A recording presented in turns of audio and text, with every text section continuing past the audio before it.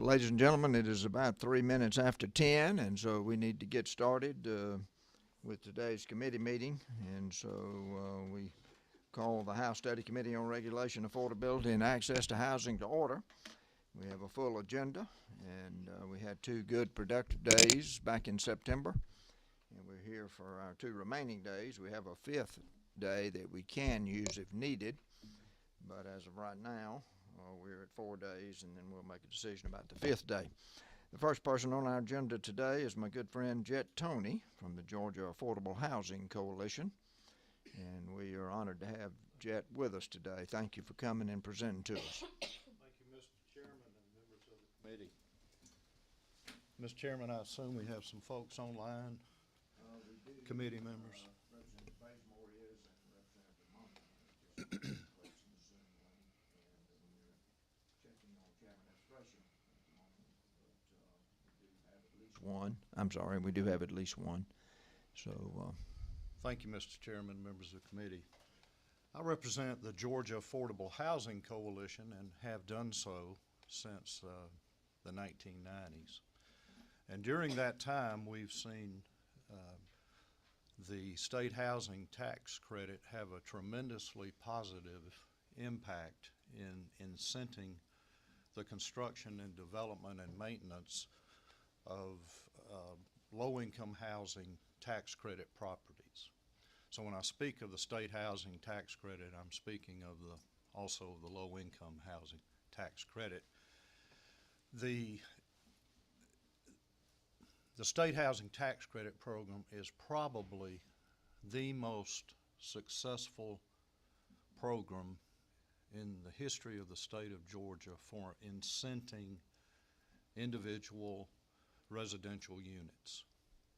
Now, these are multifamily developments.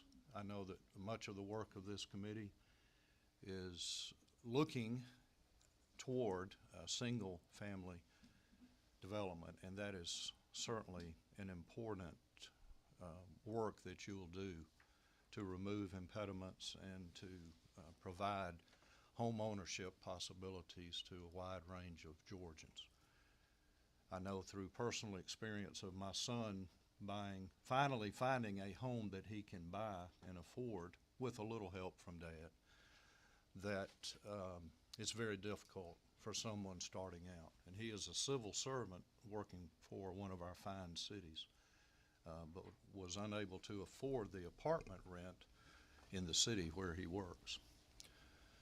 So setting aside single-family units and talking about multifamily units that are constructed through the award of low-income housing tax credits, both state and federal, I'd like to give you a little primer about how that program came to be and the incredible impact that it's had to construct quality, sustainable multifamily residential units throughout the state of Georgia.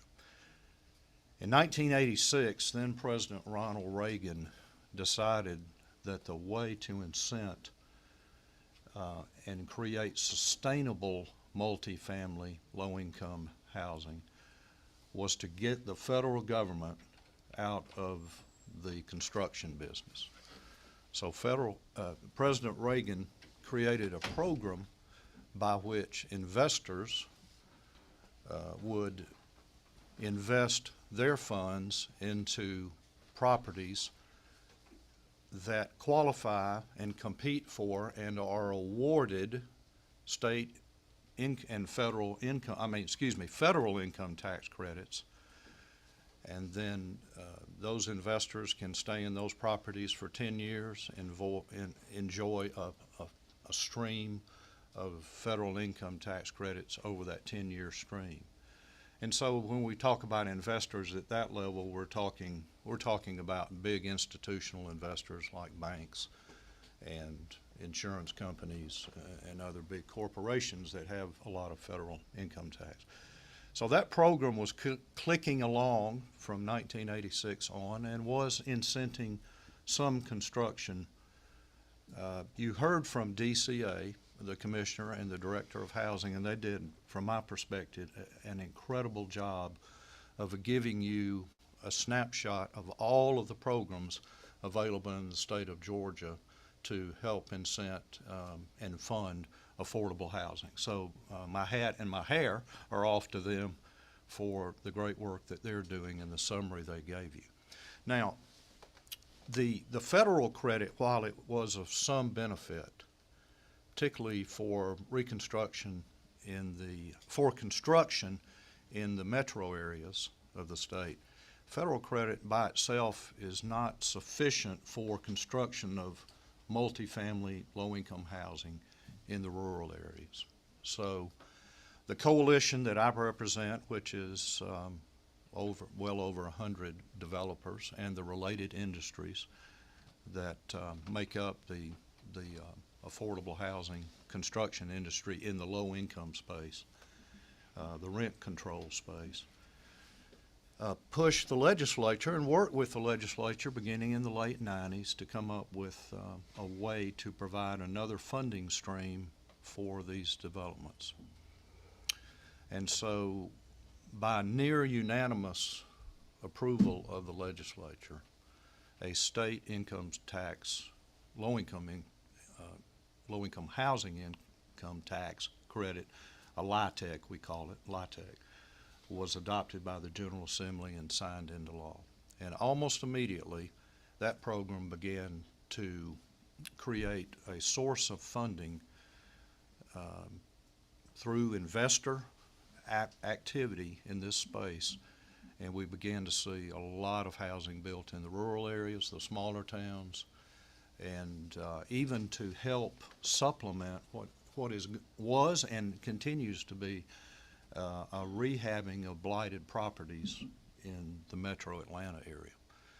So the LITEC credit, the state and federal credit, has done its job at the rural level. It's done its job at the medium city size, and it has certainly been a major part of any rehabs, big rehabs that you've seen in blighted communities in the city of Atlanta. So the program has done what our coalition said the program would do if the legislature would create a state LITEC to mirror the federal credit. Now, to tell you, just to summarize how effective the program has been, more than 100,000 residential units have been put online since 2000. 100,000. The number is 100,688.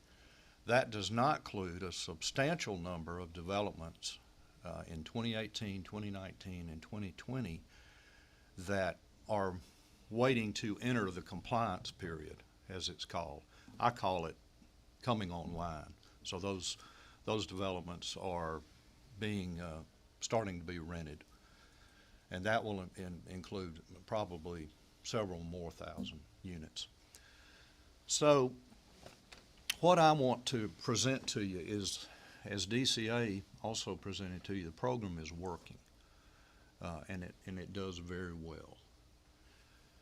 But there are a couple of hindrances, and I think minefields that program are now facing. And I wanted you, Mr. Chairman, and members of the committee to be aware of it, because the LITEC program is a big player in providing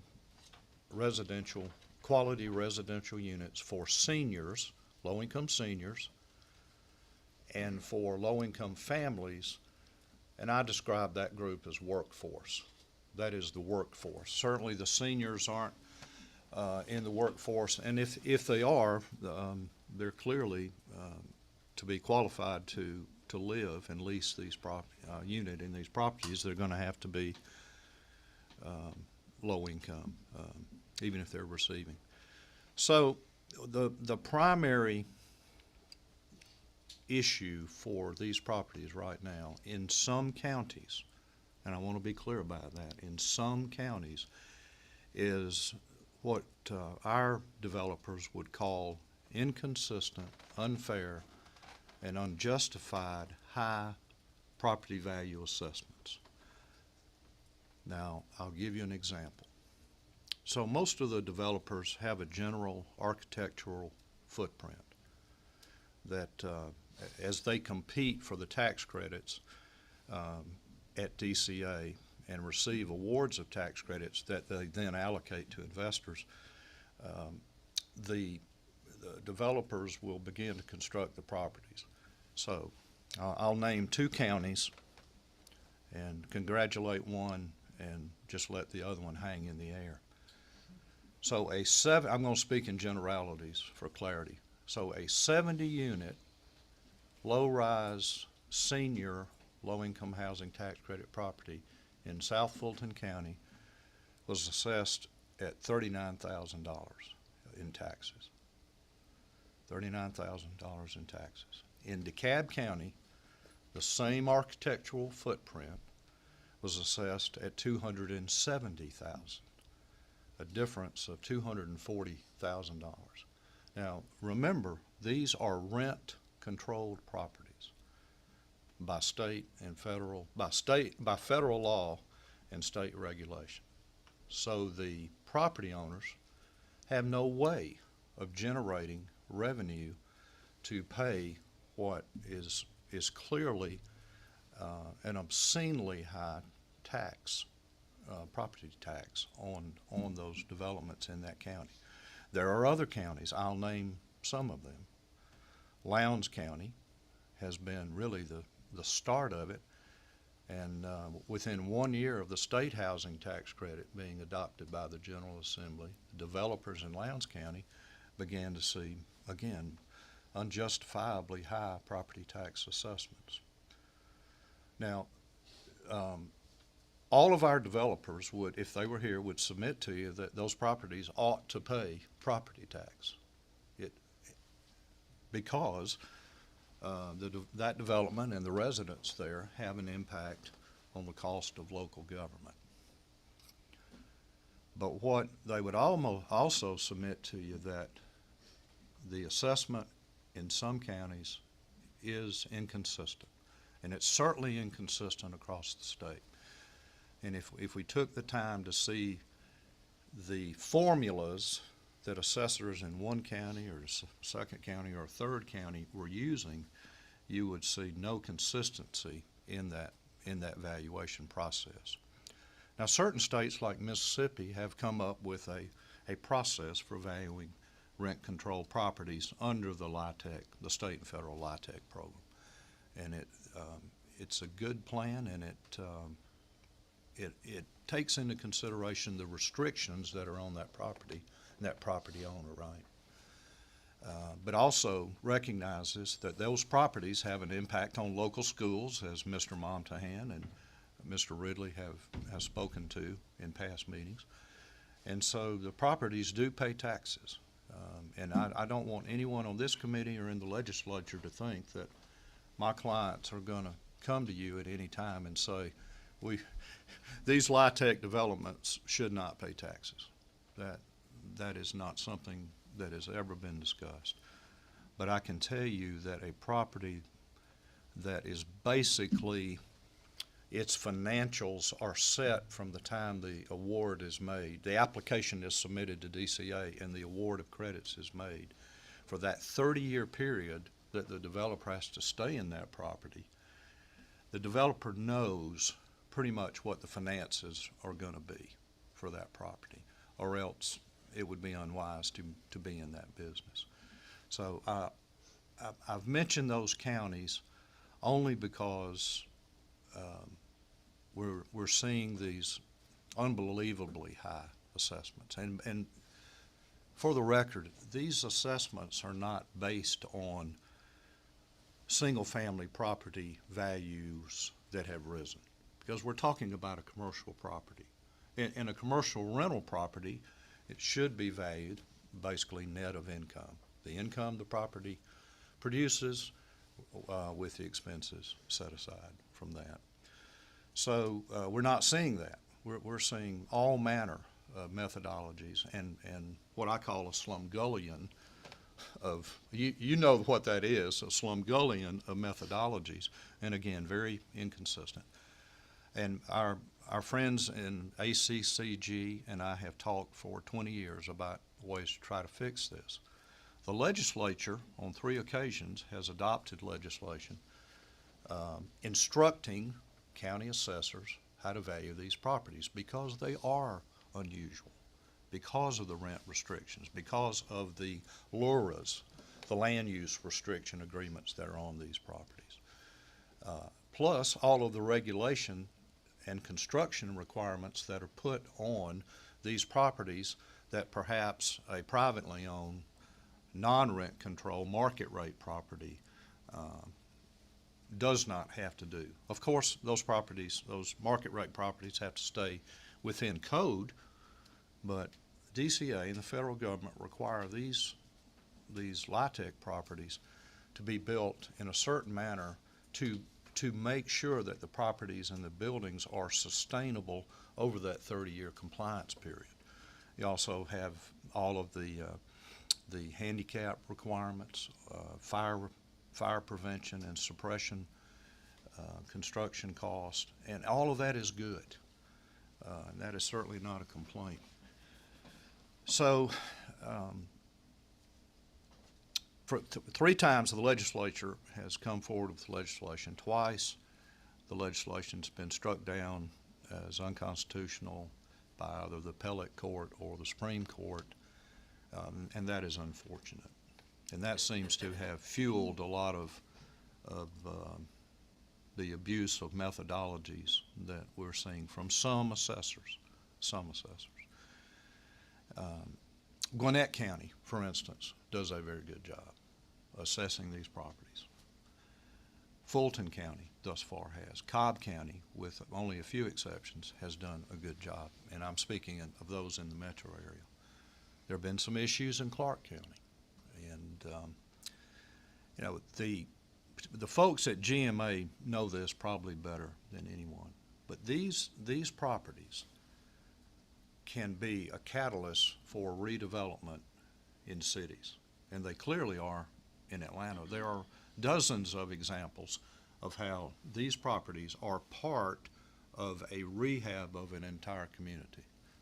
And in some instances, these properties include both market rate units and the rent restricted units for the low-income families, workforce, or seniors. So it is a tremendous tool. It is also a tool in the state's effort to fight homelessness, because we're seeing, because DCA incents this in the application process or award process, including some units for homeless. So some developers are beginning to be willing to bring in homeless individuals as part of the tenant mixture. So, Mr. Chairman, there's no way for me to overstate just how serious a threat to this program these high assessments are. We're now seeing, I'll speak again in DeKalb County, we're seeing the developers having to pay 80% of the assessment as far back as 2018 out of the developer's own pocket as the appeals process works through. And this is multiplied over the years since 2018. So a very serious problem, and if we want to assure that the state continues to have a vibrant, successful workforce housing at the low income level, then we've got to save this program. So I commend the committee to look at this problem and work with Chairman Shaw Blackman. He's very well aware of the problem, and in fact he knows this is a very useful tool in one of his own cities where they're trying to rehab a blighted area near downtown. Now the second problem I'll be very brief on, and I know that the market rate multifamily commercial property owners face the same thing, and that is premises liability. For low-income housing tax credit properties, at least, there is now only one insurance company that will write liability insurance. I don't know what the situation is in market rate. We've seen some ludicrous verdicts and settlements by the insurance companies for something that happened on a neighboring property in which the victim wandered over to the LIHTC property. That's the kind of absurdity we're seeing. So the LIHTC property owners can hardly find insurance, and when they do, it is so much higher than was ever anticipated, is a threat to this program as well as it is in the market arena as well. And I commend to you, Mr. Chairman, that folks that are more attuned in this area, perhaps in the insurance committee and this own standing committee of judiciary that meets in this room, should look at that. And I'd be happy to work with anybody on that issue. And with that, Mr. Chairman, I will conclude by saying I am proud to have worked for these developers. I have been to properties all over this state. I have seen amazing rehabilitation of what can only be called as unfortunate blight. I've been to really small towns and seen people's lives changed. I've been to big developments in the metro area where we're seeing seniors, low-income seniors, actually have a decent place to live. And having recently moved my mother in with us, I'm just thankful that we have the means to do that, and that these other folks who have paid taxes all their lives at some level have an opportunity to apply to live. And when I say low income, I mean low. It's low. So, Mr. Chairman, I'll stand for questions. Thank you, Jet. We do have a question from Representative Ridley. Thank you. I just had I want to make clarification. First of all, I was on the opposing side of him on the school issue, that they do pay school taxes, and that was my point. And I understand what you're saying. Are we looking at, in this committee, are we looking at property tax issues too? That's a good question. I think it's interesting that property taxes have come up a number of times, and I'm not sure that the committee report won't at least mention that. And I have some specific questions of Mr. Tony about that. So, Thank you. I was curious about a couple of things. Can you give me those details again relative to, I think it was DeKalb County and Fulton? I'd like to hear those numbers. So you said the property in Fulton, and we're talking about a 70-unit senior, low-income senior structure. It was $39,000 in South Fulton assessed. In DeKalb County, same footprint, probably the same size lot, $270,000 is the assessed value. And you're talking about that is the tax bill, That's correct? the tax bill. Yeah, that is the tax bill. Mm-hmm. I'm really intrigued by that, being a real estate broker for 47 years, Yes, and having argued with tax assessors on occasion and represented other people in arguing against them. You know, the idea is, I mean, this is an income-producing property, mm-hmm. and it's not rocket science to value it. Right. You do have the underlying land to consider, which would certainly come into play, but the truth is, I'm not an appraiser, but I have been in the real estate business a long time, and I think I understand this process. Basically, it's gross income less expensive, and whatever the net income is mm-hmm. capitalized at some reasonable capitalization rate. Right. So that difference is just astounding to me that two different boards in two different counties would come up with those kind of valuations. Can I with make the it qualifier that the underlying land is to be considered, but the truth is the value is it's a 70-unit apartment complex, and so I think you're raising a very interesting point, and we have thought about and talked about taxation a number of times here, and so I think that probably will end up being part of our committee report. Before I continue, I see that Representative Bass, is this Montana? I'm sorry.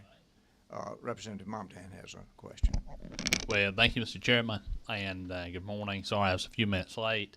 I do understand your testimony was about some of the older housing, as I was just talking with my colleague here. 55 and up type housing in Paulding County has been a home run. I want to mention that for the committee. As far as taxation goes and draw on the resources and infrastructure, obviously not a lot of children, especially for senior apartments and those, they've really been good. We can, where there's not that draw on the resources, and you can provide that kind of affordable. So kudos to you on that. That is a big need. You see a lot of these types of homes. Well, and City of Atlanta passed a when we talk about taxes, you saw a lot of folks who couldn't afford the tax bill on a multi-generational home, and these are elderly folks who live in neighborhoods in Atlanta and in other places. I think Muskogee County was another one where they had to end up capping the taxation rate so people weren't losing their homes. And so that's so important, such an important issue. We've got to protect our seniors, and so kudos to you for doing that. From what little I picked up of your testimony, I'm sorry I was so rude to be late, but thank you for what you're doing. Thank you. Thank Yes, you, Mr. Montana. Representative Bazemore is joining us online by Zoom, and she has a question. Good morning, and thank you, Mr. Chair. Thank you, Mr. Tony, for your presentation. I appreciate it. And thank you for the clarification regarding if we're taking up the issue of taxes. And my question then is, are you seeking a universal process for the assessment? And my other question is, why do you think there was such a drastic difference in the assessment of those two units or properties? I'll honor your service at the legislature and your question by answering bluntly that the difference, the high number in DeKalb County, is because there's no entity stopping assessors from assessing and using whatever slumgullion of formulary elements that assessor wishes to use to come up with an assessment. Clearly, some counties, maybe more than half of the counties, are doing this properly. The assessor takes into consideration the land use restrictions and the rent control. That is not set by the developer, it's set by the federal government. And so DCA does a good job of assuring compliance for that. Again, I mentioned Mississippi passed a state law, and things seem to be going smoothly there. For 22 years now, I have battled this issue, but it has grown to what I think is a crisis point, the tipping point. And you think about what will happen in a county if these properties begin to be upside down, and technically a few of them are already. The developers, again, are paying these tax bills, or 80% of them, just to keep from getting in trouble with law on that. So you ask about a prescriptive formula for specifically these properties. So over the 22 years I've battled this issue, in the room down the hall, 133, I have been told by the DOR staff all of those years that to get a definitive solution, the state needs to change the Constitution. So legislation was introduced this past session to put on the ballot a constitutional amendment to create the state housing tax credit properties as a separate class of property for assessment purposes.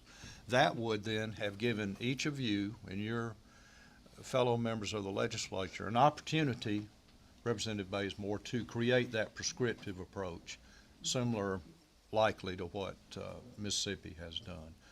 So, I have to say the legislature's done everything that my clients have ever asked the legislature to do. And in fact, the latest Supreme Court ruling we thought was pretty clear. But assessors use some of the comments, the dicta that is in the Supreme Court ruling, to come up with these slumgullion approaches to assessment. Now, some might say, well, the properties are in DeKalb are on much higher cost land. Unlikely. I mean, really, it's unlikely that it's that much. These developers are not looking for prime real estate, you know, because it's such. And Representative Bazemore, I will say the problem in DeKalb is so egregious, and once I realized that a prior assessor in that county helped the developer formulate the pro forma tax estimate that the developer used in the application that's about this tall in paper for the tax credits. So somewhere in that stack of paper is a tax estimate, property tax estimate, that was at least signed off on or approved or given the high sign by somebody in DeKalb County. And now the county has come back a few years later and says, no, this property is worth so much more. I'm passionate about this because when you work on something for this long, you know, you begin to understand that somebody's got to step forward and be a champion for the properties and for the program. Thank you. Thank you. I do have a couple other questions about this and an observation that it would seem to me that will cause developers not to want to go to that county if they look out over the long-term future and see that problem. Is the contract, maybe contract's not the right word, but is a developer prohibited from selling these properties? Are they committing to operate them for a 30-year period? I think you said. They are, and the 15-year compliance period is by federal statute. So the developer is committing to the federal government for 15 years to provide the units at a quality level, maintain them properly, and to offer the units under the prescribed formula for determining the qualifications of the low-income individual, and then to set the rent based on number of family members, you know, number of children, and family members living in that unit.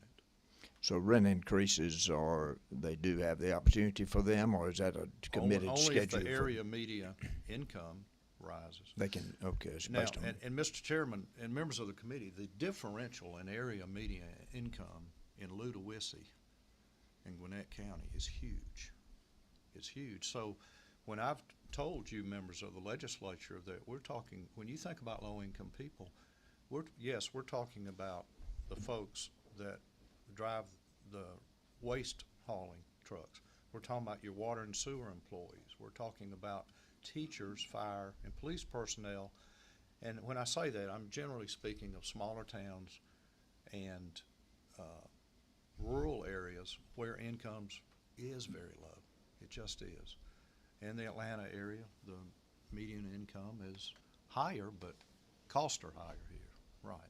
So the differential in rent, Mr. Chairman, is also broad in the urban areas and the rural areas. I think the problem is that continued increasing assessed values, increasing the property tax, and it continuing to happen with no regard for what the income is, would seem to me to be a real disincentive for developers to want to go to particular counties, and so they are.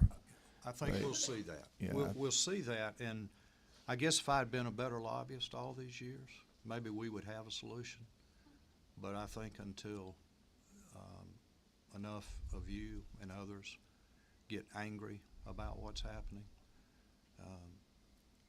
then we may not see the solution that we need. You ask about, do the properties sell? Rarely.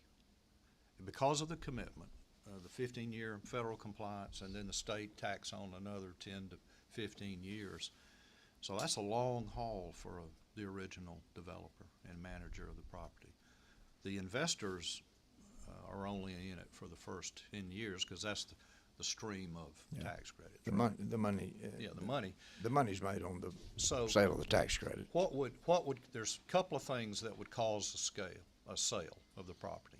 And unfortunately, one of them is sad. And that would be that the developer has not done a good job. And maybe they didn't have their finances the way they should be. And therefore, maybe DCA comes in and helps another buyer come in and manage that property and get it to where it needs to be sustainable. The other is the rise in the value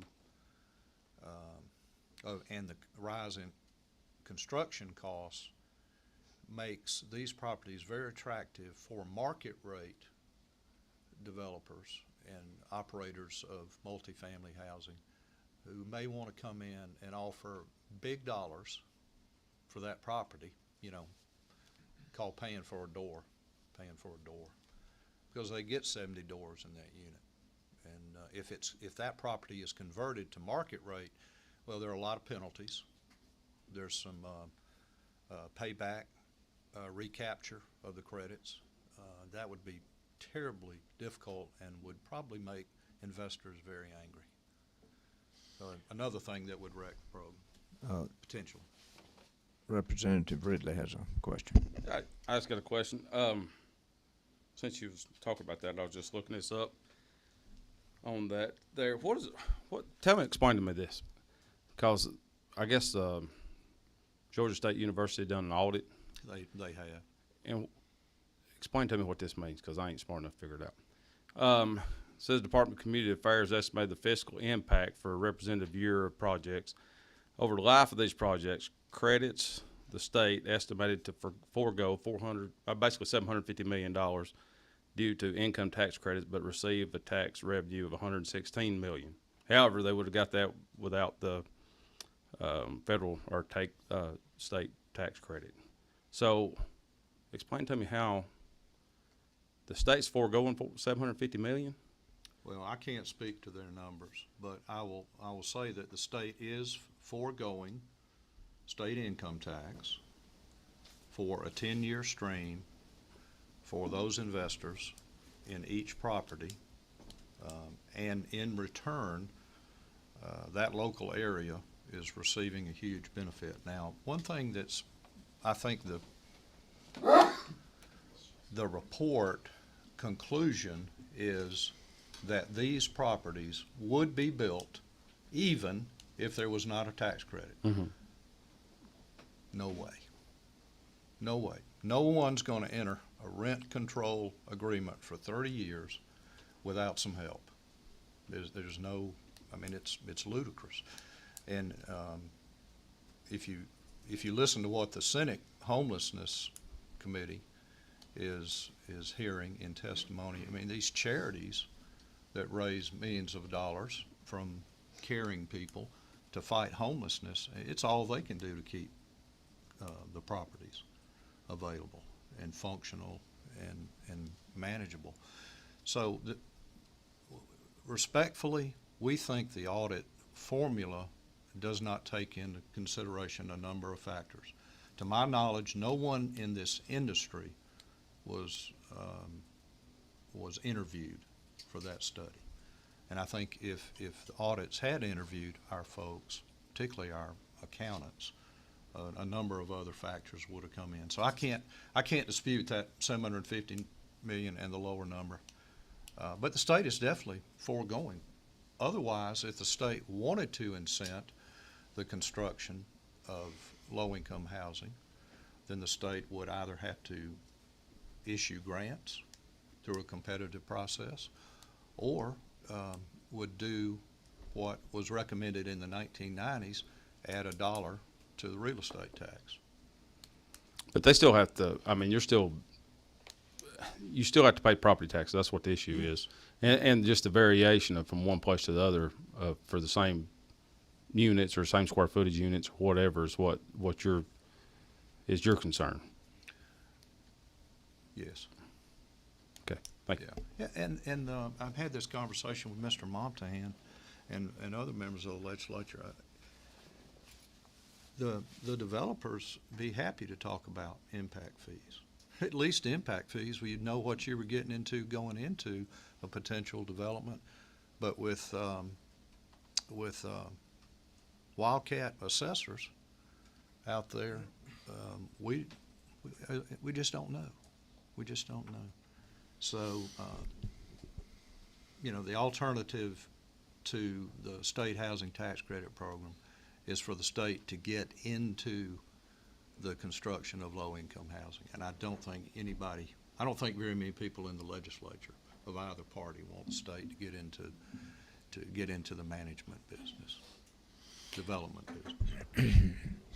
Well, thank you. I think to sort of close your time out, I think your concerns about the vast difference in the valuation is a very prudent observation and something that we should consider. The truth is, you know, I don't want to turn this into a real estate valuation class, but the facts are, you know, income producing property, wherever it is, it's basically a risk. It is the net income capitalized according to the risk that's there. And so consistency, because if it is the highest and best use is apparently locked in because of the agreement to do the development. So I just think you're making a very valid point about that. And what the solution is, I don't know. I have asked my able assistant Amber Mack to put a star by this topic because I think it does deserve some consideration. It's always been, you know, we have the choice of trying to let the free market meet the needs in every arena, or do we use government programs to incentivize to do that? And this is a great example of that. One last question. We do need to move on. Are y'all involved at all? I've heard talk about some tax credit work on single-family dwellings in rural Georgia in particular. Is that anything? It's not in the purview of this organization, Okay. coalition, but it's certainly, as a citizen of the state, you know, I'd be interested in hearing about it. Right. To help the workforce. Right. Because as I said, I've seen it in what my son has faced. So, thank you. Well, thank you very much, Chairman of the Mr. committee. Tony, for coming, and thank you for your very interesting presentation. Next, we have Mr. Joseph Santoro, who is Director of Policy and Governmental Affairs for the Council for Quality Growth. And we're delighted to have him here with us today. Just give me one moment here to pull Yes, sir. up the presentation.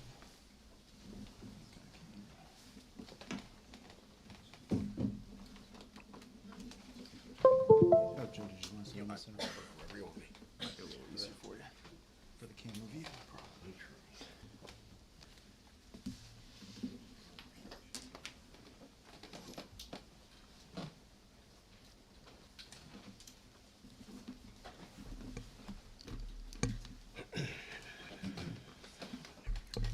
Well, thank you, Chairman Washburn and committee members for the opportunity to present to you today on the housing crisis here in the state of Georgia and to provide insights from our membership of what they're experiencing across the metro Atlanta region, as well as our thoughts of how the state can address the affordable housing crisis here. My name is Joseph Santoro. I'm the Director of Policy and Government Affairs at the Council for Quality Growth. And today joining me, I have Joe Padilla, Vice President of Acquisitions and Entitlement for Smith Douglas Homes. I'll turn it over to Joe in just a few minutes here. But really his organization is focused on building attainable workforce housing. And I do believe it is important for this committee to hear from somebody on the ground that their investments are on the line every day. So I'll turn it over to Joe in just a few minutes here. Briefly, just wanted to start by talking about a little bit about the council, our membership, and how we serve our members. We were founded in 1985. We are a non-profit trade association representing over 300 member companies. And I'll just go ahead and transition over here. 300 companies comprised of over 1,500 individual members, and virtually all of the 30 community improvement districts around the metro region are members of us. And, you know, we are comprised of architects, attorneys, contractors, developers, builders, engineers, and financial executives with a vested interest in quality growth and development here in metro Atlanta. And our mission is to promote balanced and responsible growth in metro Atlanta and Georgia through the platforms of advocacy, information, and education. And And, we collaborate and actively, advocate to ensure that planning, zoning, and other regulatory policies promote thriving communities, strong infrastructure, and a prospering economy. And we are frequently engaged with local government and the public sector to advise and provide feedback on land use regulation. And I did want to just mention that the member company logos on the screen is a sample of our membership that invests at the highest level. So just wanted to point that out as well. And then really, kind of the scope of area that we represent as it relates to local government is the 11 County Atlanta Regional Commission area, and it also extends to a few outlying counties as well. So thus we work with over 80 local governments here in the Metro Atlanta region and work on land use policies that impact the development and growth industry. I did want to preface before I start going into some of the areas that we work on with local governments that impact the development industry, and just say that we do work very closely with our local governments on a multitude of levels and understand the needs and challenges that they face relating to zoning and planning, as well as infrastructure needs, just to name a few.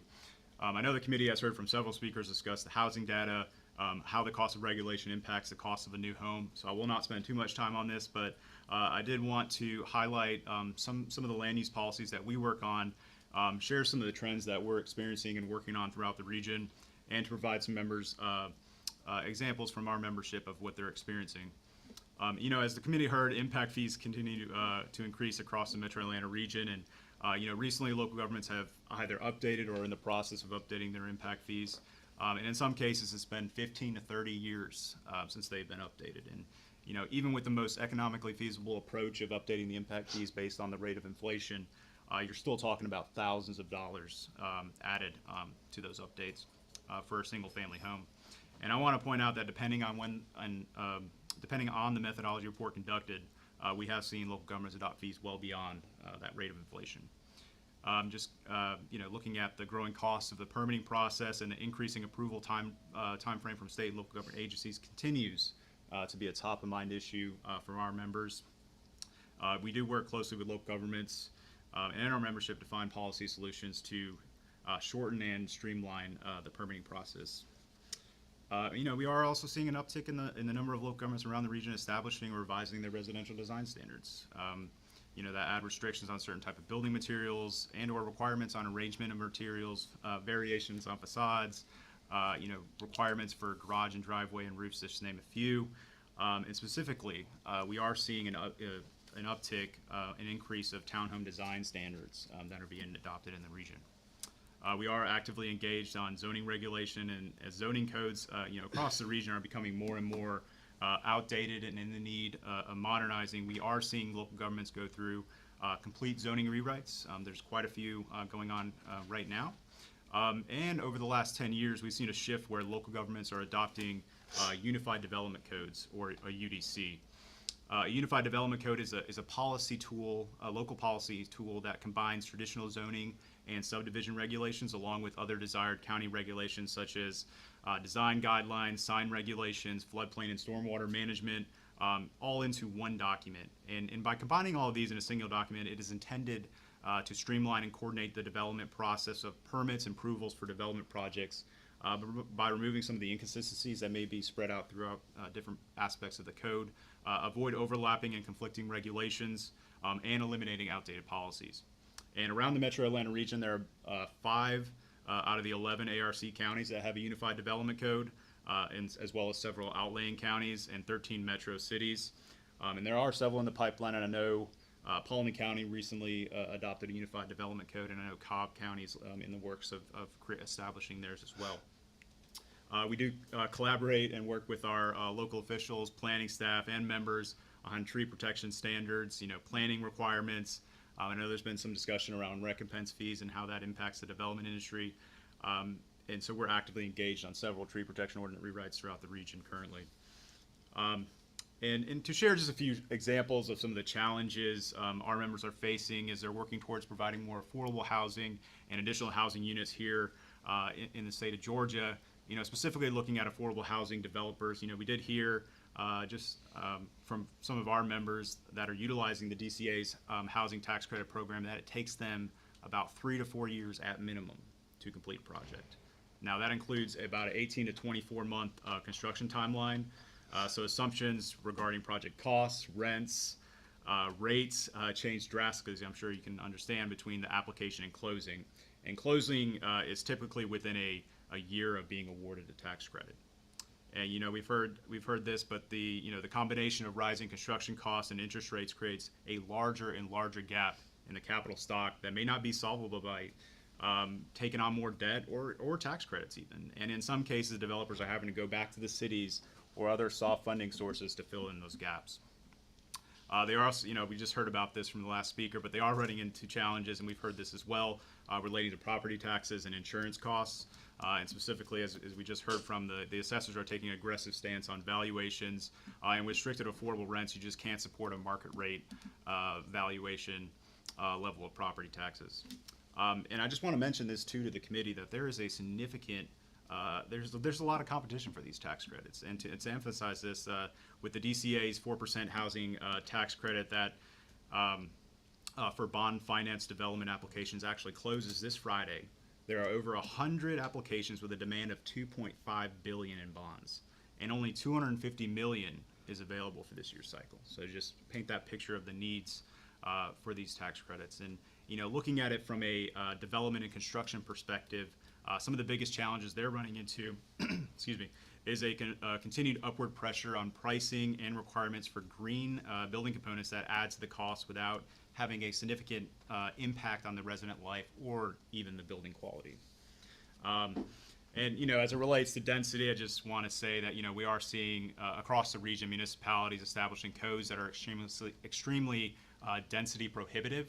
And I just wanted to share an example from one of our members for the committee today, is that they're working on a project right now where zoning is allowing a density of 40 units per acre, and with certain code regulations in place, such as 18-foot driveways, fire code requirements, significant open space requirements, and lot width minimums, ultimately limited them to roughly 15 units per acre.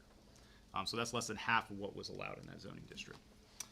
Thus, obviously, limiting the total number of available housing units and the ability to have more affordable units. And I'll end in saying that the council is here as a resource for the committee and the Georgia General Assembly. Let us know how we can support you, and we're happy to provide more details and things that we're seeing across the region. Now I'll turn it over to Joe Padilla with Smith Douglas Homes, who builds for-sale market rate workforce housing here in the state, in the Southeast, to discuss his perspective and policy avenues for this committee to consider. So with that, Joe. Great. Thank you. Mr. Chairman, members of the committee, as Joseph said, my name is Joe Padilla. I'm a vice president with Smith Douglas Homes. We are a Georgia-based, privately held market rate home builder based up the road here in Woodstock. We were established back in 2009, but our leadership team previously was involved with a company called Colony Homes, which at one point was the largest private builder in Metro Atlanta. Our goal, our passion is delivering quality, attainable workforce housing, housing that is ideal for first-time buyers, and then move-down buyers. We have quite a few buyers who are retirees, empty nesters moving into our product, and we really focus on those markets quite a bit. Here in Georgia, we build all the way as far north as Dalton, as far south as Hampton, and then west to Villa Rica, all the way east, almost to Athens, Clark. We're also building in Charlotte, Raleigh, Birmingham, Huntsville, and Nashville. Average sales price is mid-2s to about the high 4s, depending on the market. And we really focus on being a builder of choice. Our goal is to get a family into a home they can afford, let them add on the options and the upgrades that fit their budget, and then allow them to attain that dream of home ownership with a price that hits their budget and is attainable for their family. Like other home builders, and we're not obviously unique in this across Georgia and the Southeast, we're continuing to be pushed further and further out because of spiraling land prices, permitting issues, increased regulation in many of the core counties here in Metro Atlanta. Now buyers have always moved out to the suburbs. It's not new. For more space at a better price, but now we're honestly seeing with this housing crisis, buyers being forced to go 2 or 3 counties away from their job in order to find something that they can afford. We've sold to Roswell police officers in Adairsville, in communities we've had in Adairsville. We've sold to nurses who work at Kennestone Hospital as far up as Rome. They've had to move out to buy. And they'll all tell us the same thing. This was what we could afford. We can get a 2, 3 bedroom, 4 bedroom home for our family at a price that we can afford, and that isn't easy when you're a nurse coming off a 12-hour shift and you've got a hour plus drive back to your family. We're certainly aware of that, and we continue to see it as this housing affordability crisis gets worse. You know, there's a spillover effect, obviously, for the broader community when that happens. We see traffic increasing all over Metro Atlanta, all over the state, when people have to drive that long of a distance to their home. I think we all lose when a teacher, a firefighter, anyone in any one of our first responders is not able to afford to live in the community where they work and serve. That's something that increasingly I think we are losing as a society. Now, you've heard from others who have testified to the committee about the importance of housing to economic development. We completely agree. Georgia's economic competitiveness is going to continue to be dependent on its ability to provide the housing for those jobs. And if we lose that job-housing balance, I think we all are going to be in a much worse place and lose that competitive advantage. Homes are where jobs go to spend the night. It's just hand in hand that jobs and housing are critical to one another, and we're seeing that imbalance become more problematic.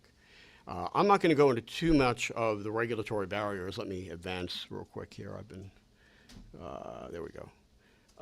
You've heard a lot about these barriers. These are what we see. I want to put a little color on what Joseph and some other speakers have brought up in terms of how these affect us as a builder, how they play into the cost of a new home. Obviously, you know, the need for more missing middle housing. I think one of your first speakers to this committee talked at length about that.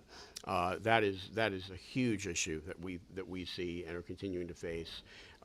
Yes, there is continued demand for large single-family detached homes on larger lots. Families are continuing to buy those, but I think, as you heard earlier in the committee from Mr. Hunt, that is the missing piece. What we see in most communities is the inability to construct smaller housing. I'll give you an example of something we build that is almost impossible to find by right zoning for. This is what we call a cottage product. It's a 2, at most 3 bedroom home, depending on the configuration. Ranges anywhere from just over 1,000 square feet to about 1,600 square feet. Has a 2-car side load garage, a private courtyard. We built these when we were colony homes throughout Cobb County, throughout Cherokee County. It was never easy to do it because we had to go through very laborious, negotiated, what we call a conditional zoning process, where you've got to really work with the local government. There are still places we can build them, but they're becoming fewer and fewer, and we're continuing to see a need for local governments to revise their zoning code to allow for this type of innovative small market housing. And many are. I don't want to take away, there are governments we work with that are very open to it, are working to revise their code to accommodate it. It's just still very difficult to put on the ground. These are the perfect kind of home, and we've sold them to single buyers, move-down buyers, a young teacher, a single mom, a divorcee. Increasingly, the demographics of our community are changing, and this housing stock is just not available in enough supply to really meet that demand. It's about a 3,000 to 5,000 square foot lot, typically, just to give you an idea of where these fit. You've heard about impact fees. Impact fees that we pay in most Metro Atlanta communities range anywhere from $2,000 to $7,500 per home, but really that's just the tip of the iceberg. We also pay significant permitting fees in many communities. Those are going up as communities are struggling to keep more of their plan review and permitting staff on, and then obviously as technology comes into play, those fees are going up. They can add thousands to the cost of a home. That's not even mentioning road improvements and other requirements, traffic studies that we almost have to do everywhere. again, not saying these are bad things, but they are significant addition to the cost of every home. And then you add on the fact that even with these fees going up, we're still seeing significant plan review and permitting delays. It on average takes us 9 to 12 months to get a land development permit, and that's without a zoning. In many counties, you add 6 to 8 months if you've got to rezone that property.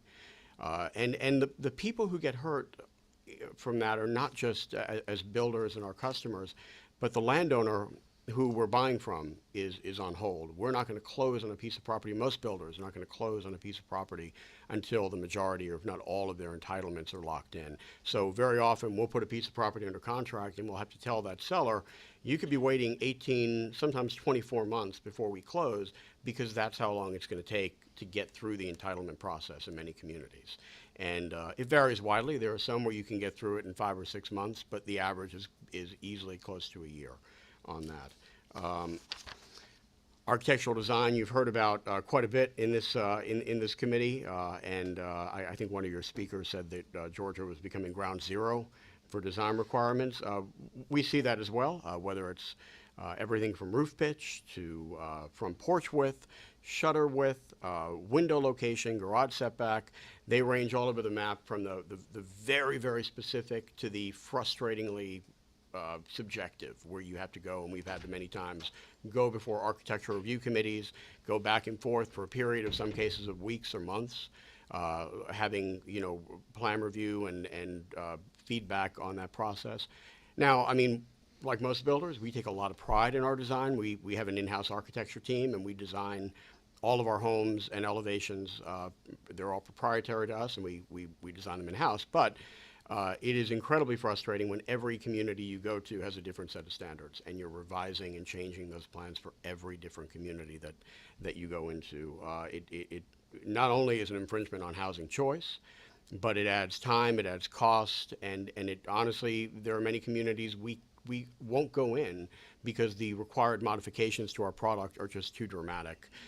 We go through a lot of review of not only marketing data, but we get feedback from our customers on what works for a floor plan, what works for home design, and then you bring this to a community, and you have to make changes that are dramatic enough very often that you have to go back to the drawing board with that floor plan, and it's not easy. Last few things I'll mention, lack of infrastructure. I mean, we've heard for decades about the need for roads in Georgia. I'm here to tell you sewer is as big, if not a bigger problem. Sewer capacity is severely limiting the ability of most builders to put housing on the ground. Where we can't put, where we don't have access to sewer, we're looking at a septic yield of about a home per acre. And we're increasingly doing that in many communities. Sewer obviously lets you do, almost unlimited in terms of, yield, as long as the capacity is there. And what's frustrating is many of these communities are just keeping pace with growth. They're not in a position to get ahead of it. So you're always, playing catch up, and that's frustrating, I know, for local governments as well. And then the last thing I'll mention are development moratoria, which are becoming more widespread across Georgia. There are always times when you need a moratorium. We understand that to look at review or change an ordinance, but we're seeing some that are adopted with almost no rationale. They're going on for a period of a year and a half plus, with no feedback to the landowners, to the building community about when they're going to be lifted, and they're used quite candidly by a lot of counties to catch up. Hey, we need a break. Let's adopt a moratorium, and we'll just sit on it for 12 months or a year and a half, and then the housing supply in that community is dramatically becoming worse as a result. And landowners obviously are also deprived of the ability. We have one local government, I won't name names, that's had a zoning moratorium in place for about a year and a half. And their stated purpose was to revise their development code. They have made almost no progress in that. They haven't moved forward on it. As we continue to reach out, because it's a county we want to do business in and identified some projects in, we have no direction on when it's going to be lifted or or come back up for review. So those are basically what we're dealing with. I want to real quick just kind of talk about what we would maybe recommend this committee look at, what the General Assembly can do to address some of what we're facing and that the industry as a whole is facing. First, streamline permitting processes at state agencies. Yes, most permitting is done at the local level, but there's still quite a bit when we have to go to GDOT for something, a curb cut on a state road, when we have to go to EPD for something that involves wetlands reviews. These can take months of time, and I really believe the state can set a model process that local governments can follow. If you know, your colleagues are able to look at ways to streamline that process, and you know, some simple things would be, you know, allowing for concurrent review of various departments. Well, typically, you know, set of plans to go to one department, go through that review, and then move to the second and the third, and so on. Also, incentivize your departments and your reviewers to move these through in a timely manner.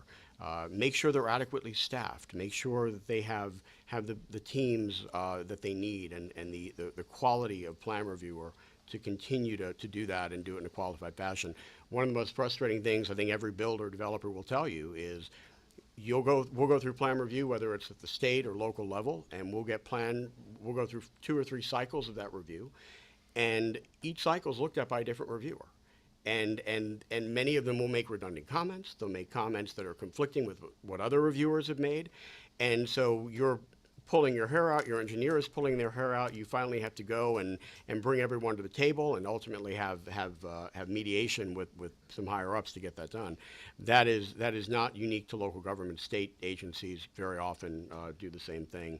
And state regulation can also play a role. We just back in January were able to make a change working with the council and the Georgia HBA to the state fire code. And previously the fire code required that if you had more than 30 homes in a neighborhood, you had to have 2 entrances. And sounds great, sounds easy, unless you're doing a 35 lot subdivision in an infill location in a Cobb or a Paulding County, and those are increasingly what you're building, and that took a lot of properties out of play. So that process took about a year to get revised, but it was something that has made a big change from that regard. Other recommendation, help cities and counties fund infrastructure. I mean, that's, obviously something that you guys are looking at consistently on a regular basis, but local governments are really struggling. We hear it all the time, especially on the sewer front. They don't have the capacity, they don't have the ability with local funding to get ahead of growth, to get ahead of that curve. So they're constantly playing catch up. And I think that's a tool where there may be some, I don't know the ins and outs of every grant program in the state, but I think that's certainly something that can be considered as a reality here. And then assure alignment of economic development and housing policy, as I mentioned earlier. Make sure that economic development is going to counties that have a strategy in place to accommodate that housing. If they do not, that very often is creating a spillover effect where those workers are going to have to drive. You heard from the president of Kia that situation is very, very common in his community. Place limitations on local development moratoria, and that, again, we understand moratoria are necessary from time to time, but when some are done or adopted with no end date, with no transparency, with no rationale, just other than to say, hey, we need to update some ordinances and we're gonna block everything down until we do, then you're creating a problem that will exacerbate housing supply in that community. And then hand in hand with that, require transparency from local governments. I mean, we very often will see an ordinance that is thrown out there for public adoption or for public hearing a day before the public hearing.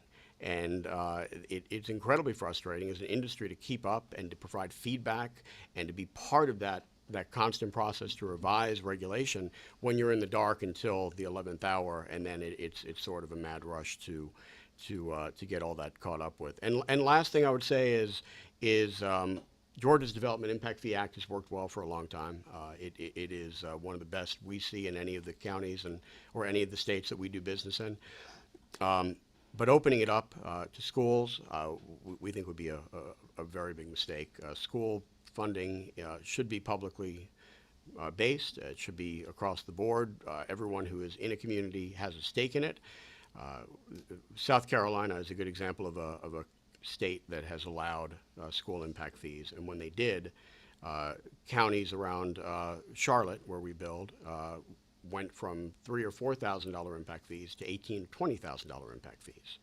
And that became a massive deterrent to any type of affordability in those counties when you're dealing with an impact fee that high.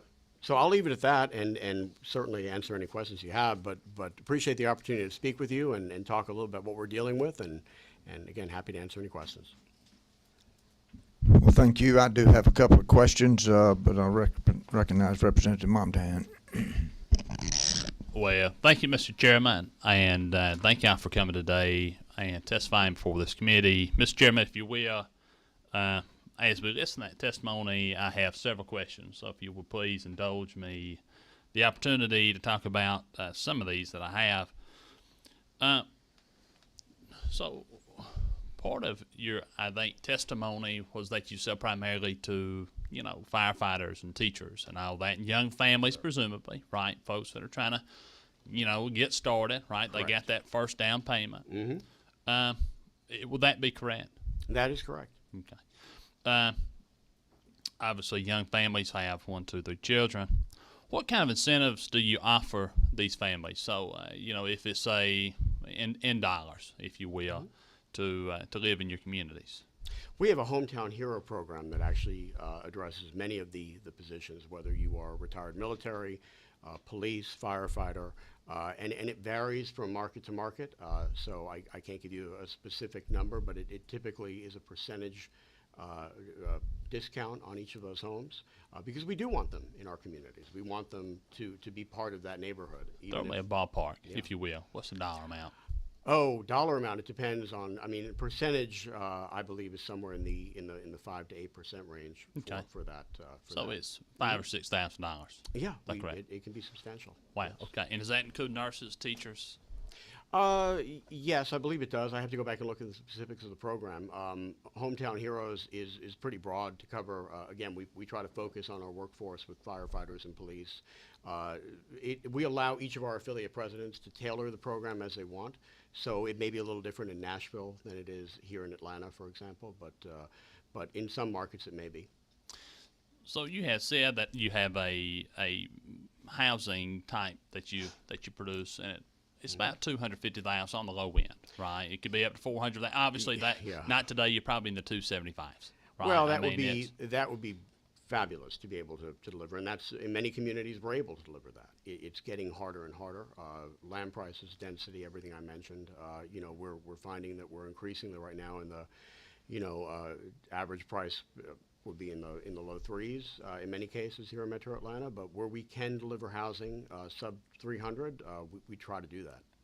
Perfect. And so you said I think while you were giving your testimony that you're having trouble, or let me quote, local government's really struggling, and the second one that I'd say is they're not in a position to get ahead of growth. Why do you presume that they are in a position to not be able to get ahead? Infrastructure. Yeah. Why do you think they're in a position that they can't get ahead on the infrastructure? A lot of it, and it varies from county to county. It varies from, in many cases, state to state. It depends on their ability to fund those improvements. In North Carolina, for example, many of our local governments don't have the ability to actually fund outward a sewer expansion or a sewer plant. They're constantly playing catch up, and it's just a funding reality more than anything else. The fees that go in, and certainly there are fees for new housing that we pay for sewer connections, and community members will pay for sewer connection. But at some point, those fees are, they're back-end fees. You need, in order to really have the infrastructure there in place, it has to be available on the front end. You have to be planning for that plant expansion, years before you need it. It typically will take, on a sewer plant expansion, as you probably know, 2 to 3 years minimum between design, build, engineering, everything else.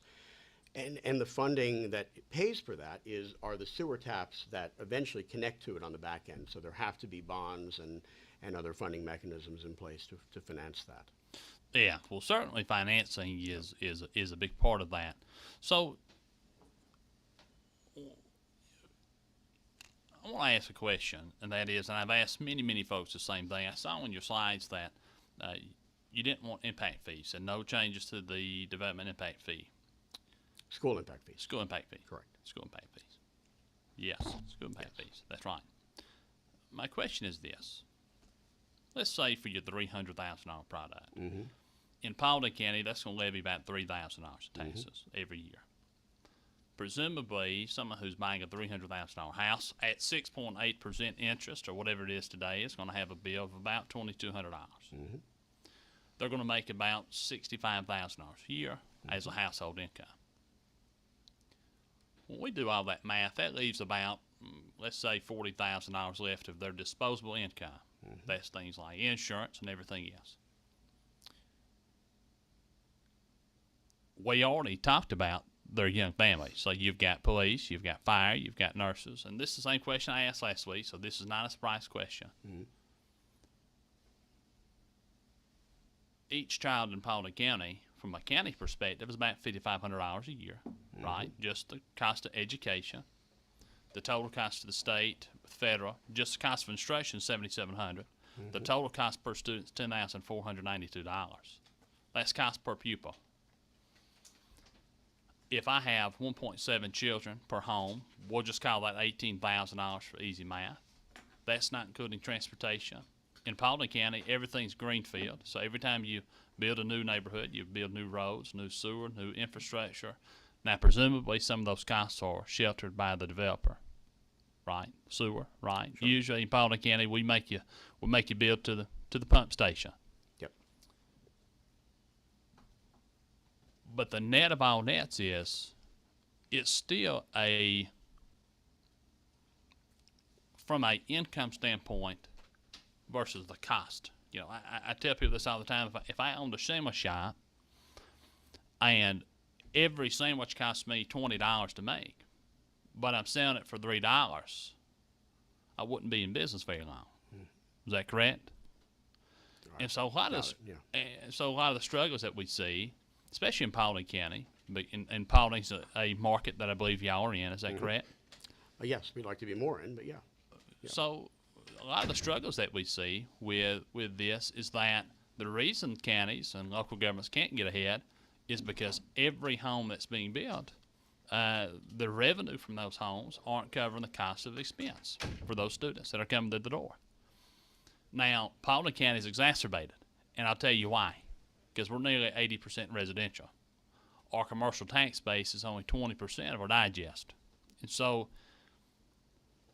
with that being said, it is your opinion. I guess my question, I just want to color that conversation, Mr. Chairman. But if I may, now that you understand the context, I think from what I'm saying, do you believe that housing projects should impact existing residents? That's a tough question to answer, but let me put it to you. I want to address what you said a second ago when you were bringing up about schools. Sure. School impact fees, and I sense that's where we're going here. From an equity standpoint, let me ask you this, or let me throw this out rather than ask. And I mentioned earlier, a lot of our homes are sold to move-down buyers, empty nesters, folks who have put kids through the school system, are now, moving into a smaller home. They sold a 5-bedroom house to buy a 2 or 3-bedroom house. Why should that buyer pay a $10,000 school impact fee? And then a used home in the same community, a resale home that was built before impact fees were in place, that is now moving 2 or 3 kids into that school system, they pay none. The challenge with impact fees on schools, in my opinion, is when you look at other impact fees that are covered by the Impact Fee Act, you're dealing with a clear impact on or from that home to the community. Cars are going to be going on those roads. There's going to be a need for more fire, more police, presumably more parks, libraries. So the nexus is there. The nexus with schools is much more arbitrary and much more tough to pin down because you don't know, for example, that every home is going to have 1.7 kids, or that every new home that's sold is going to have 1.7 Well, certainly kids. it won't have 3/4 of a child in it. It certainly won't have 3/4 of And a child. in it. we're dealing that with average, the right. obviously averages, sir. Exactly. Right. So but that's the reality. We and as a builder of move down housing, I don't think it's equitable to say to a buyer, that move down buyer, hey, you've paid your taxes through the years and your kids have been through school and now but here's a $10,000 impact fee or whatever it ends up being, because it is going to be that high when you start doing the math on what is needed if the deficiency is calculated into that fee. And you believe that's a need. That's your words, not mine. I didn't say that there's a need for an impact fee. I said if there The is the chair would like to intervene. This, obviously, we have strongly different opinions here on impact fees for education, and that's been made clear. But this is not the time and place for the debate, and I'm sorry to interrupt you. No, but, please. you know, we understand Representative Montahan's interest in impact fees for education, but certainly our presenter is entitled to his opinion to be opposed to it, and that will be debated at some point in time. But I think we can't continue to take up the time because we got to move forward. Did you have? So I think that's clear now. Do you have other questions, Representative? Thank you, Mr. Chairman. Yeah, I do have another question. That would be, what kind of licenses? I know you talked about a lot of fees and cost regulatory. So I want to just ask them both right away, and then you can answer them. What kind of license? Well, tell me about what is the cost of regulation per home you're building, and what kind of licenses are you taking per unit? Oh gosh, it's all over the map, county to county, city to city. I know the number was thrown out, 25% by a previous. We'd have to really dig in and see, because it's not just the hard dollars of permit fees. It's not just the hard dollars of that cost. It's the amount of time, the engineering, the design work, and I wouldn't for a minute want to tell this committee that all of those costs are bad costs. Building codes are necessary. We need safe homes. We want homes that are obviously going to withstand various environmental weather factors, but it's just a reality. And on many of these regulatory issues, it's the arbitrariness of it that becomes most frustrating, where you go from community to community and the regulations are vastly different. It's what is necessary in the cost of a home. Building codes we talked about, yes, critical, but there are many that we have to. I think it's worth going back and determining what the real value to that buyer would be. Whether it's hey, we need you to have a front porch extending the entire length of the home. We want the garage setback 20 feet. We want, shutters of a certain type on the windows. We want a stone water table around the home. Those are all attractive to the community, but do they add value to that buyer trying to get into their first home? Would they make that choice of that aesthetic on their home if the choice is I can continue renting in an apartment or I can get into something I can attainably afford for my family? And the second question, Mr. Chairman. Oh no, I've already. I just want to know. I know these fees are high, and we're trying to get folks in these homes. Well, it sounds like you guys are probably losing money on these homes. So what kind of losses are y'all sustaining right now? What kind of? I'm sorry. What kind of losses are y'all sustaining on these homes? We're a market rate builder, sir. We're not sustaining losses. If we were sustaining losses, we wouldn't be building homes. I think any private builder, market rate builder, would tell you that. And obviously the issue is not to me whether or not there is profit margin is as the market dictates what it is, but the reality is these costs are passed on to customers. Every cost is passed on to a home buyer, whether it's an impact fee, whether it is a permitting fee, whether it's a requirement for a type of aesthetic on the home. And those are incrementally moving up. And at some point, if those continue to move up and there is no room to put them in the house from a competitive standpoint, then that supply will not be provided. Thank you. Your light's off. Is that it, Representative? Recognize Representative Ridley.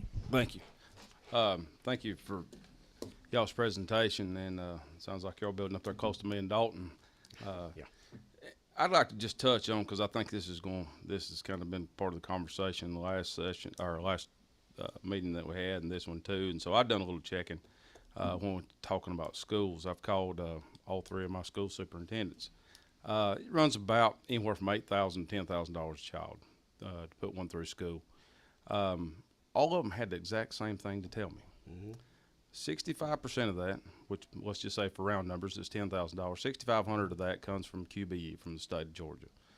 $3,500 comes from the people there. Housing's not what pays for it. Every one of them told me the same thing. It's raw land and the businesses that pay a majority of that.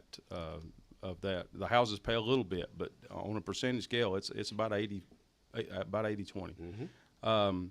So I think whenever we start talking about this and we start wanting to, for better instance, use the Hillary Clinton thing, we want to talk about the children. You got to base the facts. The facts is businesses and raw land pay for these kids to go to school. The state gives money, about 65% of it. So that's where I kind of run into a little issue with wanting to blame the houses on the schools. And without having houses, you don't have businesses coming in. Nobody's going to come in somewhere where there's no population to sell their product. So I think that you know, like I say, I'll probably end up repeating this about 100 more times probably before it's over with. But I think that's something that we need to keep in mind is it's not solely coming from these houses. I would totally agree. I think you heard one of your earlier speakers mentioned the fact that the demographic right now that's buying the largest percentage, or one of the largest percentage of homes, are moved down buyers without kids. We sell to quite a few of them. And they are, I think as he described it, the ideal demographic, I think were his words, for a local community, because they don't have kids in schools. They spend money. They have the disposable income that others don't. And quite candidly, they don't want that 5-bedroom, 3.5-bath home. Some do. I mean, certainly not going to put everyone in that category, but many of them want to downsize.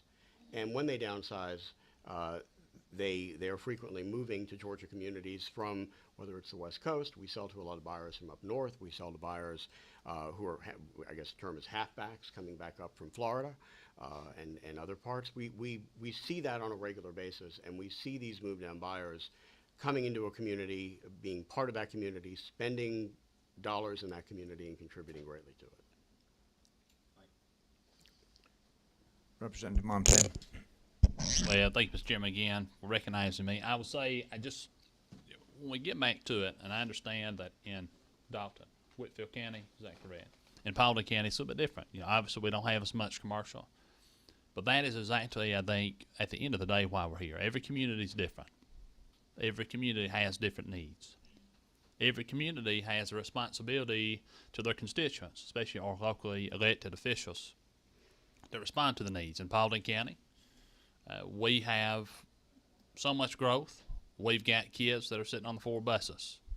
We've got a SPLOST that has been fully funded, but we have used every penny, and it doesn't expire for another few years. We're totally out from all the growth. We've just been run out. And so that's where we are. And the problem is every additional student that we're adding, because we're all greenfield, this isn't infield. I just want to make sure we all understand that. And that's why different communities want to have a say on what's happening within the boundaries of their community. And I will say, for the legislators that are here, I thought about this issue over the weekend as well, over the past week. And if ultimately we restrict our local governments from having real impact on what's happening inside of their communities, we're going to end up, it's going to be the legislators that are going to end up with all the questions from homeowners and from everybody else. I think this community needs to know, this committee needs to know that we're going to be the ones fielding the questions about developments and projects, where they're being built, where they're going. And we've tread into that a few times, Mr. Chairman, and on farming and other things we've dealt with over the past year. And I just wanted to bring that up. I think it's worth bringing up. Thank you, Representative. With all due respect, I think it's a little preliminary to be saying that. We still have other presenters to hear from, and that is, there is a lot of evidence being presented that local governments are impacting housing costs considerably with regulation, and I appreciate your point of view on that. And of course, we've discussed that privately some, and I think as we go forward, after we finish hearing all of the testimony, there'll be some more discussion about it. But I appreciate your point of view. But I'm looking forward to hearing from the ACCG and the GMA this afternoon, who are here to present, as they certainly, as we have invited them to do and want them to do. And so we are trying to investigate and get the information. I do have a couple of questions. One, I noticed with interest the Uniform Development Code. The Unified Development Code, yes, sir. Is it unified? It's called, they either call it a Unified Development Code or Unified Development Ordinance. So the word uniform was not in it. It's not uniform, unified. Well, I misunderstood that. Because I believe one of the problems, and this was my question, from county to county, there's nothing uniform about it, correct? That's correct. And that's why I raised that issue. Mr. Padilla, how long have you been in the building business? Oh, gosh, 30-something years. How, 30? About 30 years. Okay. Yeah, in various roles. I am curious. You said it takes 3 to 4 years to get a project approved sometimes. And I think that was That was Joseph specifically as it referring to. relates to the affordable housing multifamily projects as they're going through the housing tax credit process. But you did say you have multiple committees to go before and design standards, and you'll hear one thing from one person, something. And is that not most of the time, apparently, the personal taste of the committee that's hearing it? It can be, yes. I mean, depends on how that local government has structured its design code, its ordinances. Some of them are specific. Others are, as I mentioned, very arbitrary, and it's a negotiated process of back and forth, with no real idea of where you're going to end up until you get into it. How long do you, generally, how long does it take from the time you get a piece of land under contract to close and start digging footings? It all depends on the community. There are some in Metro Atlanta where we can get it done in a year or less. Now, digging footings is much longer. I would put it on the development phrase. We could start breaking ground on the community. There are others where, from the time we put it under contract, it can be close to 2 years. And that's simply the regulatory approval process. And it depends on the site, if there are wetlands or other constraints that we have to get regulatory approval for. Well, thanks for that clarification. When I said digging footings, Right, yeah. I was thinking along the lines of the housing start, but obviously it's things that go forward. But Yep. from a year to 2 years, though, is Yeah. how long it takes. On average, absolutely.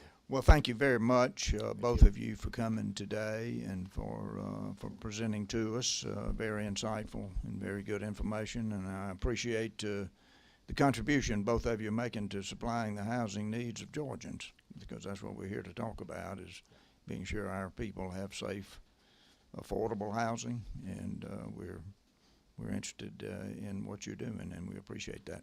I would say one other thing, though. The market, in terms of infrastructure, typically, I'm assuming if it works economically, if you go into a community where there is no sewer, you would adapt and build on a septic tank system. We do and we have. It just reduces the yield significantly. And runs up the ultimately, cost yes. because of the land. Correct.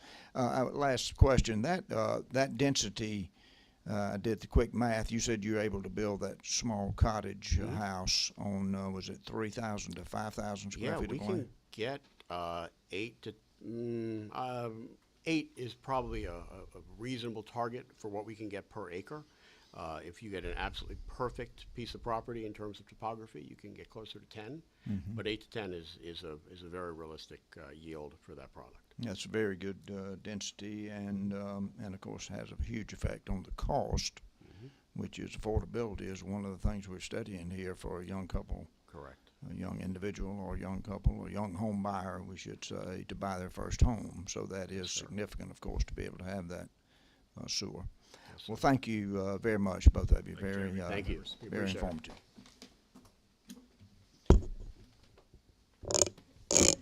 Next, we have Sydney, is it Serral?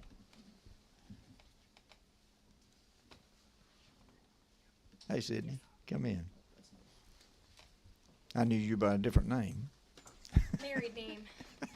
So good you Well, say it's it. great to see you. Obviously, I know you, but I didn't recognize the last name. So Good afternoon. great to have you with us, Sydney. Thank you for being here. Awesome. Well, thank you so much for having me, Mr. Chairman, members of the committee here and on Zoom.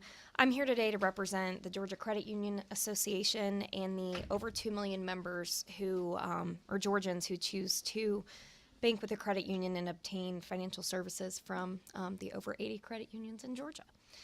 So I'm here today. I know the committee has had a very robust discussion on this topic. This is, of course, a topic that is very relevant to credit unions and an issue that we're digging into ourselves as we, attempt to help our members, which is what we're here to do as credit unions. So credit unions are not-for-profit financial cooperatives established for providing these services and going to these communities who are underserved and looking for just a simple first home and looking to provide those services. Most credit unions are small local organizations with limited staff and resources. So adjusting our lending programs can have significant impacts, but it's something that we're willing to do to meet the needs of our members and of communities. So I just really appreciate the time to speak to you all today on this important topic. And there are several housing issues that credit unions are currently grappling with in today's housing market. I know you've talked about the mortgage rates and the lack of supply, so I won't belabor that point, but I do think it's worth mentioning that where the U.S. typically has 3 million homes for sale, the current market has about 900,000. Mortgage rates are the highest they've been since 2007. You see most first-time home buyers being priced out of the market. I myself bought a home in 2019 and just got in there right before everything took off, and I know a lot of people my age and looking to buy their first home are just priced out of the market. And on top of what you're seeing here, existing homeowners are opting out of, are choosing to stay rather than because they're locked into low rates.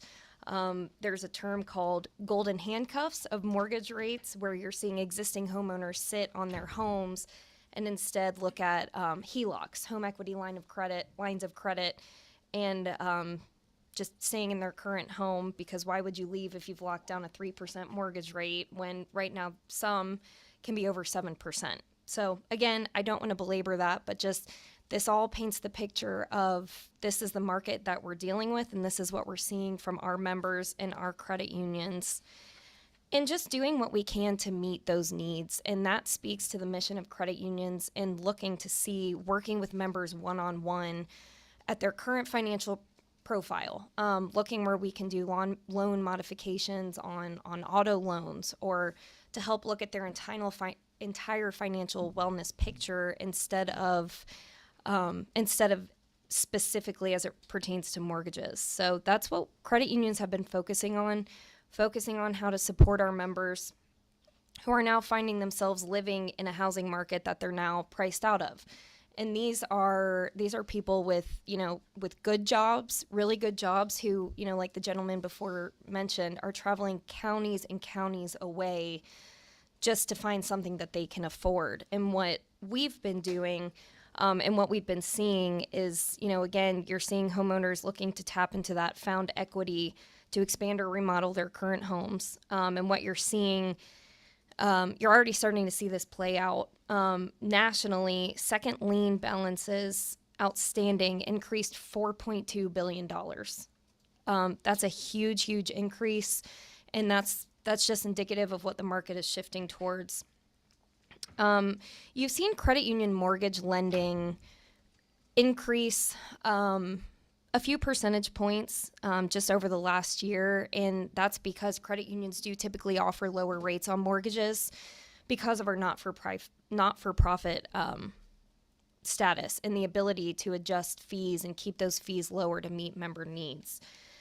What we've really been focusing on as well is, given the restrictions that we're faced right now with the rates set by the Fed, what can we do to meet those needs? And just trying to be flexible there.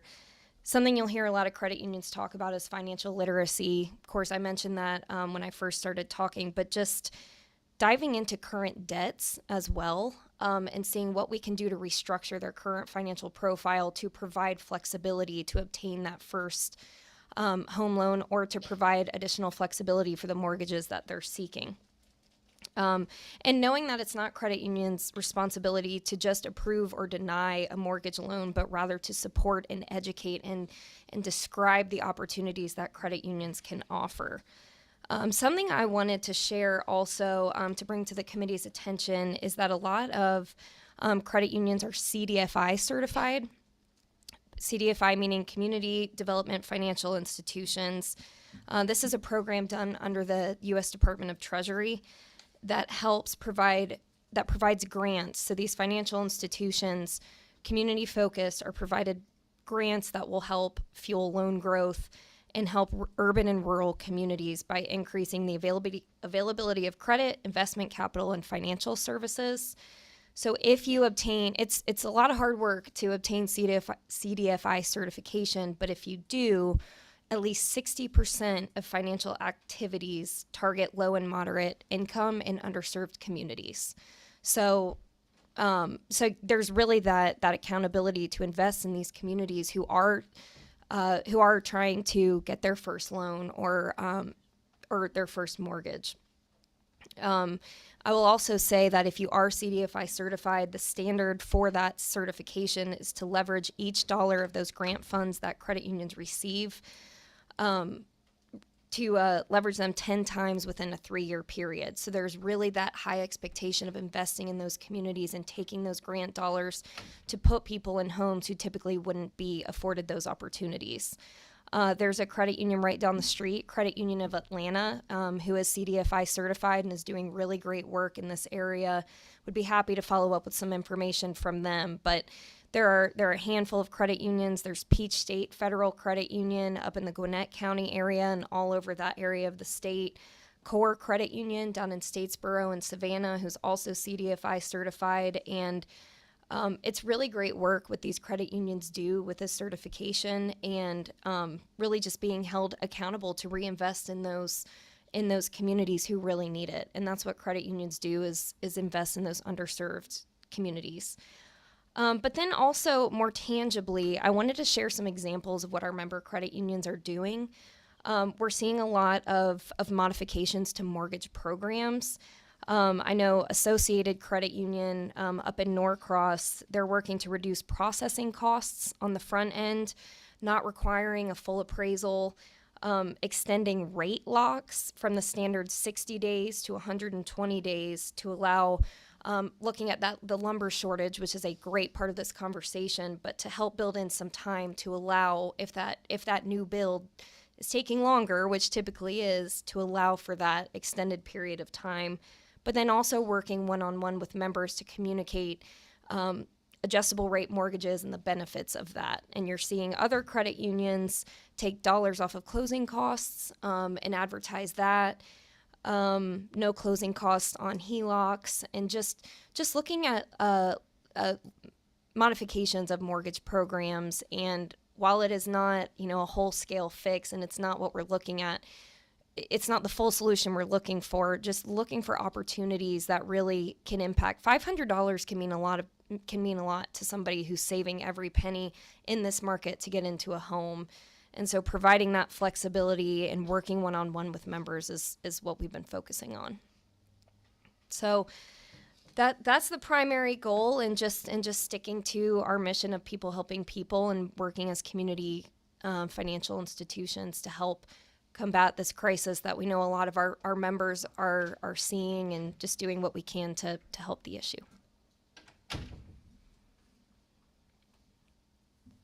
Well, thank you very much for your presentation. I do not see any questions. Woo! But thank you. Well, thank you, Mr. Chairman. Thank you, members of the committee, for the opportunity to share a little bit about what credit unions are doing to help with this topic, and know that we're here to provide any additional resources and anecdotes if you need them. Okay, thank you. Thank you. Next, we have Matt Dobson, Vice President of the Vinyl Siding Institute. Is Mr. Dobson? He's on. Online, Mr. Chairman. Are you able to hear me? Yes, we can. Thank you. Good morning. I apologize for not being there. I'm currently down in Florida. We're doing some field analysis from Hurricane Ian, as well as meeting with the Florida Building Commission. So I wish I could have been there in person. I apologize having to do this by Zoom. I do have a presentation I'm going to bring up to help guide along what I'd like to share with you all. So let me see.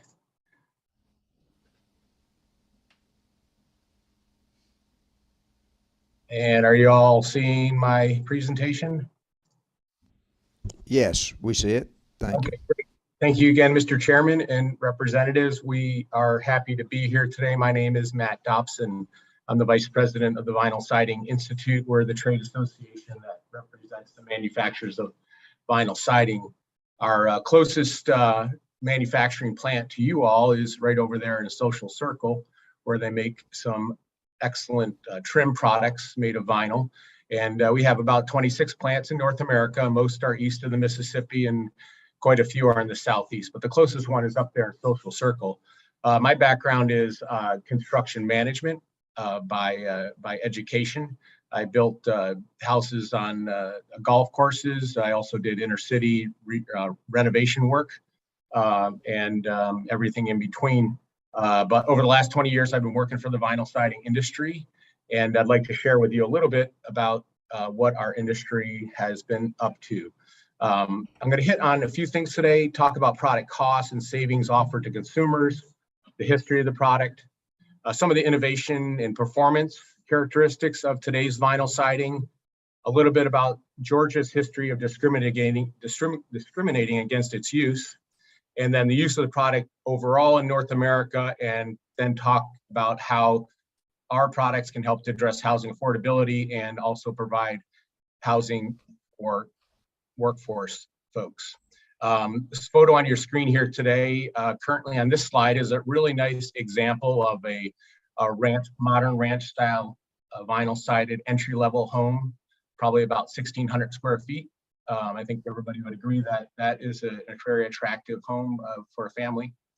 So let me jump into what the cost is. And you guys have had a lot of macro discussions here. I've been listening along for the last few discussions. I can really drill down with you about what our products can do to help with housing affordability. So on the left screen here is what the cost is for exterior cladding. This is based on RS means data, which is a national construction estimating tool, but it can get into a regional cost factors. So in general, vinyl siding is the most affordable type of cladding on the market today. As you can see, it's about $250 less per square. We measure our products cost on a 10 by 10 square foot basis. We call it a square. So it's significantly less than fiber cement, and it's tremendously less than brick. So if your average house has about 20 squares, which is kind of about the average, you're looking at about a $5,000 difference using vinyl versus fiber cement. And of course, with fiber cement, you have, and I think everybody knows what fiber cement is, but it's hardy plank. I know it's commonly termed, it's like Kleenex fiber cement, hardy plank. But with fiber cement, you have maintenance costs that are down the road too. With brick, you're looking at an average savings of around $30,000 to $35,000 per house. That's per house. So these costs, are very specific to cladding, but we know that the overall design standard cost issue can add, significant amount of cost too. So by really limiting, by local governments limiting the ability of our products to be able to compete in the marketplace, you're really directly impacting housing affordability. A little bit about a history. The product's been around since the 50s and 60s, took over the aluminum siding market in the 70s and 80s.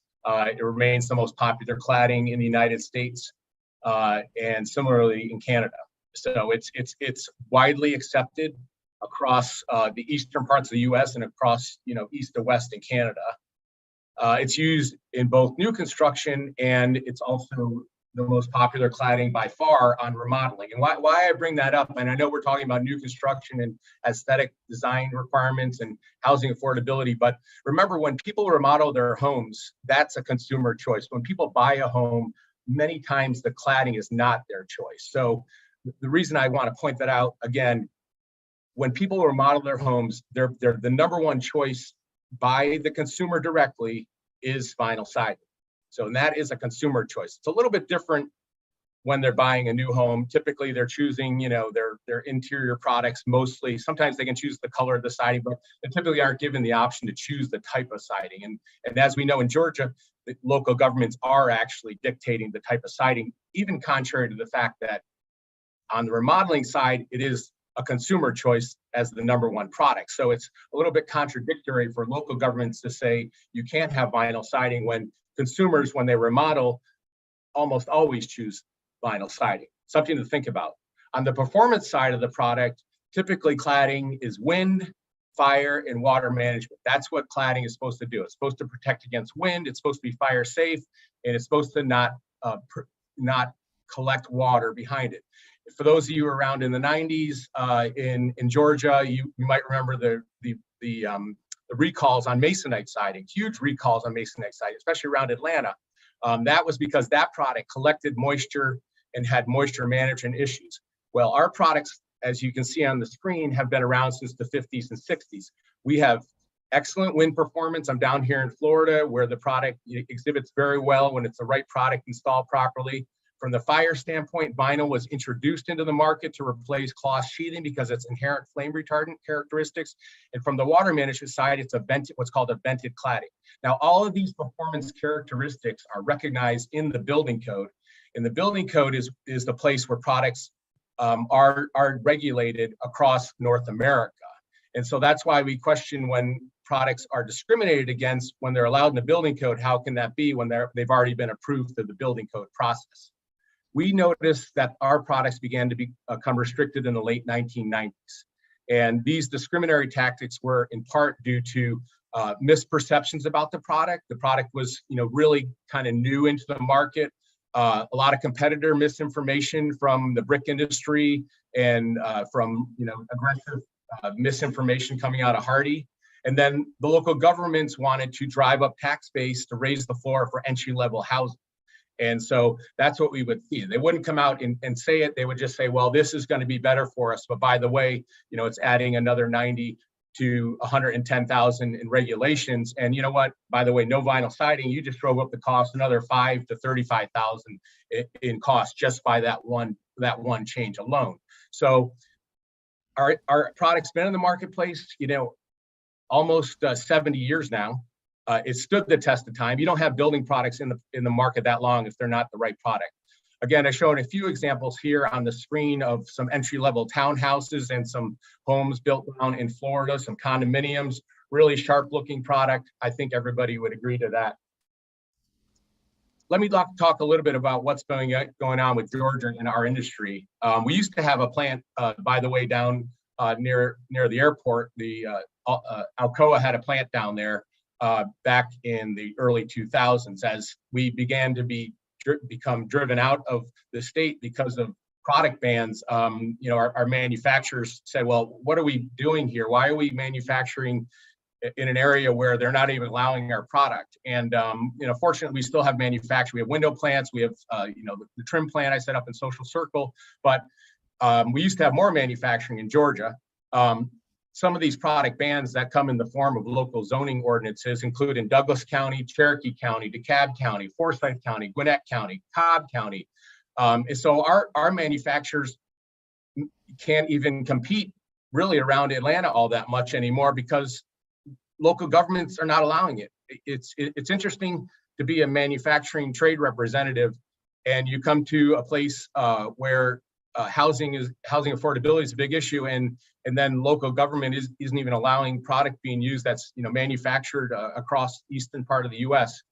There are many more jurisdictions around Atlanta who have taken the same tactic. About 70% of Atlanta counties and jurisdictions do not allow vinyl currently.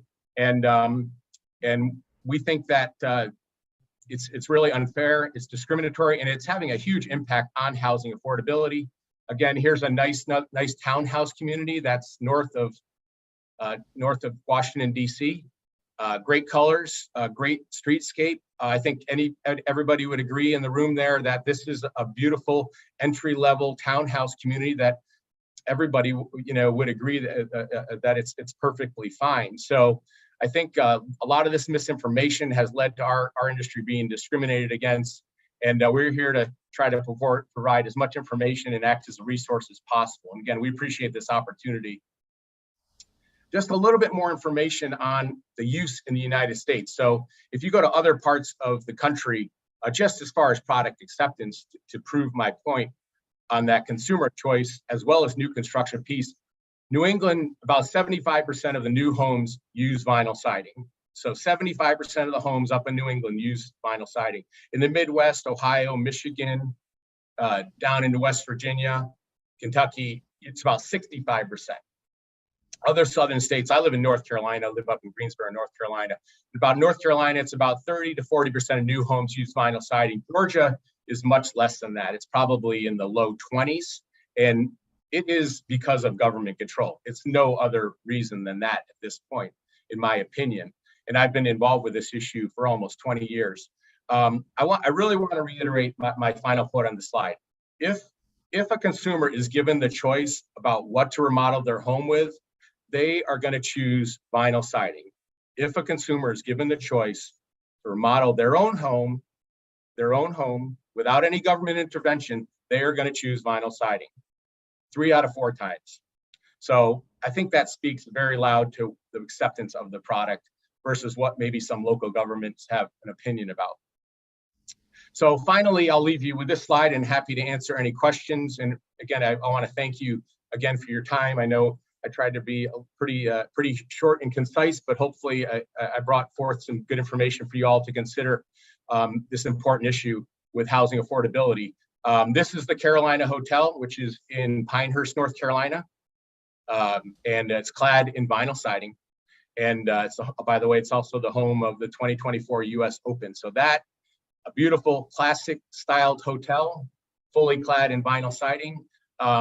It really is a product that can be used on $1 million homes, but for this committee's consideration today, it's really a product that can help to deal with the housing affordability issue that is in front of us. I've been in the housing industry for almost 30 years.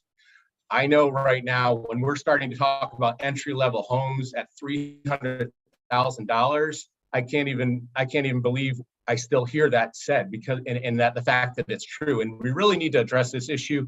And our industry has stood tall through the last 50, 70 years of history, offering great affordability, low maintenance, and resource efficiency. So again, thank you, Mr. Chairman, and thank you, representatives on the committee, for your time. And hopefully it was helpful, and I'm happy to take any questions or comments. Thank you.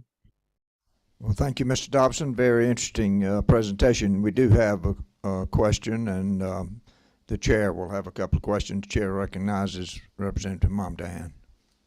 Well, thank you, Mr. Chairman, and thank you for your presentation today on vinyl siding. This is going to be a shock to, I think, most people here. I actually like vinyl siding. I've got I think it's a durable. Other than, I owned a home before that had vinyl siding, and the only problem I ever had with it was cutting grass. I always had to remember to cut it in one direction, because if I cut it in the other direction, it'd take a rock chip, and boy, I was out there with a hammer and nails, and I'd have to replace that thing, and they are a booger to replace. And so with that one file accepted, and I think y'all have some types now that are kind of rock chip resistant. I've seen those. They have foam backers, and a great way to insulate a home now with rising energy costs. I did have a question, and this is just in the interest of the committee.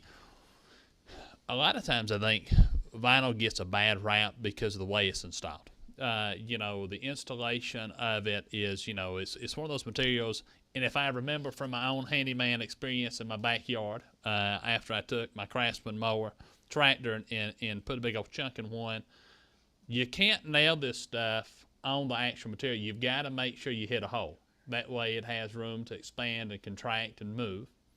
And you got to make sure it's done right, the right way. I've replaced several the wrong way, and it didn't work right. And I think that really is what it comes down to, is I think we found in our community that we've got some contractors that have installed it incorrectly. You know, they hit that vinyl siding and it, you know, either cracks it, it shatters later. So what have y'all done or have you seen in other states to kind of rectify this siding issue? Because I think it's a good product. I've really got no issue with it.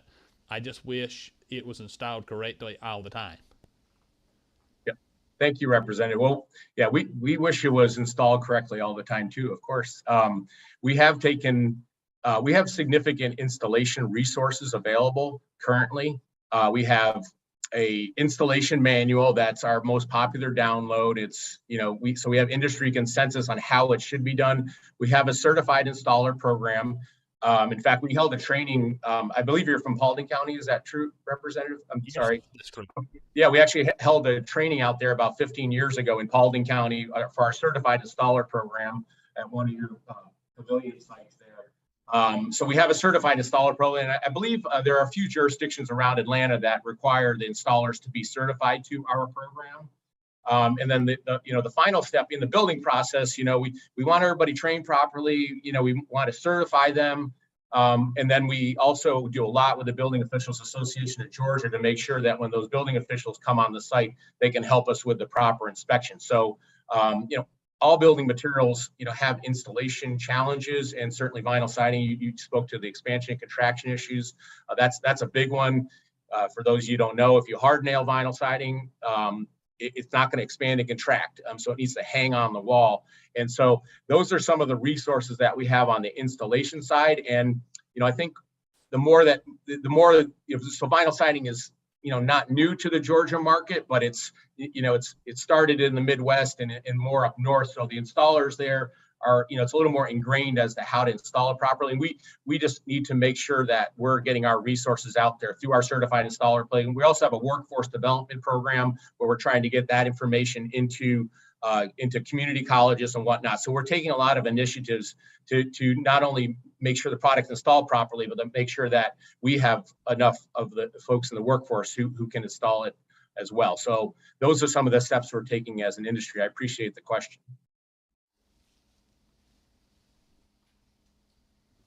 Well, thank you, Representative, and thank you, Mr. Dobson.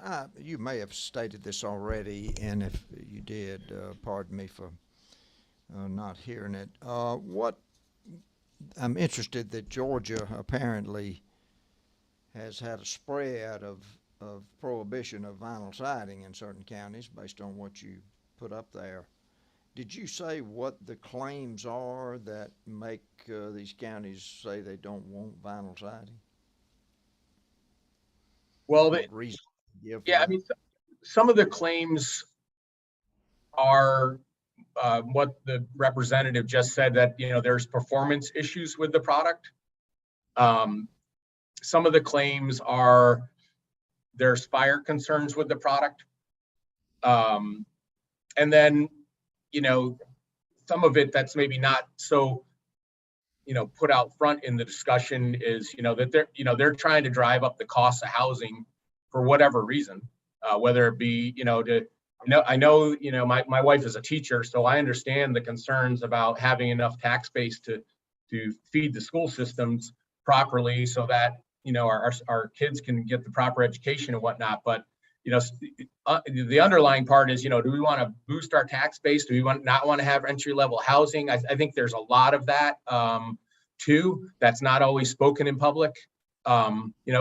You know, of course, there are communities out there that want to have, you know, $500,000, $1 million homes, you know, great for tax base, great for spacing, great, you know, but, you know, it doesn't serve the overall population. So a lot of that is not thought of. To answer your question, Mr. Chairman, you know, the concerns that we have been provided, we feel like we have dealt with very well. The building codes regulate the building products and their acceptance in the marketplace. And a lot of the objections that have been brought up are more building code issues. But I think the underlying issues are, what can we do to really build up the cost of housing so that, so it really can create this, this utopian society of housing stock, but that's not realistic.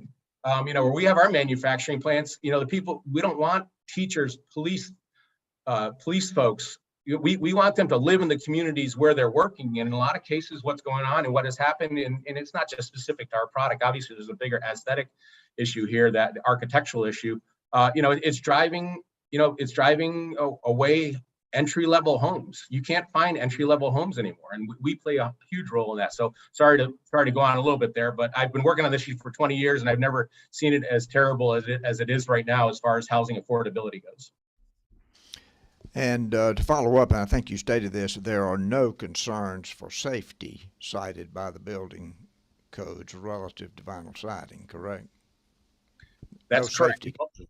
That's correct. In both the residential code and then the building code, which regulates apartments, vinyl siding is completely acceptable. Even when you get in high density settings, it can be used with certain construction systems as a part of that. There's no discrimination issues with vinyl siding in the building codes as far as safety concerns. So it does seem to be a matter of taste and a matter of wanting a higher cost of housing from your point of view as far as this discrimination against vinyl siding.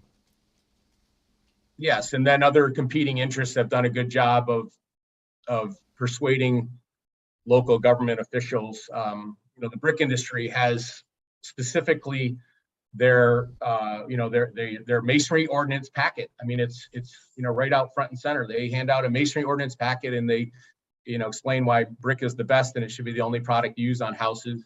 That's part of what they've been doing. So part of it is this drive for local governments to drive up costs for tax base, and then part of it is the competition has persuaded local government officials to think about our products in really ways that are not really factual. Well, your cost example, and you will send us your slide presentation, or can you email that to us? Yes, sir. Your cost examples are dramatic, and of course, one of our charges here on this committee is to be studying affordability, and so your presentation has been productive, and I appreciate it.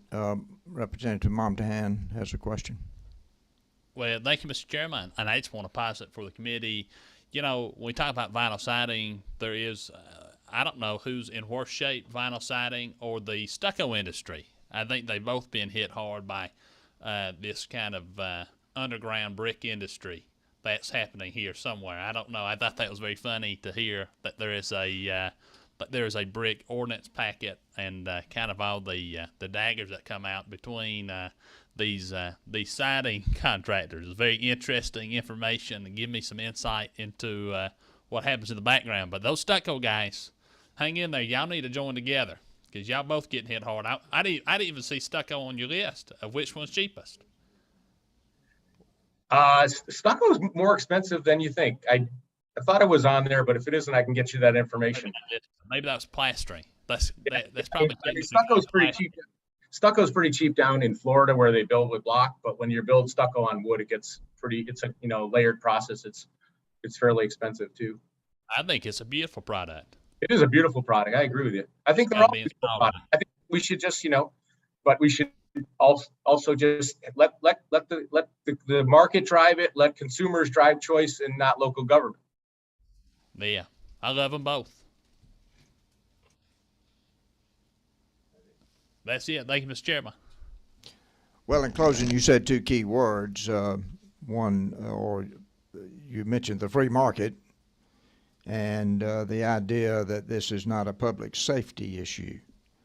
And it sounds like it is either, as you have well described, your competitors putting out and campaigning hard against you, but the evidence is there's no public safety issue, and it is if the free market wants it and wants to build. I think you make a very good point about people when they have a chance to go back and do a remodel, that they often choose vinyl siding. So thank you so much for your presentation.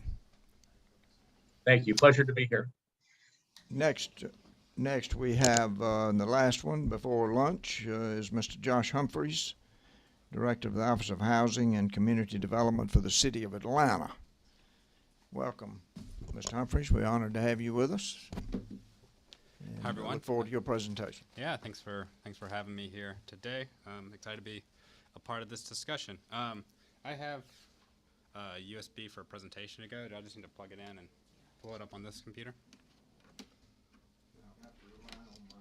Able assistant to help get that done, but you take your time. We I'll do my certainly best. understand. Hopefully it won't be too hard for me to pull off.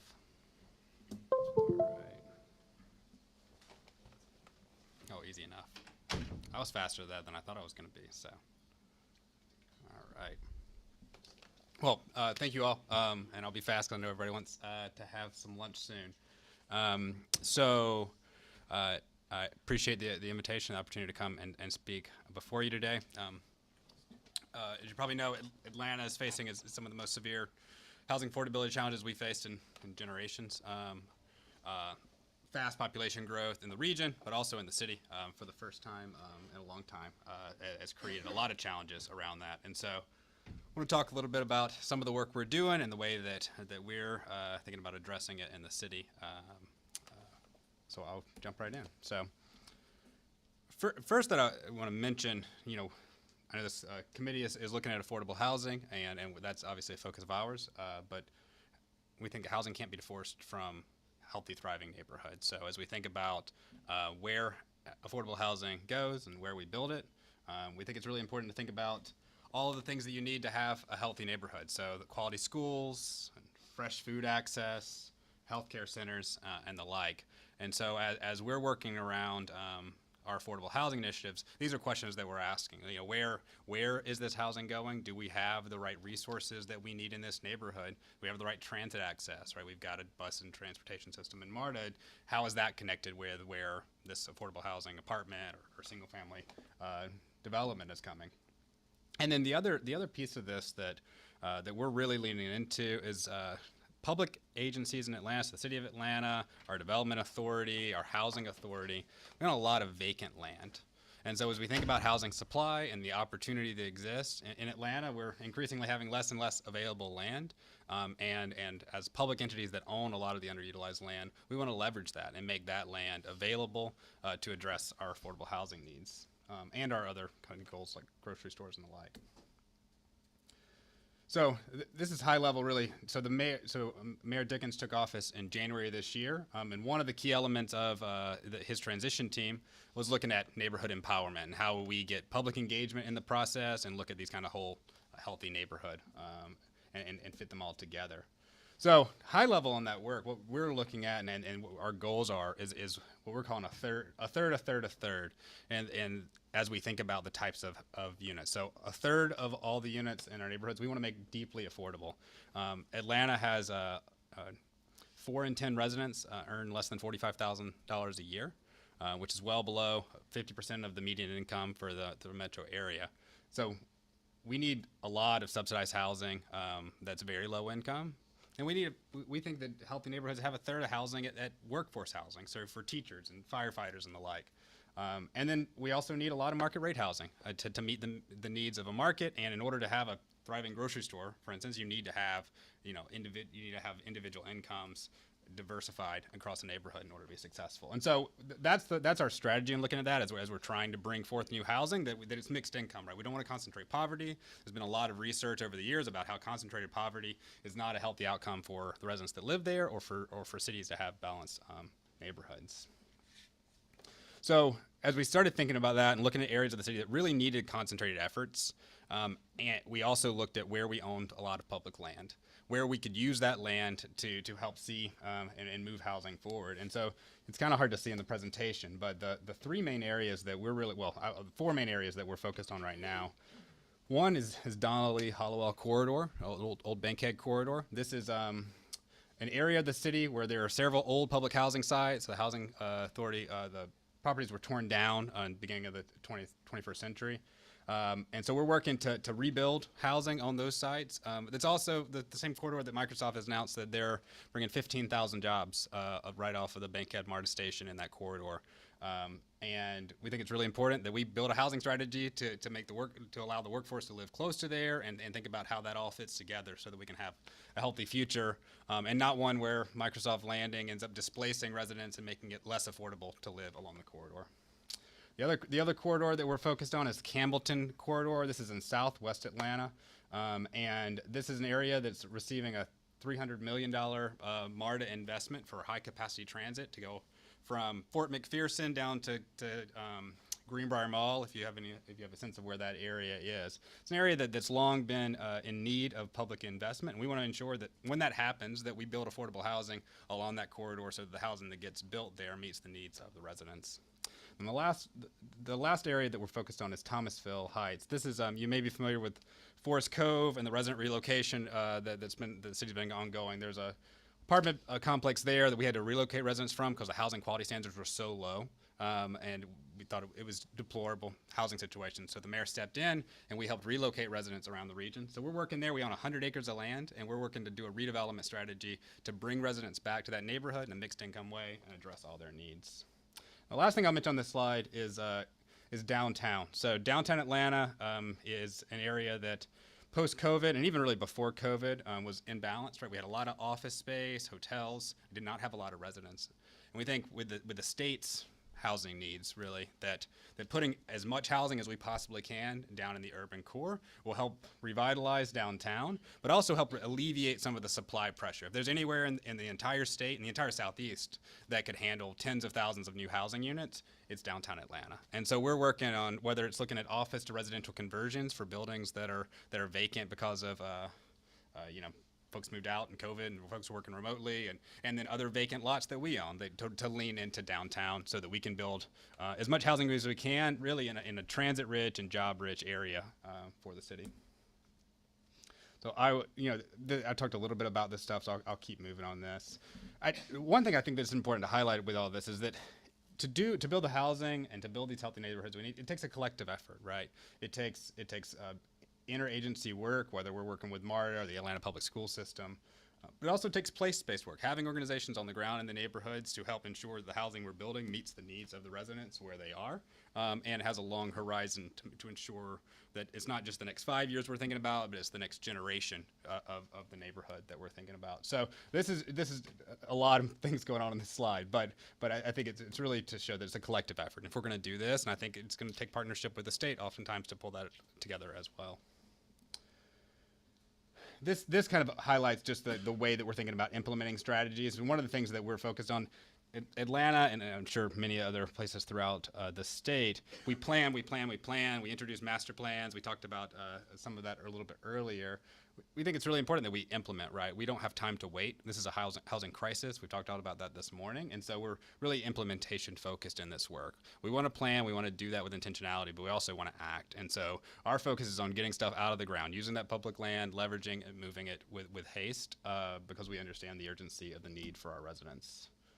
This is an idea of kind of like all the different things that are going on. So some of this that you see that's in purple is housing, but some of this is making sure the park works better or improving the MARTA station or improving, I think, for us thinking about how the road works. And does the road, work for the residents in those neighborhoods? There are ways that we can make that work better. What's the downtown Main Street, economic space look like so that we're thinking about all those pieces together.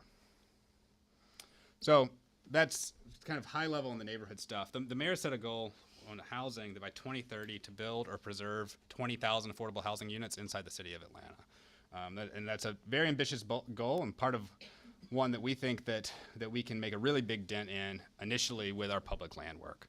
So as I mentioned, we think the public land can address housing as well as many other things. But one of the challenges that we run into with our public land is that it's all over it's siloed, right? You have different city departments that own land, so that maybe they're using, maybe they're not using. Maybe like, oh yeah, we're using it for fleet services, but it actually makes a ton of sense for housing. Or we've got our facility here, and 20 years ago that made sense, and now it's on the Beltline and would be a great spot for housing.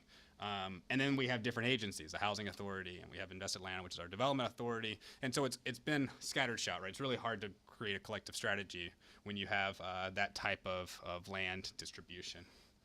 And so what we're looking at putting together, and we're in the process of launching this right now, is a coordinated portfolio manager in areas that we think we could build land. And this actually, we worked with the State Property Commission, the Georgia State Property Commission, on the model a bit, because this is a very similar model of how the State Property Commission manages across the different departments. But the singular focus is really to remove drag on the system, to line up resources that we have, identify the land, work through the entitlement processes. Because right now, building on publicly owned land, we've been trying to do it for several years, and it's not worked very well, right? There's no benefit to it, it's just harder. Now you have to deal with the bureaucracy of all these different agencies, in addition to the broken permitting system or the regulatory limitations or the issues that we've had in the past. And so what we're working to do we're doing the land identification, and then we want to package together all of the public resources that we have to help subsidize affordable housing, and match those funding and even raising philanthropic dollars in order to make that happen. And then on the regulatory side, figure out what the zoning needs to be, what permitting stuff might get in the way, and really line all of that up before we bring a development partner in, right? What we've historically done is we'll drop an RFP, and then we'll say, oh yeah, I'm sorry, we didn't realize that you needed to put $70 million in infrastructure on that site in order to make it work. And then it's this long process of figuring out who's going to pay for it and how we're going to pay for it and how we're going to move things forward. So our goal is let's go figure out what all that needs to be done now, and let's go get that done. And then we bring a development partner in, and they can build, and we can get stuff moving faster. And it's going to take that type of partnership with the city and that type of coordination across agencies in order to be our most successful at this work. So we've identified land in 4 categories of publicly owned land. They are kind of how they sound. One is ready to build. These are simple sites. The infrastructure is there. We just need to go find a development partner now and get stuff moving. Category 2 is more complicated. These are large-scale catalytic sites, right? These are multiple public agencies, tens of acres, like 100 acres of land sometimes. This takes a lot of coordination, but if we do it right, we can address more than just housing. We can address all of the kind of collective needs of a neighborhood. We think there are some areas and some land in the city that could be revenue generating in a way that would allow us to do a ground lease on the property that would then help us pay for affordable housing somewhere else. So really trying to look at it as a full portfolio and not just each piece of land on its own. And then there's the complex development. It's worth us digging into. Maybe there's brownfield issues or other types of issues because it's publicly owned that make it hard to build on. This is an example of the ready to build category. This is actually just around the corner of Trinity and Central, right across from Atlanta City Hall. This is a vacant, grassy lot, and we issued an RFP, and earlier this year selected a developer that's going to build 220 units and take a vacant piece of land that's been vacant for the last 50 years in downtown and put affordable housing and mixed income housing and some ground floor retail right downtown. This is an example of the large-scale catalytic. So I mentioned Thomasville earlier as one of the key areas. So this site this includes all of the different publicly owned land in that area. So the blue and the purple, the orange, and the red are all different so it's collectively you're talking 120 acres. 90 of those acres are publicly owned, and they're all the publicly owned is vacant. And so as we look at that, it's like, what kind of parks do we need? What types of housing do we need? We've got 90 acres. We can build really a healthy, thriving mixed income neighborhood, and we control the zoning, we can help control some of the subsidy, but we also control the land. And so this, as you can imagine, is complex and takes time, but we think if we do it right, this is a model really for the future on how we are intentional about the use of publicly owned land to address our most pressing needs, and right now, housing is one of those. I'll touch briefly on a couple other initiatives. Earlier this year, we also launched a faith-based initiative. So in addition to a lot of underutilized public land in Atlanta, that we have a lot of faith institutions that own land. Faith institutions don't pay taxes and oftentimes sit on kind of excess land that's underutilized. And so the mayor, we brought the faith community together at Atlanta First United Methodist Church downtown back in February. There's a picture from that event. And the mayor said, we're going to build 20,000 units, and we're calling on the faith community to build 10% of that, a tithe of that, and bring 2,000 units online on faith on land. And so what we've stood up over the last 6 months or so is technical workshops and one-on-one support. we've had over 200 faith institutions engaged in the work, and we have 12 right now that are working with development partners on taking parking lots and grassy fields next to their lots to answer the mayor's call and say, hey, we understand this is a need for our community, and we want to put our faith to work and come alongside the mayor and build housing. So it's been a really inspiring part of the work that we're doing, and just the response we've gotten has been great. The church that the mayor was in there, this is actually a picture of a affordable housing project that they're going to build. They've got 2 parking lots, and they're going to use this. And this is one tower, and you can see the tower a little bit in the background of the second tower. That's going to have great housing. There's going to be an early childhood education center on the second floor, and we're talking with them about putting a grocery store on the bottom floor. So I mean, that type of collaboration really, and unique collaboration, right? This is not something traditionally that cities and the faith community work on together. So excited to see that move. Last couple things I'll mention. So I mentioned the drag on the system and ways that we're trying to reduce that drag. One of the things that we came across is the Greenlight Commission that was formed by Governor Barnes when Atlantic Station was thought of and created. And so that Greenlight Commission really pulled together the key decision makers that were whether regulatory or finance decision makers and said, hey, your groups, you're in the room, this is a project we want to see happen, and your job is when you see a red light in front of you is to figure out how to turn that light green.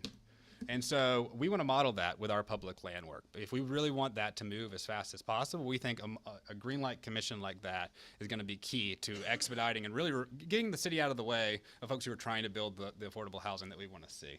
And so we're excited to do that. That's one that we are launching before the end of the year, and it's going to meet monthly and say, hey, here's a list of 12, 15 projects, and here's where we are on it, and you commissioner of X department, or where are we at on closing for this funding, or where are we at on getting this permitting through. So excited about getting that up and running locally. One other thing I'll mention that I think there's opportunity for partnership with the state on is impact fees. So impact fees are governed by the state. And it's often the largest, or at least one of the largest fees that a local jurisdiction takes in for a project. Reducing the impact fees could help make affordable housing projects pencil. Oftentimes the numbers are really tight when you're talking about affordable housing project. But state law currently prohibits local jurisdictions from waiving or reducing impact fees without replacing them from another funding source. And on tight budgets, it's really difficult to make that possible. And so we would like to continue exploring with the state opportunities to provide, have local flexibility to reduce impact fees in exchange for affordable housing on projects. Right now, it's a regulatory, it makes it difficult. It's just one less thing that the city can use in its toolbox in order to incentivize affordable housing. And so we would like to work on potential changes to the impact fee ordinance in order to make that possible. The last thing I'll mention is our housing trust fund. So late last year, City Council passed an ordinance to create a first ever housing trust fund. We started with $21 million in it and then made a commitment starting this year of at least $7 million from our city's general fund budget to go into it year over year. And this is a way to just ensure that we have at least some funding locally that's flexible and is able to be leveraged for affordable housing projects when there's, oftentimes there's little gaps. So we'll have projects that come to us and say, hey, I got $300,000. If I can get that $300,000, then I can close my gap and I can apply for a tax credit program. And we haven't had historically a funding source to really help address that need. So excited to have that up and running. It launched just, like I said, in the last year, and it's a key part of our affordable housing work. So with that, I will stop and take any questions you have. Well, thank you, Mr. Humphries. We do have some questions. Representative Ridley. Thank you. How long have you worked for this group? I began in August 2018 is when I started working with the city, and I've been in my role since October of 2019. How many affordable housing units has the city of Atlanta built or facilitated in the last 10 years, do you think? The best numbers I have, I'll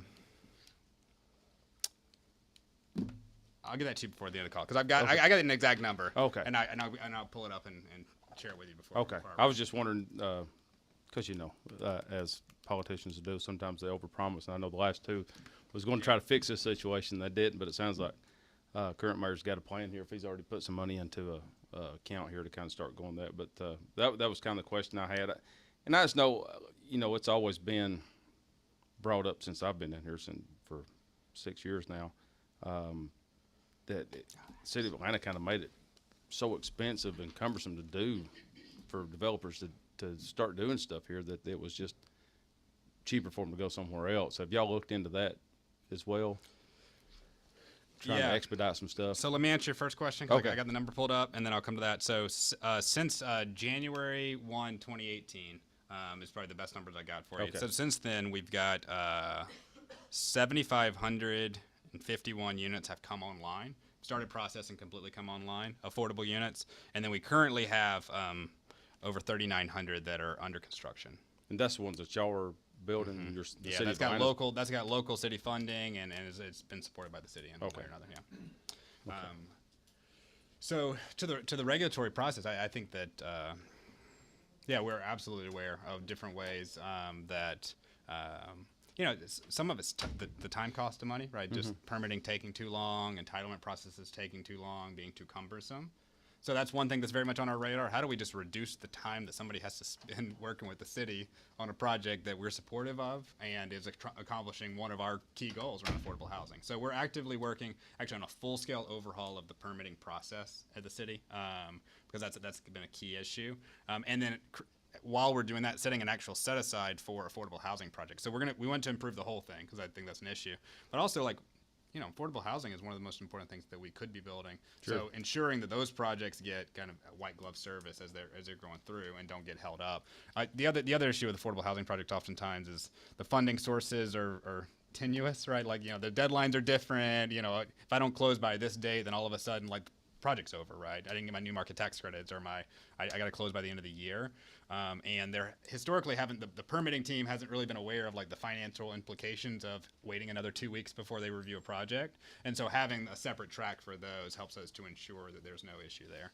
And then I think that there's the time element of it, but there's just different regulatory burdens that make it difficult sometimes for building. That's one reason I brought the impact fee waivers. We're not able to reduce the cost there, and so we're actively looking at how we can reduce the different things that are holding back the projects that we want to see. Honestly, so it's on our radar and something that we're working through. Great. Thank you.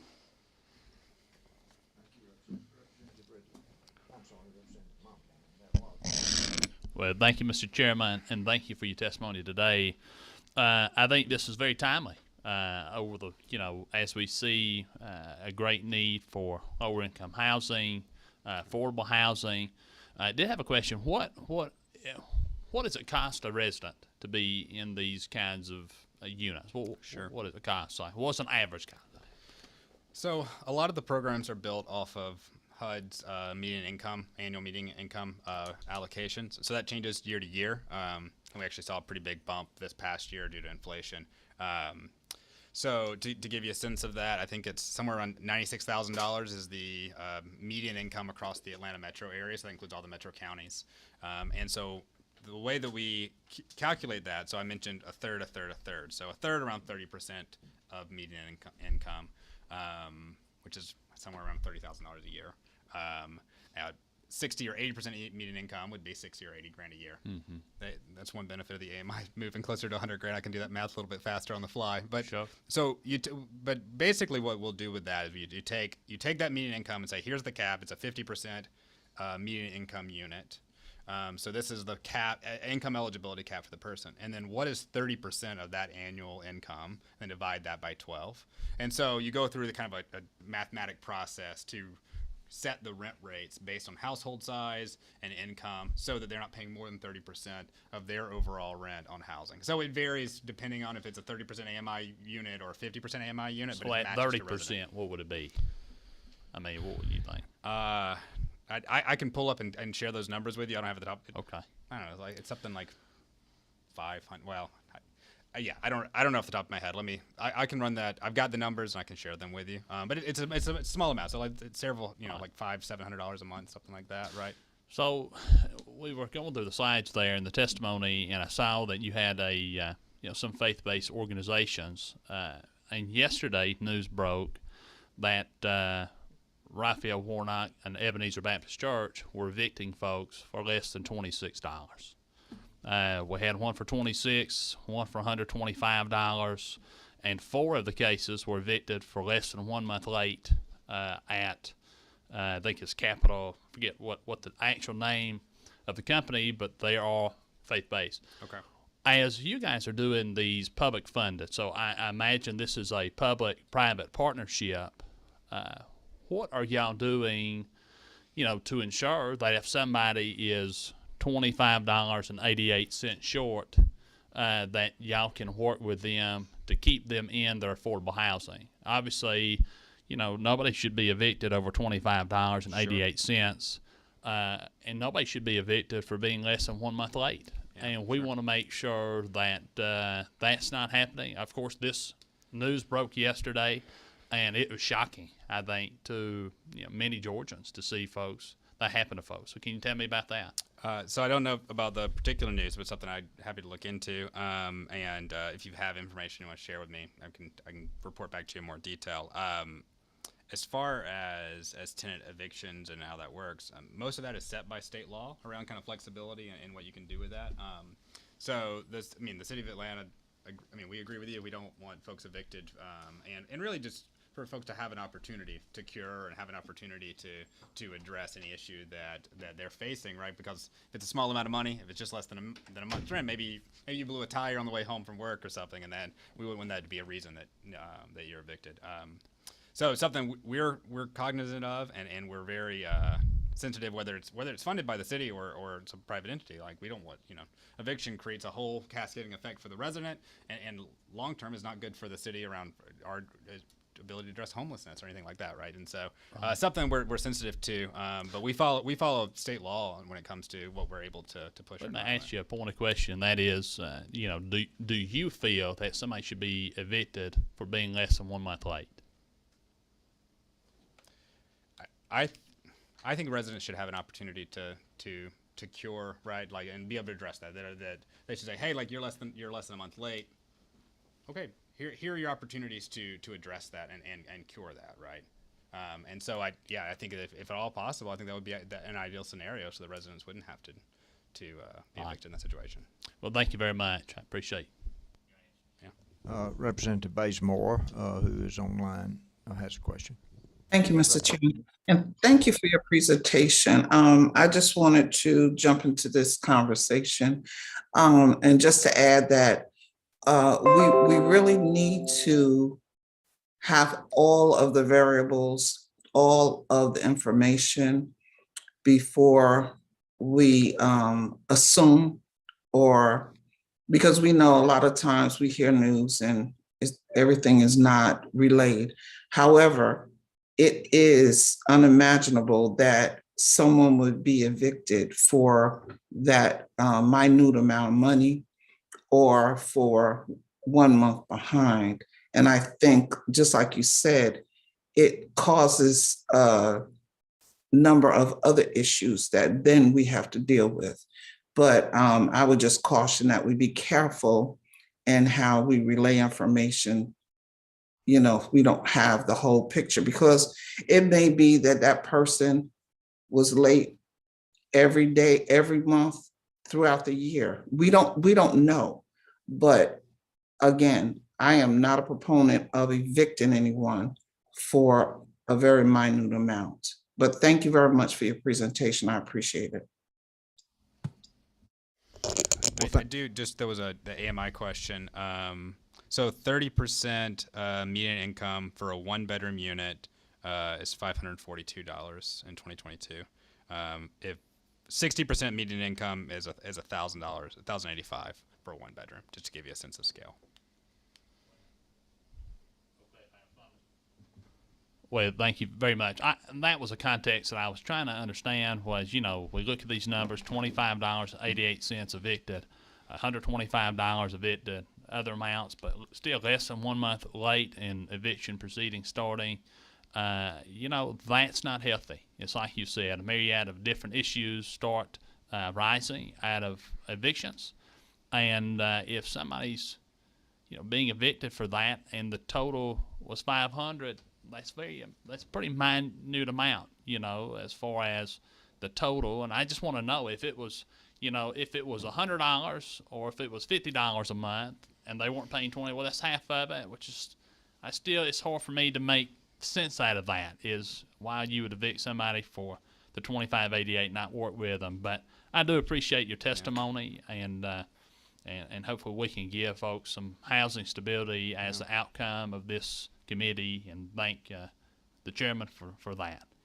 Well, and I'll just say, you know, I don't know the specifics of the situation that you're talking about, but I do think that there are safeguards that we could pursue at the state that could ensure that wouldn't be possible. You know, and that there are certain thresholds you have to meet in order to trigger it, right? Well, thank you, Mr. Humphreys.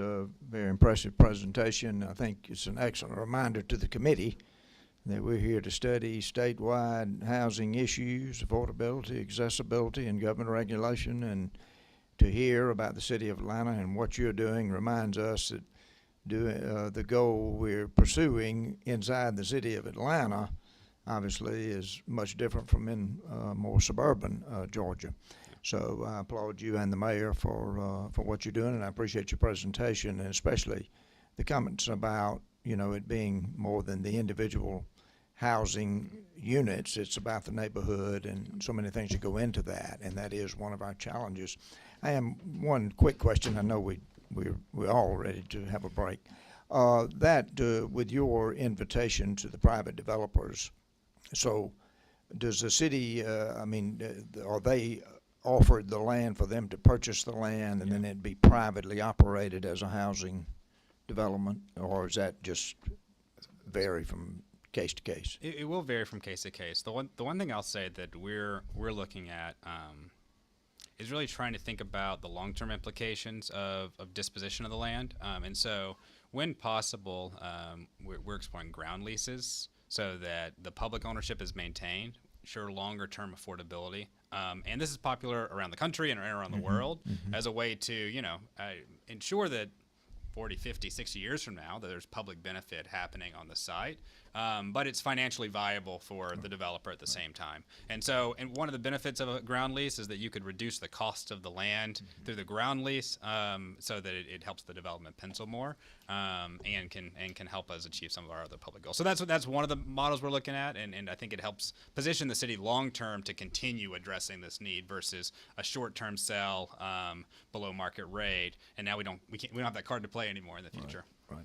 Actually, I was thinking about asking about ground leasing if you all had that as part of your thinking in your plan. Well, thank you. The 104 Trinity, the lot across the street that I mentioned that we're working on, we're ground leasing that property. Okay. Yeah. Last thing, I applaud you for the idea of looking for this surplus land that is there, and I think the faith-based initiative is very insightful, very good thinking, and to see vacant land that's not serving any good purpose be put toward safe, affordable housing is very commendable. So thank you so much for being with us. Ladies and gentlemen, we will break for lunch.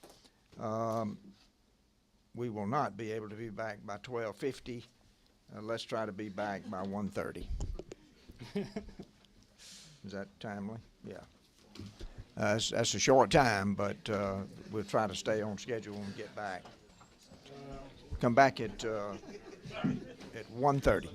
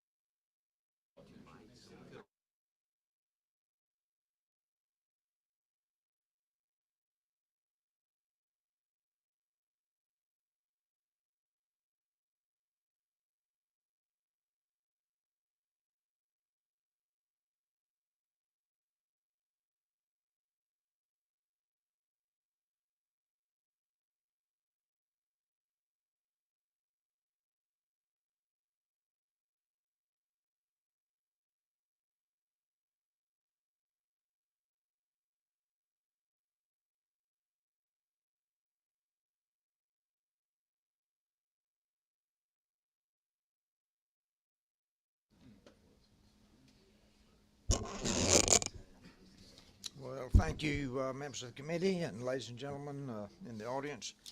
I appreciate you getting back so quickly so we can get started. We're going to change our order just a little bit. Mayor Jim Thornton, who is the incoming Director of Governmental Relations with GMA, has a very important thing to do this afternoon over in LaGrange, and that's a real estate closing. He is a closing attorney as well as being the mayor, and he and I were talking out there, and when he asked to put him up in the agenda, when he told me it was a closing, there was no hesitation. I said, we'll call him back in from lunch to get that done. So, Mr. Mayor, we would welcome you to come and present to us. Thank you.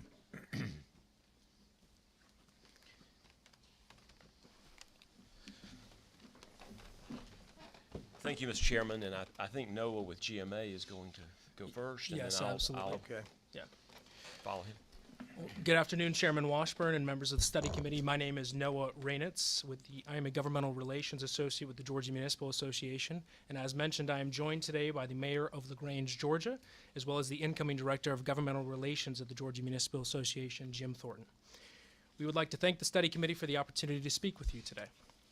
Before we begin, I'd like to take a moment to revisit some comments you provided, Mr. Chairman, at the beginning of these proceedings.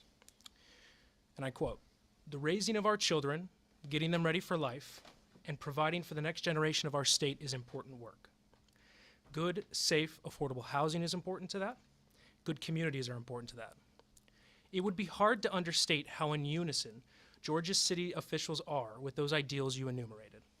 Across our state, municipal leaders are developing innovative solutions to address housing shortages by working in partnership with state agencies, other local governments, differing authorities, developers, builders, and most important of all, their constituents. This is an important perspective that has been left from the conversations had thus far in the study committee's proceedings. By and large, the problems in the housing realm we face today come as products of our success. Recently, Georgia was named the #1 state for business for the 9th consecutive year, and no other state has earned that distinction for so many years. We at GMA know that the leadership and innovation at all levels of government in our state is how we've come to be awarded that #1 moniker year after year, and cities play a key part in that. Cities in Georgia make up just 9% of the state's land area, yet account for 69% of jobs provided, and 91% of the state's gross domestic product takes place in our state's metropolitan statistical areas. Growth in our cities is outpacing that of our state by more than a 2-to-1 ratio. Because of these successes, downtowns across Georgia have become revitalized and reborn, in part because of the work done in city council chambers across the state. The result has been new businesses, job creation, urban living, and a renewed energy and sense of place. Georgia cities are proud to be partners in this success, which has benefited all Georgians. But with these successes come change. For parts of our state, these changes are indicated by declines in population, and for others, swells. Each city in our state has been presented with a unique and distinctive challenge to solving the housing problems facing their community, and it could be very well said that there are hundreds of correct solutions. Our state's 537 cities represent differing demographics, differing socioeconomic classes, differing levels of economic development, and differing levels and types of industry and trade. Each of these differences act as a unique and distinct qualifier to the type and scale of housing product that is needed specific to that community. Thinking back to the findings of the House Rural Development Council over the years, it was echoed by economic development professionals, chamber executives, business owners, and investors that development would go out of its way to identify those intangible factors that make up communities. Communities that can brand themselves, create a sense of place, and feel like home. Development is attracted to the Auburns of our state, the Tiftons, the LaGranges, and the Union cities. These communities, among many others, are those that the future workforce of this state wants to live in, and those cities want them to live there too. I'd like to take a moment to highlight some of the work cities are doing to spur planned growth in their communities. In Decula, ground is recently broken on a mixed-use development off University Parkway, which will add hundreds of new units to support new multifamily growth and just under 200 units for senior citizens. This is the community's largest mixed-use project to date, and the City Council elected to rezone the lot to cater to the development after working with the developer, their community, and recognizing the changing trends in local demography. In Forsyth, the city practices what they call a first step meeting.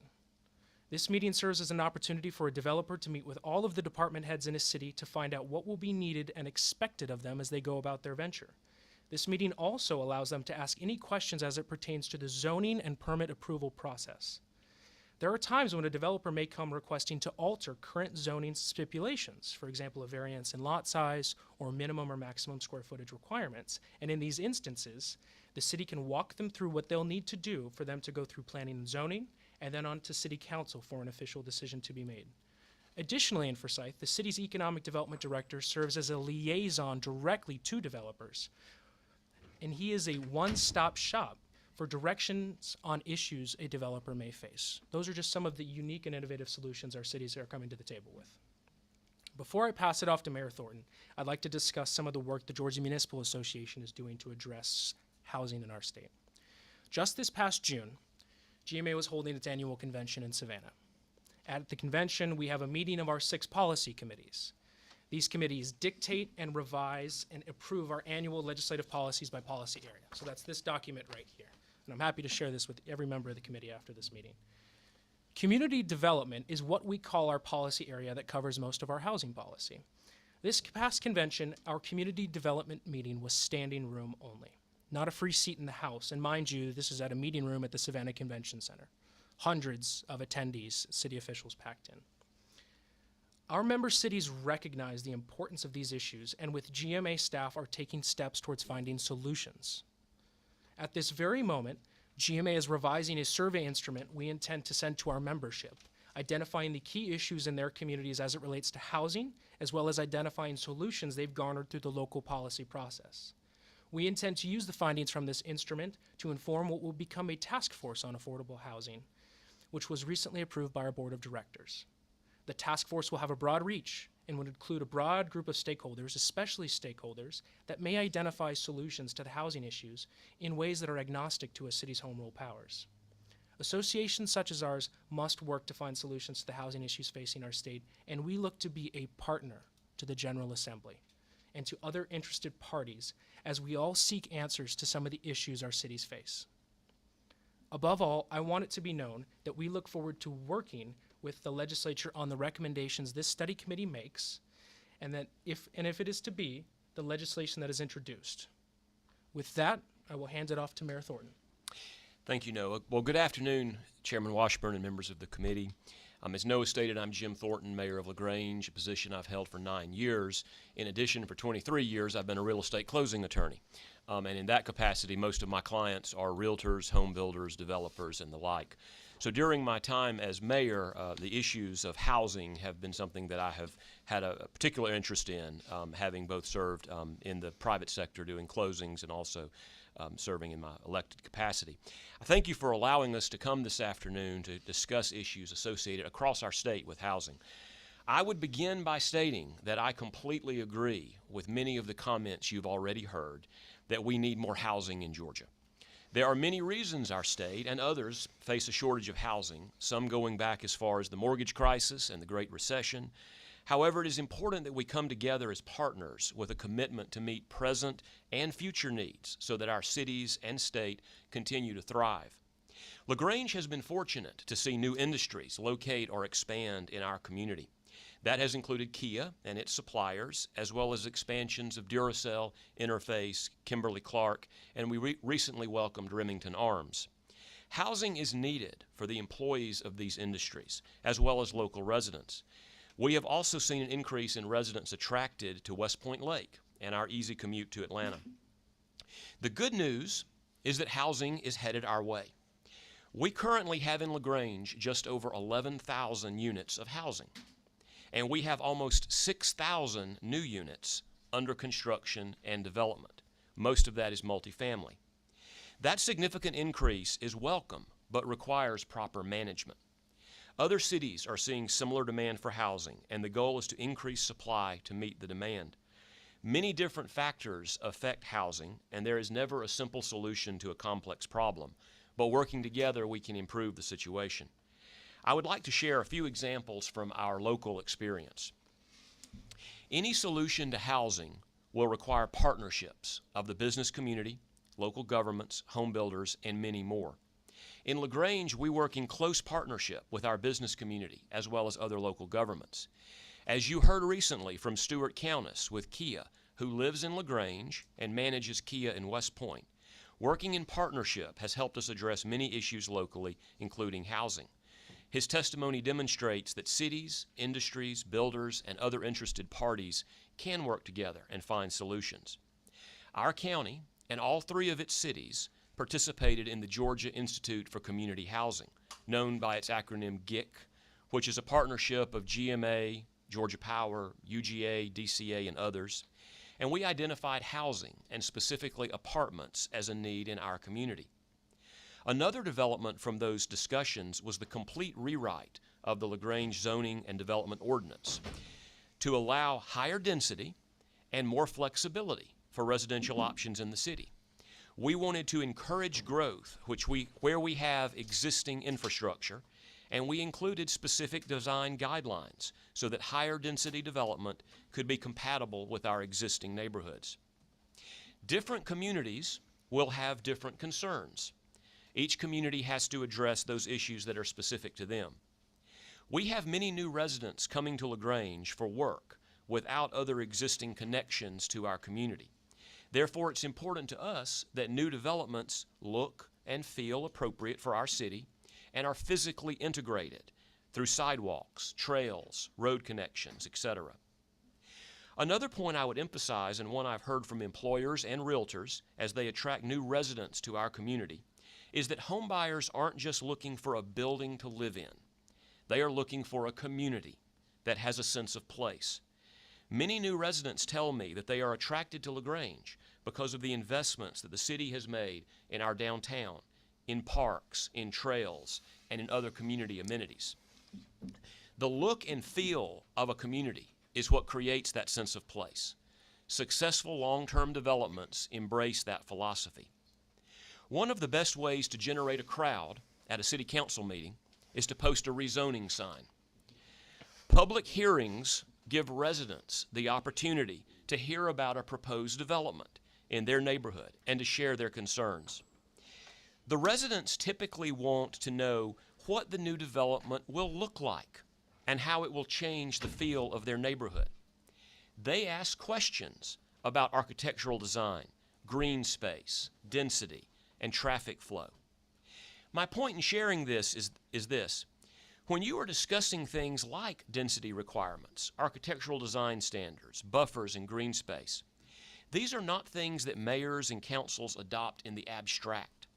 These are things that our residents have asked us for as ways to both allow new development to happen, but also to ensure that it doesn't negatively impact the sense of place or the sense of community that already exists. Someone has to review the plans, hear from the developers, listen to the neighbors and their concerns, and balance the rights of the property owner to develop his property against the negative effects or potential effects that the development will have on the adjoining property, the look and feel of the neighborhood, the existing infrastructure, traffic patterns, future land use plans, and the like. Georgia law requires local governments to utilize planning commissions to review development plans and make recommendations to local elected officials. These boards are made up of local volunteers, and they devote their time and talent to help plan the city's future and ensure that the concerns of all residents are heard. Who will listen, do the balancing, and make the final decision? Our Constitution gives that responsibility to local elected officials. It's not an easy job, and it is a responsibility that local elected officials take seriously. I would share a couple of recent examples of how this has worked in our community. We recently approved a rezoning of over 200 acres that will include commercial elements and nearly 850 new housing units, both single family and apartments. That development met all of our architectural design standards, density requirements, landscaping and traffic requirements, and the city agreed to upgrade the sewer service to accommodate the development. The residents of an adjoining neighborhood were concerned about the lack of a buffer between the proposed commercial developments and their existing homes. In looking at the plans for the development, the developer had placed a wide green space between the commercial area and the new homes that he was building. But he had not placed any buffer between the commercial area and the existing homes in the adjoining neighborhood. In other words, he was protecting his own future residents from the commercial activity, but not protecting the neighboring residents. The City Council of LaGrange unanimously approved the rezoning, but with the condition that a 30-foot buffer be placed between the commercial area and the adjoining neighborhood. The council members supported the high-density, mixed-use development, but also wanted to mitigate the impact on the adjoining neighborhood. Another example demonstrates that cities are responsive when developers share their needs with the city. I mentioned that we have architectural design standards in our code. Those have been developed by our Planning Commission with input from local developers, home builders, realtors, and economic development professionals. Prior to the adoption, we hosted public meetings at the local Chamber of Commerce to gain community input. Yet less than 1 year after adoption of the new code, we modified it at the request of a local developer. The developer was pleased with the allowance of high-density, single-family residential in our code, but concerned about a requirement that prohibited front-loading garages in the high-density zone. He acknowledged that no one wants a row of houses where all you see from the street is the garage, and he worked with our planning staff to develop alternative rules that allowed front-loading garages with variation of facade, staggered setbacks, and additional architectural detail. In that case, the developer came to the city and shared the issues he was experiencing, and the City Council modified its development ordinance to accommodate those issues. Everyone involved sat at the table to figure out how to solve the problem.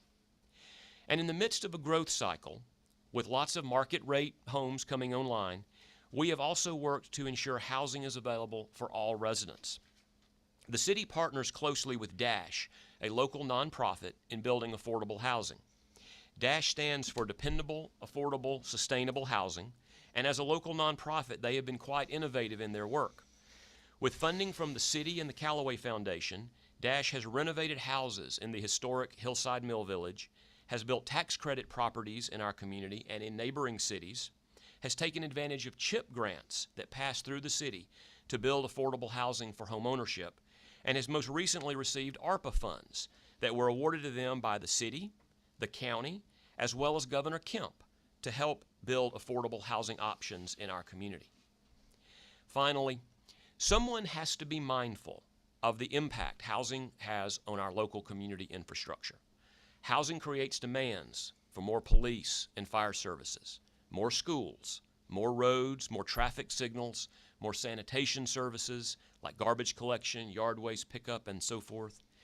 In a similar fashion, housing places a burden on water and sewer infrastructure. Somebody has to pay for those services. In LaGrange, in just the past few years, the city has invested over $30 million to maintain its existing water and wastewater treatment infrastructure and to increase capacity to allow for future development. We're a city of 30,000 people, so that investment equates to $1,000 per resident. As new development comes along, that development benefits from these prior investments, but also needs to help offset the additional cost associated with the new development. Cities must plan and fund this infrastructure, which often takes years to site, design, permit, and build, but they also need to know there will be new users to help retire the debt. The key takeaways from my perspective are that there is a definite need for housing across our state. Cities are able to help facilitate and also manage that growth, and all community stakeholders need to be at the table working together for solutions. By working together, balancing all of the issues and competing interests, we will find solutions and meet the needs of our residents and the communities we serve. Thank you for your time today. Mr. Chairman, members of the committee, I look forward to your questions. Thank you, Mr. Mayor. We have a question from Representative Ridley.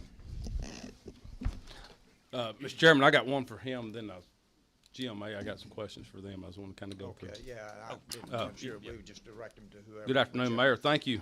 Sorry I was late there. I was listening to you on the way in.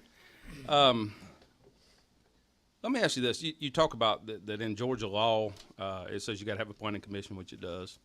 It talks about what the job is for that planning commission and the commissioners or a mayor or city council.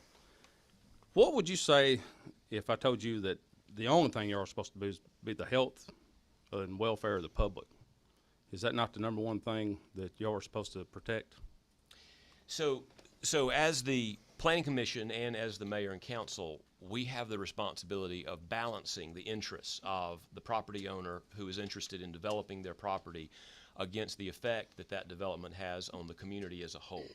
And we don't do that just with discretion, with absolute discretion. There are zoning standards that we adopt. And so every city is required to adopt zoning standards that will guide them in those discussions. And the Planning Commission considers those standards.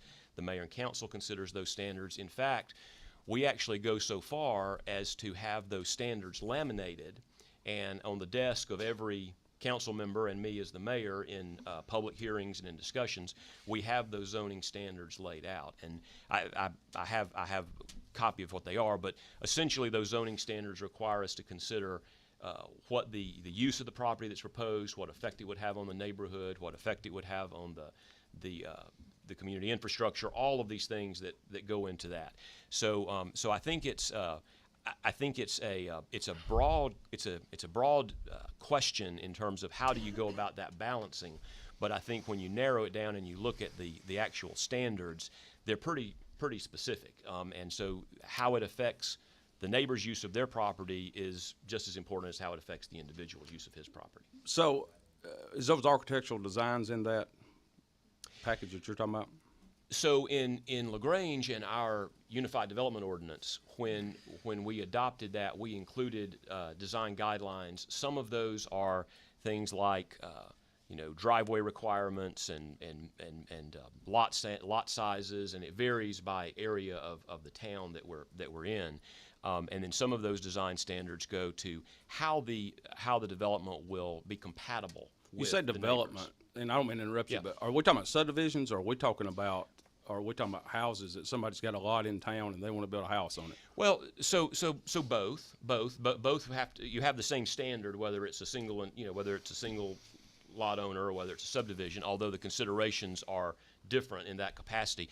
I had prepared my remarks before last night's city council meeting, but just to share, for example, last night we were considering the request to rezone a 1 acre lot that used to have one house on it, that under the current guidelines would allow for 3 houses to be built on that 1 acre, and the developer wanted to go to 5. And so that's kind of a hybrid between the one lot you might talk about and the 200-acre subdivision that we approved. So it runs that gamut. But when you consider a rezoning request like that, you have to evaluate what the proposed use is, how it would be compatible with the neighborhood, how it would tax the infrastructure. And in that particular instance, I made the comment about the public hearing. Last night when we had the public hearing, those were the exact questions that the neighbors came and asked. I don't know if the council will approve this rezoning or not, but I will tell you that the home builder did a very good job of presenting renderings of what he was planning to build, how it would meet all of the city's architectural design guidelines. I asked him, he was fine with all of that. Really, it just came down to the density question. But those are the exact questions that the residents ask, and then they go to the specific standards that are in our code. And I would be glad to share the codes, the standards that we have adopted in our particular instance. I was just interested in the architectural. Is it got to be brick, rock? What's the requirement? No, so LaGrange had a tremendous period of growth from 1910 to 1950. And that was when Callaway Mills was expanding and growing the textile industry.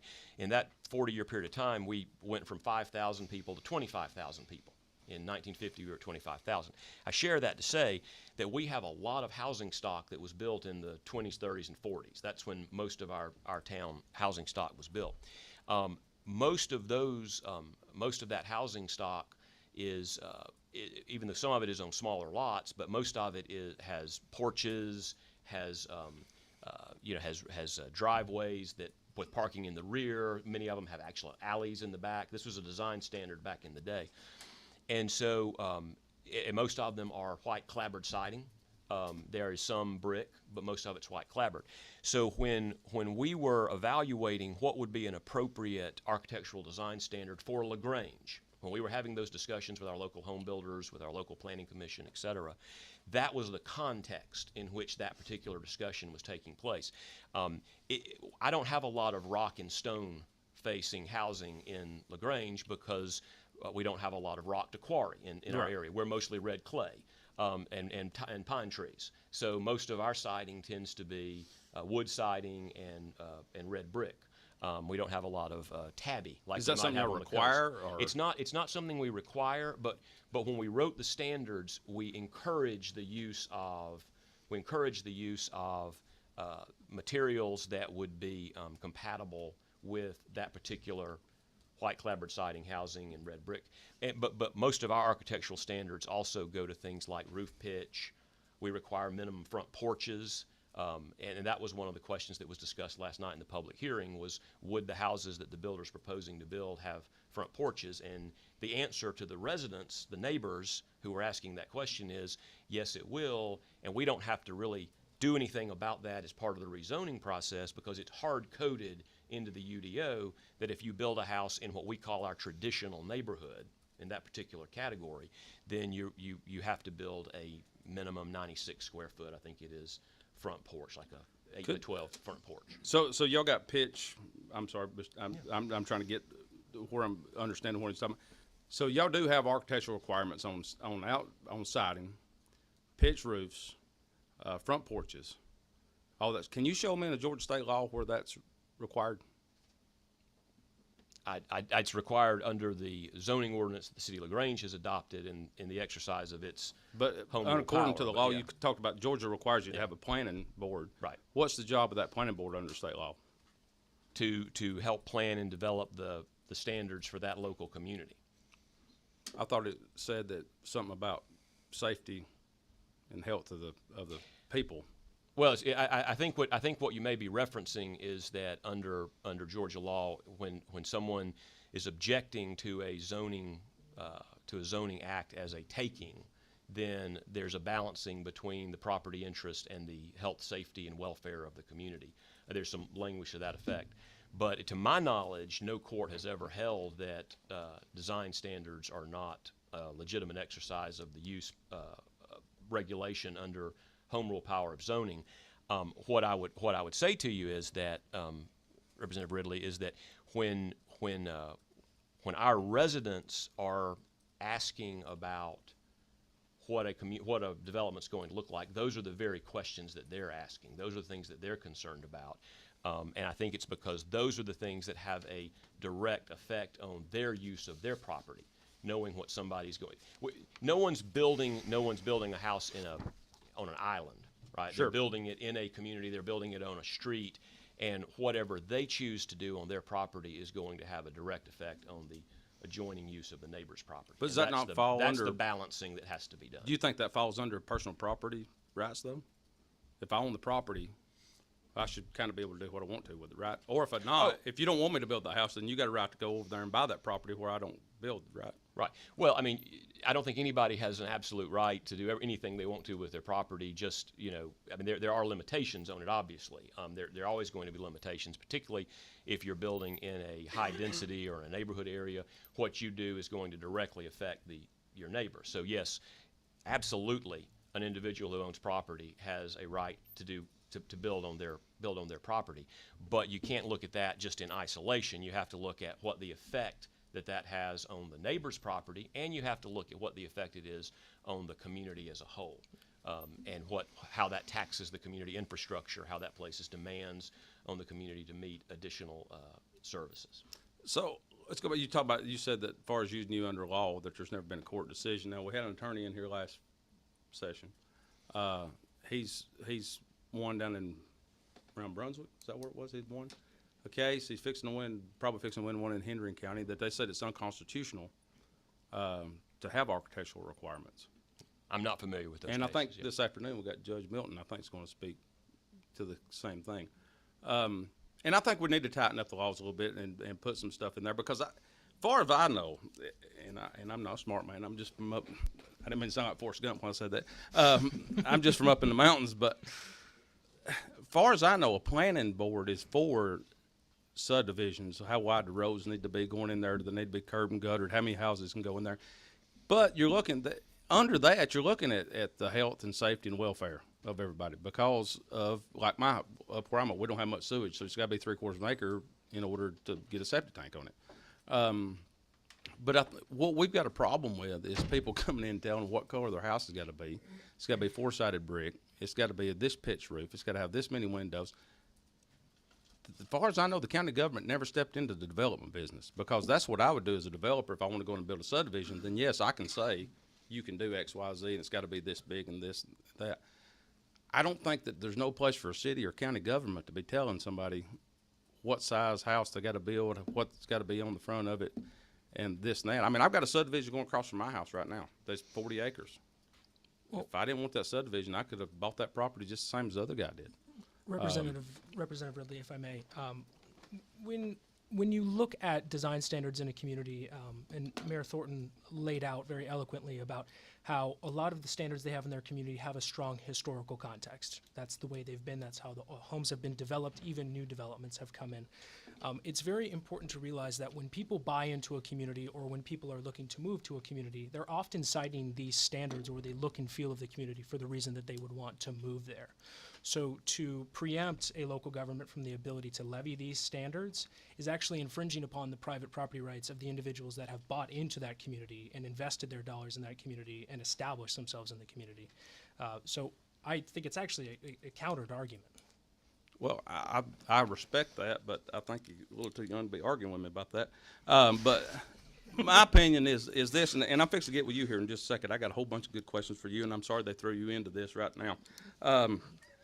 These guys, if it's a historical deal, then yes, I understand that. You got to kind of keep that same thing. But if I'm building a subdivision or I'm building my daddy gave me a lot in LaGrange, and I've got $150,000 to build a house, but now you're telling me I've got to do all these standards. It's going to cost me $350,000 to build that house. Now you tell me how that's fair, how that's property rights. Well, it's noted that, I mean, we're not here to deny that housing built to a higher standard, I mean, unequivocally, it probably has a higher cost basis per unit, but it has been studied at length and shown that communities with design standards see values appreciate in those neighborhoods at rates much higher than in communities without design standards. So, Now say that sentence one more time for me. Communities that have design standards see values appreciate on homes at much higher rates than communities without those standards. So somebody had mentioned it previously in testimony that what is that value add if you're looking to buy a home and all of a sudden you have to meet these standards? That value add is you're going to see a higher rate of appreciation in the long-term asset that is that property. So let me put it this way. I'm sure that Tesla stock was $50 at some point. I would agree, yeah. But I didn't have $50 to buy it. Now, it's appreciated since then, and that's all well and good. And I can sit around and I wish I would have bought it at $50. I could have probably sold a coon dog and bought it at $50, but I didn't. So you can sit there and say, well, we're doing this because the house will appreciate. Well, the house is going to appreciate anyway. If you give $150,000 for it, it's going to be worth $250 now. If you gave $250 for it, then it's worth $350. You see what I'm saying? So, yes, it's a nicer house. It costs more per square footage to build it. I mean, they're building spec houses in what we used to call spec houses, 3 bedrooms, small bedrooms. Yeah. I mean, they're selling for $199, but it's costing $160 to build them because of the lumber prices and stuff. So when we've got, and I understand, like when everything's just running along just fantastic and everybody's good. I was in the banking business for 12 years from 2000 to 2012, so I was there good, bad, and ugly. And I've seen a lot of people overbuild. And that's not where we're at now. And we don't have enough. And then when people want to come into a place like LaGrange and work, but you tell them that they got to build a $350,000 house, then guess where they're going to go? They're going to go over somewhere else that don't have the same requirements. In my county, they're going to Polk County, Tennessee. No income tax, and they don't have these requirements that we do on building a house, they don't even check your house up there. I mean, you can go up there and build whatever you want to. So we've already got a labor shortage, severe labor shortage here in Georgia. So that's kind of what we're looking at in this is, and I know, like you said, y'all don't really force it, but y'all encourage it. And so tell me about that. So I think the question comes down to, again, the balancing of absolutely respecting the property right of the landowner, whether that's the individual lot owner or whether that's the subdivision. Everybody wants to respect that, but recognizing that that building is occurring in a context. And in LaGrange, that may be one particular context based upon our historic development patterns and so forth. It may be very different in other parts of the state.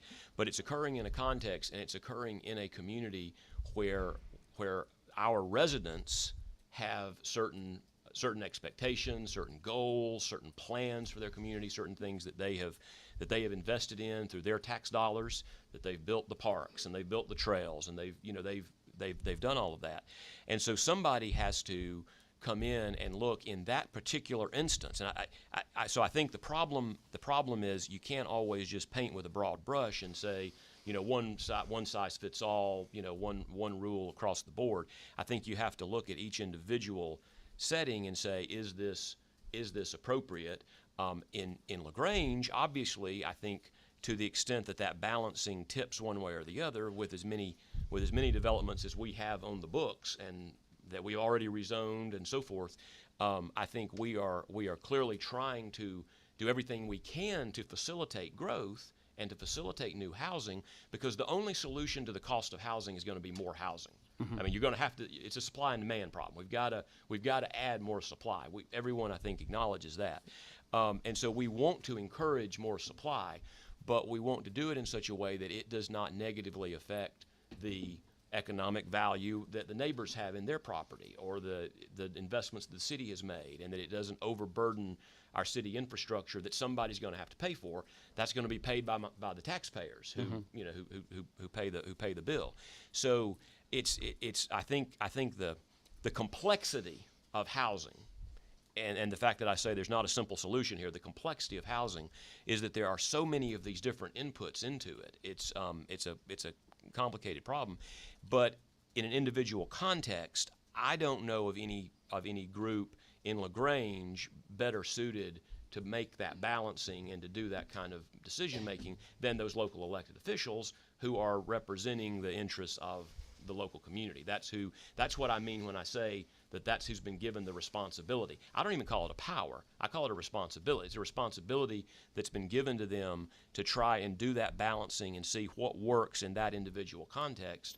And that you can't consider a single development, whether it's a single house or 5-unit subdivision or a 850-unit subdivision. You can't consider that without considering the effects that it has on the neighbors and trying to see how those effects can be mitigated if necessary. Oh, and I agree 100% with you on that. I mean, we're just looking at trying to figure out, and you talk about the neighbor and hurting their property values and all that kind of stuff. And listen, we're not in this business because we don't care about people. You ran because you cared about your people. I ran because I cared about my people. But whenever you're forcing somebody to move in to build a $350,000 house, listen, we can cut all the chit chat and the politics and all. You know that house ain't gonna be worth $350,000 in 2 years. We're nosediving right now. I was in the banking business. I know exactly so they're gonna be upside down. So if you're requiring people to do that at night when you go to bed, and these poor kids that had $150,000, but now they put it down. All they could do is put it down on a $150,000 house, and they've got this mortgage, and now the interest rates are 7%. How can you? And I don't mean this to sound like a total butt, but how do you sleep with yourself knowing, well, that's what my people want to do. We want this kind of house, knowing that they're going to be upside down in that house. I mean, if your son or daughter is going to go buy a car, and you know it's going to be upside down, you try to advise them, hey, don't buy right now, let's wait.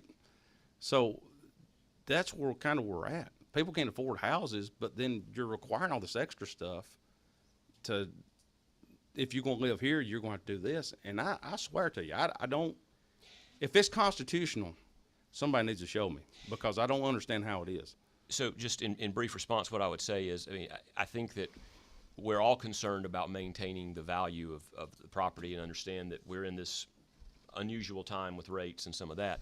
But I think what the mayor and councils across the state are interested in is preserving that value that the community has over the long haul. And so that's why we make the investments we do in the infrastructure and the quality of life amenities. That's why we do those sort of things. And part and parcel of that is doing what we can to maintain that sense of place, to protect the neighborhoods, to make sure that the new development that comes in is compatible. Not identical. It doesn't have to be identical. It doesn't have to be, like that, but it has to be, I think, compatible. Otherwise, you end up not only damaging the value of the neighbor's property, but you end up diminishing the value of the new additional property if it's out of kilter with the neighborhood and so forth. So I think those are all considerations that the mayors and councils have to take into account when they're making that kind of valuation. It's funny how in this business it always comes down to money. It don't come down to the people. It's all about the value of everybody, not to the guy that's just trying to start out, that's looking for a place to live. And that's kind of where we keep using the word compatible and that kind of stuff. But it's I just watch, Mr. Chairman, I'm sorry, I just watch people struggle.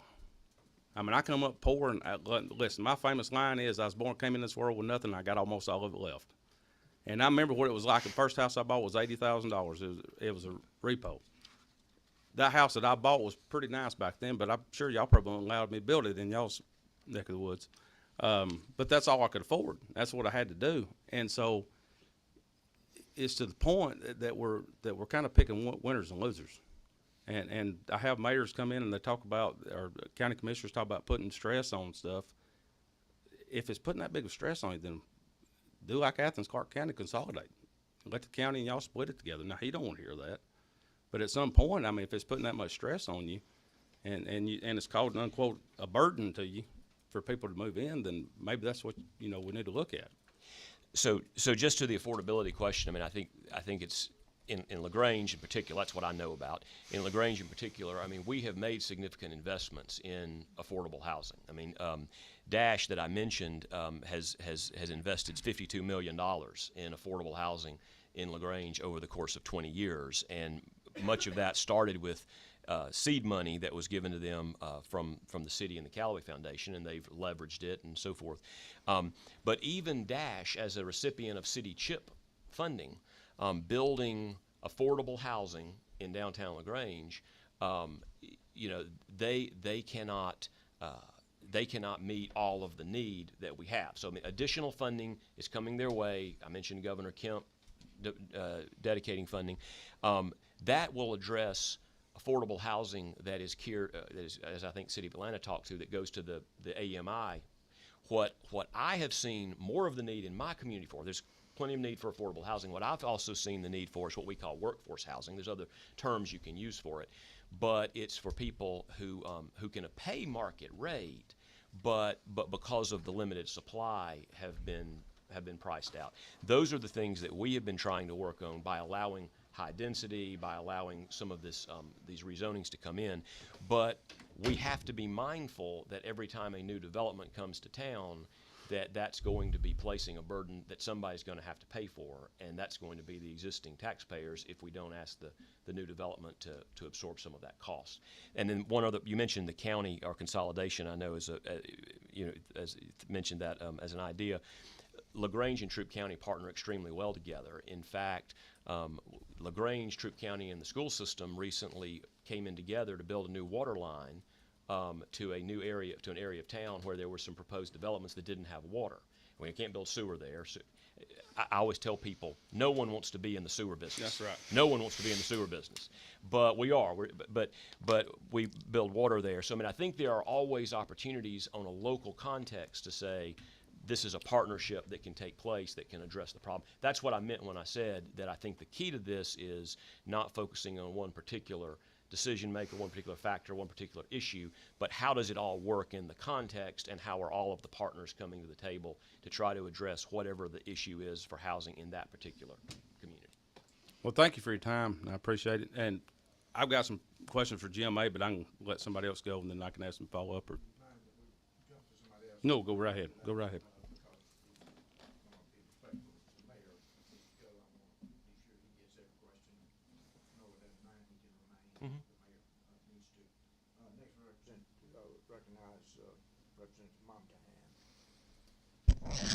Well, thank you, Mr. Chairman. That was very insightful. Now I'm going to push back on you just a hair. You said nobody wants to build a house on an island. I do.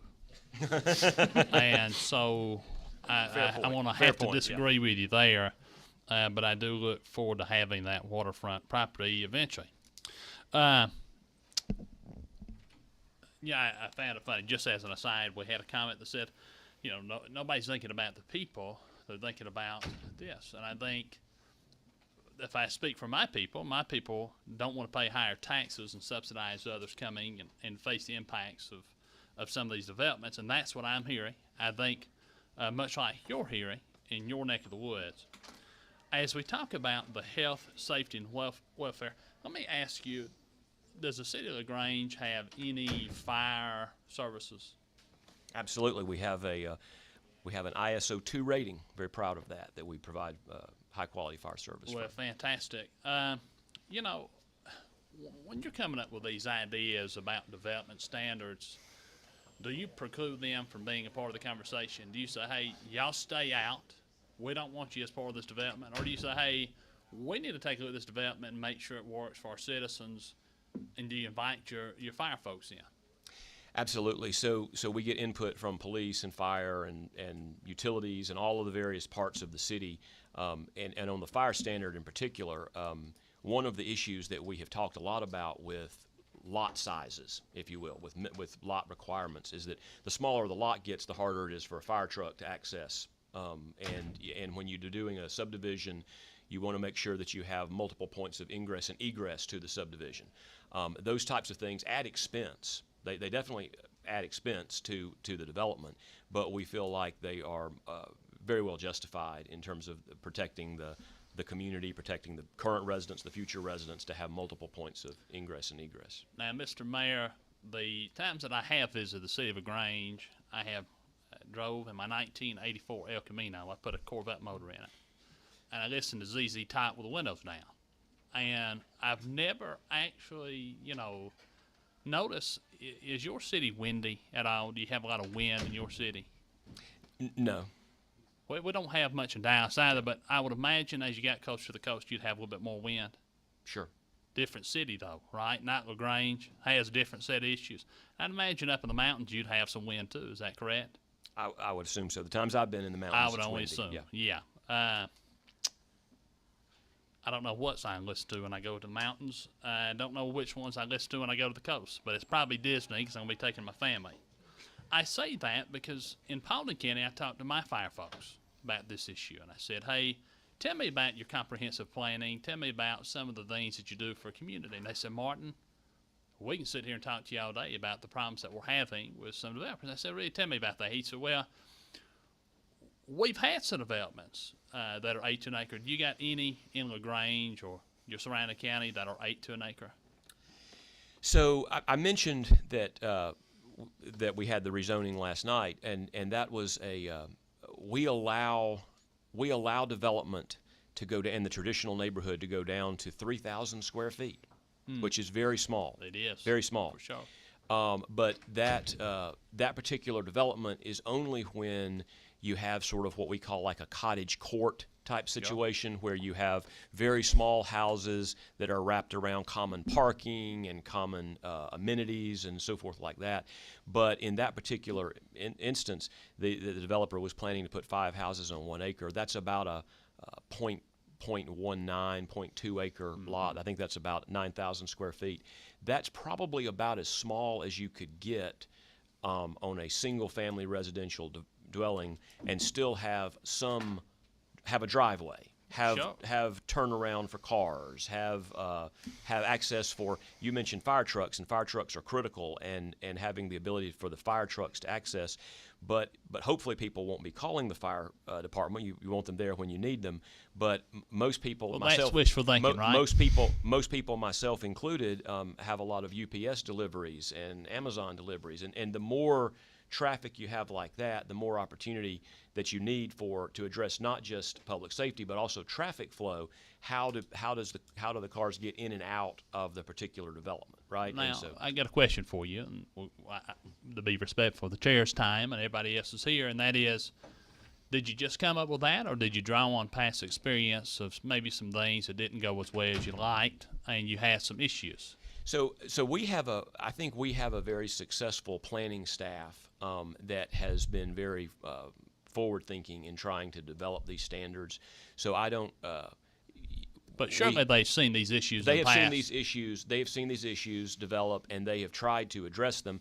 But much like with the front-facing garage issue that I mentioned, I mean, our staff and our planning commission is very eager to revisit those issues when better ideas come along and try to determine if something makes more sense. Well, I tell you, in Paulding County, we had a neighborhood that was built 8 to an acre, and when I was talking to my fire official, they said, Martin, we had one house burned down in this neighborhood, and 27 homes were affected.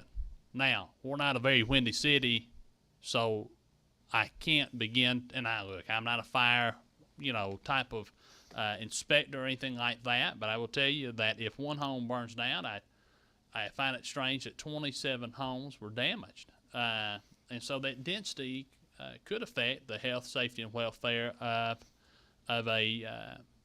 these folks that are living in your community. Would you say so? Absolutely. Okay. When we talk about development standards and we talk about cities and each one of these different, I find it in Paulding County, and I'm sure you've seen this in LaGrange, where the developers are working to get variances for things like sidewalks with their zonings and stuff like that, where they didn't have to do it. And what we ended up with was we have neighborhoods that have no sidewalks. The driveways aren't big enough to fit 2 cars. And typically we've got at least 2 cars in the driveway. And there's no room. You can imagine a fire truck who has to zigzag or can't even make it between 2 cars wedged in the roadway. And so, or a school bus. And so if you imagine a school bus in the morning that pulls up to a neighborhood and the kids are walking in the street because there's no sidewalk, those are can you imagine the picture of just children walking from the back of a neighborhood? Because the bus can't make it. There's no turnarounds. That wasn't part of the development standards then, but they are now, right? Because they learned from this past mistake. And so the children are walking through people's yards and walking through the roads, and you've got cars parked up and down, and there's not enough room to park 2 cars in the driveway. That's an issue, right? I mean, that's not something you want people you don't want children in your city walking in the middle of the street to get to the bus because the bus can't make it down the road, do you? Absolutely not. No. So then, what would you do when you do those comprehensive plans and those development plans? You would say, hey, let's make sure we're protecting our children, right? There's a reason, a health, safety, and welfare reason. Is that correct? That's correct. And so you write into your development ordinance, you write standards that make sense that will address those issues, and then you provide review processes for plat review and for other types of things so that somebody is eyeballing it. The thing about, you mentioned the difference between different parts of the state.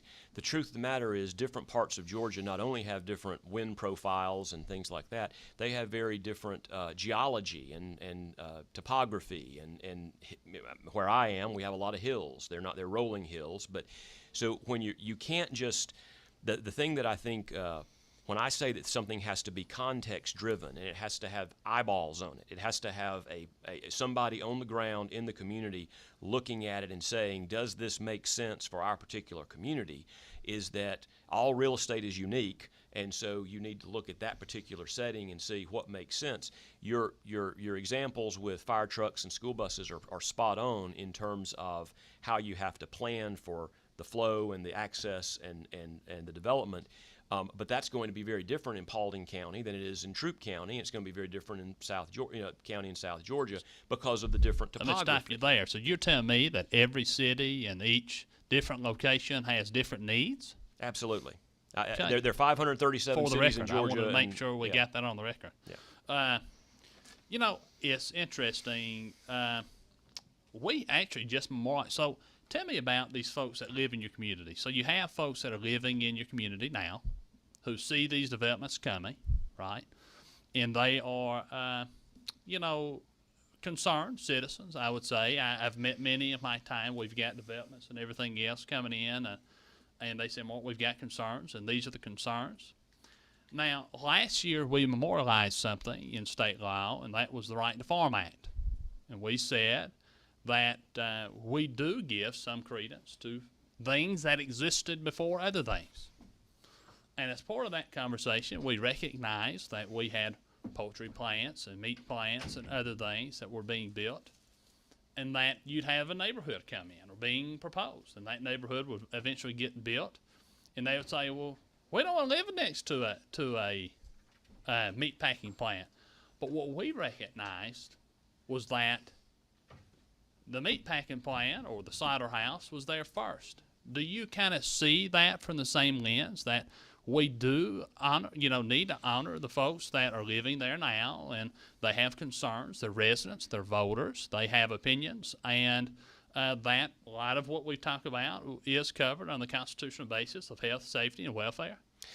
Absolutely, because those individuals, some of them may have been living in that neighborhood their entire lives. Some of them may have recently bought into that neighborhood, but regardless, they have made an investment, and they've made a commitment in that neighborhood and in that community, and they have a tremendous stake in what happens in that community, and they want to have a voice. Now, I'm not someone who thinks that they should have control. I don't think that the neighbors should necessarily have control in the final word, but I think they should have a voice, and I think that someone has to listen to their concerns and listen to their interests and honor and respect that because of the investment they've made in that community. And that's something that the mayor and council in LaGrange, and I think it's true in cities across the state and counties as well on the commission side, listen to and take into account and balance it against the interests of the proposed development or the property owner as well. Well, that's perfect, and that's exactly where I was going to go. I think that's a perfect segue into the next question, which is, if we were to preempt cities, these folks, and presumably Representative, how many more questions do you have? not most too of many this more. is going in the same direction, which is the city's rights to do anything they want to do, and I understand that. But we do want to be respectful of Mayor Thornton. He needs to get to a closing, and we're trying to keep on track here. So I don't want to cut you short, but most of this is in the same vein. The city has the right to do it, and they shouldn't be prohibited. So can we draw it to a close? Well, thank you, Mr. Chairman. We're just trying to go on a fact-finding mission here. I want to make sure that all my ducks in a row, and so we'll be as expeditious as possible in my next questions, if I may. How many questions do you have? Let's see. I've got. Let's see. We got one. We've got two. We got about 2 questions left, maybe 2 or 3 questions, depending on his answers. Are both of these relative to the city having the right to do pretty much anything they want to do relative to planning, zoning, and design control? These questions are more related to citizen input and what he's seen from his experience as mayor in his city. Okay, well, let's keep it short. We really need to be respectful of Mayor Thornton's time. And Mr. Mayor, thank you so much for taking my questions. I'm sorry to keep you. I do think this is an important couple of questions. So, going back to, I think, my former questions, which were, so you think that citizen input is important, correct? Absolutely. So if we were to, let's say, have a bill that preempted your ability for development standards, do you think that these folks, who I think we both know in our communities have a vested interest in their community, would be somewhat pacified, or do you believe that they would then bring those concerns to the state? Well, they certainly would bring them to the state or to whoever the decision maker was in that context. To my experience, no mayor and councils enjoy public hearings and zonings necessarily, because there are these different competing interests that are shared, and people share their concerns. I think that what we try to do is to respond, to honor and respect all of the various interests in a rezoning discussion. And certainly, a cynical mayor who says, I don't want to deal with this anymore might say, yeah, let it go to the state or let it go to someone else. But I think that would be a disservice to the citizens that we represent. It would be a disservice to the residents of LaGrange in my context, who have a strong interest in seeing the future of their city, maintaining that sense of community, maintaining that sense of place, wanting to have their voice heard and wanting to have their voice respected because of the investment they've made in their community. And that's what I think that the mayor and council are elected to do, is to make those kind of evaluations. Mr. Chairman, my last question, if you'll so indulge me. We had a comment earlier from a colleague who questioned, I think the question was, how can you sleep with some of these things?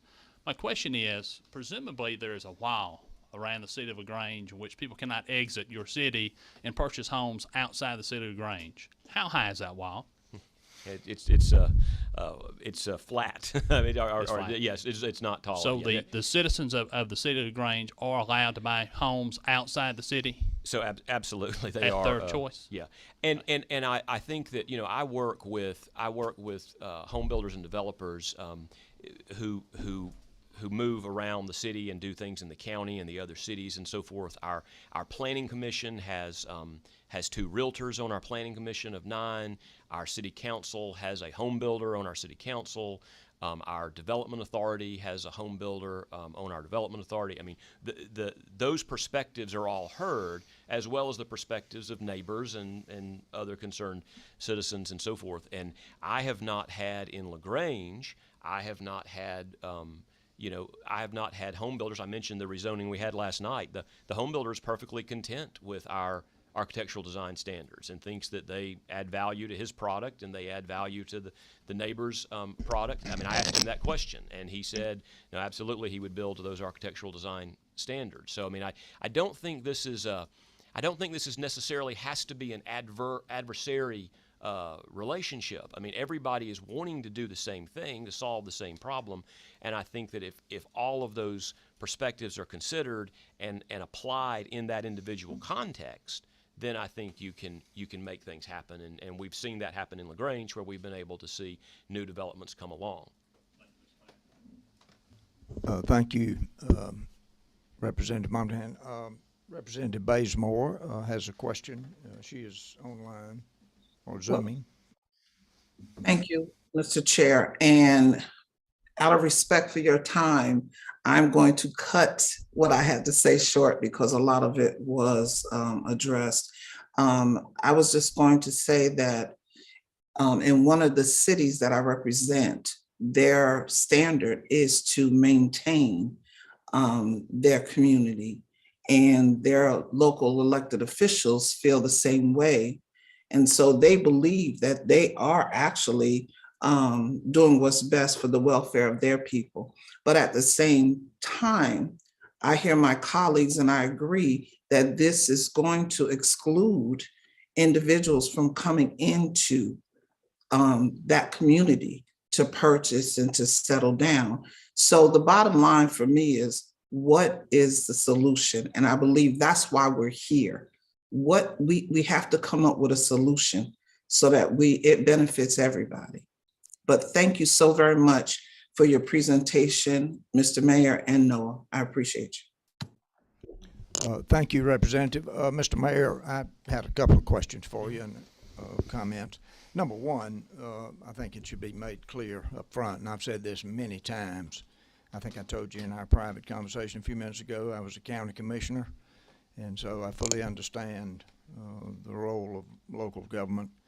And I often say to our mayors and council members and our county commissioners, I say to them a lot of times, you're on the front line. You do the very difficult work that affects people's day-to-day lives more so than we do at the Capitol or that the Congress does in Washington, and I believe that, absolutely.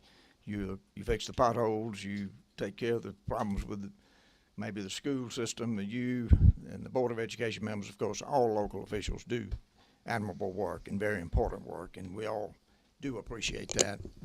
I did want to ask you, though, generally, because we have heard repeatedly this week from many different people that the cost of regulation is running housing cost way up now, and we are hearing repeatedly about the lack of affordability in housing. And that number now has become extremely high. You know, we keep hearing you can't buy a house for less than $250. I got some square footage prices yesterday from some builders at home that were shocking to me. And I actually got them from some other state as well. I just would be interested in your response to that. And of course, that's another question also for GMA to answer. What is your response to that in terms of what are your thoughts about that? Well, and before I let you answer, let me quickly say, I think LaGrange probably is a model city, and y'all are doing great work. And what you have told us here, and from what I know of LaGrange, I think you're doing great work. But I think we all could agree that with the 537 cities that exist and their design standards that are being imposed and some other things is maybe vastly different from LaGrange. I didn't hear anything in your design standards that seem particularly stringent. But what do you think about this rising cost thing and some design standards that are being imposed? So there's no question that government regulation affects, you know, the price of housing. There's no doubt about that. And when you have the design standards, that's going to have some effect on it. I think my response is that the design standards that we have implemented in LaGrange, while they may add some additional cost to homes, the benefit that they bring to the community far outweighs the additional cost that might be added to the home. The things that we have imposed in terms of design guidelines are things that directly affect the neighbor, that are directly affecting the homeowner across the street, that are directly affecting the homeowner up the street who walks, you know, his or her child by in a stroller or walks his dog by in the stroller every day. Those are the things that we're addressing. Things such as the exterior design, things such as the driveways, such as the landscaping and the green space. Those are the things that have a direct effect on the neighbors. I don't have a design guideline that says you have to use granite countertops, because I don't have an issue with whether you use granite or stone or laminate. You know, that doesn't affect the neighbors in any way. But if you build the difference between building one house on an acre or 8 houses on an acre directly affects the neighbor if they're living one house per acre, right? That affects the feel of the neighborhood, affects the traffic flow, it affects the design if the exterior design is vastly different. And I don't think it has to be identical, but I think compatible. I think that's what I hear from my residents in LaGrange. That's what I hear from people at public hearings. That's what I hear from people on the street, is that as we grow, and they support growing, and they think growing is a good thing. They support that. But as we grow, they want to make sure that sense of community, that sense of place, that neighborhood feel is not lost. And so the elements that may add some cost, although I don't think it's, you know, prohibitive cost, but the things that add, you know, marginal cost, the value that is brought to the community outweighs that. And Chairman. Thank you. I think we should, I know we've talked a lot about public safety, safety, health, and welfare. It is fair to say that design standards, except for lot density, I recognize that discussion about fire trucks, but design standards don't affect health, safety, and welfare. It sounds your concern is more for the uniformity of the neighborhood and the city and the existing residents Well, your I would design say- standards concern is for them mostly. I would say that it does affect the welfare of the neighborhood, and it affects the welfare of the community. It affects, and some design standards probably obviously go to safety. We mentioned that. Some, the health is more of an issue to dealing with probably the infrastructure requirements than it is the design standards per se, the water or the sewer. I mean, that's obviously directly affected. So, I mean, I think it all goes into consideration of what those zoning standards require us to look at, which is we look at the use, but also we look at the effect of the use on the adjoining property owners and on the neighborhood. That's a very interesting point about that. And of course, we always want to point out that what we're dealing with here is trying to solve the problem of housing and it being affordable and good, safe housing. There is a balance between the free market and between letting the free market work and letting private property rights. That is an interesting question to me about the protection of the adjoining property owners and the private property rights of the guy that owns the lot. I did have one specific question in LaGrange. Do you impose those design standards on a single lot that somebody owns if they come in to get a building permit? Do they review the plans? And The basic architectural standards would. I mean, there are heightened standards that apply in the context of a development, and it varies depending on zone. But I mean, the basic requirements would apply. Yeah. you know, I've been thinking about in this whole thing in dealing with the private property rights aspect and the free market aspects. I've thought about writing a piece saying that basically reads, does a man who owns a lot and bought it and paid for it and pays taxes on it, does he or she have a right to build an ugly house on it? I thought they would get a better laugh. Y'all are going to sleep on it. But it is interesting. And of course, we should point out always that with private property rights, anybody who's developing can impose their own private restrictions on minimum square footage, on design standards, on anything that they want to do there. So the private property rights aspect is interesting, and of course the affordability thing. And I was curious about what you thought about that as far as regulation running up cost. Mr. Mayor, we don't see any other questions for you, and I know you had to get to. Well, I appreciate your indulgence, Mr. Chairman, and appreciate the questions and the conversation, and appreciate your work. Well, thank you, and we are looking forward to interacting with you more in your new role as Governmental Affairs Director, I believe, for GMA. Yes, sir. And we are looking forward to that. We're gonna still go back to GMA. The mayor is leaving us, but we're going to ask Noah to stay for more questions. Did you have another question for the mayor before he goes? Yeah, okay. Yeah. Mr. Mayor, thank you very much. It was nice to meet you. I appreciate you being here. I look forward to talking with you more. Appreciate you. Thank you. Absolutely. Okay, thank you, Noah. We're going to ask you to stay for a few more minutes. Absolutely. Representative Ridley had some questions, and I might have some, and other members might have some. So, Representative Ridley, we will recognize you for questions. My first question is, do you already have the GMA Legislator of the Year award with his name on it? I believe you mean our Champion of Georgia Cities Award, Representative. To put it in scientific term, I've never heard as much bovine fecal matter that I heard a minute ago. But my buddy over here, I love him to death. So let me ask you, get on a serious note, let me ask you, how are y'all structured as far as y'all's association? Y'all got, I guess, board members? Yes, so we are a membership-based organization, and we represent every single city in the state of Georgia, so 537 cities.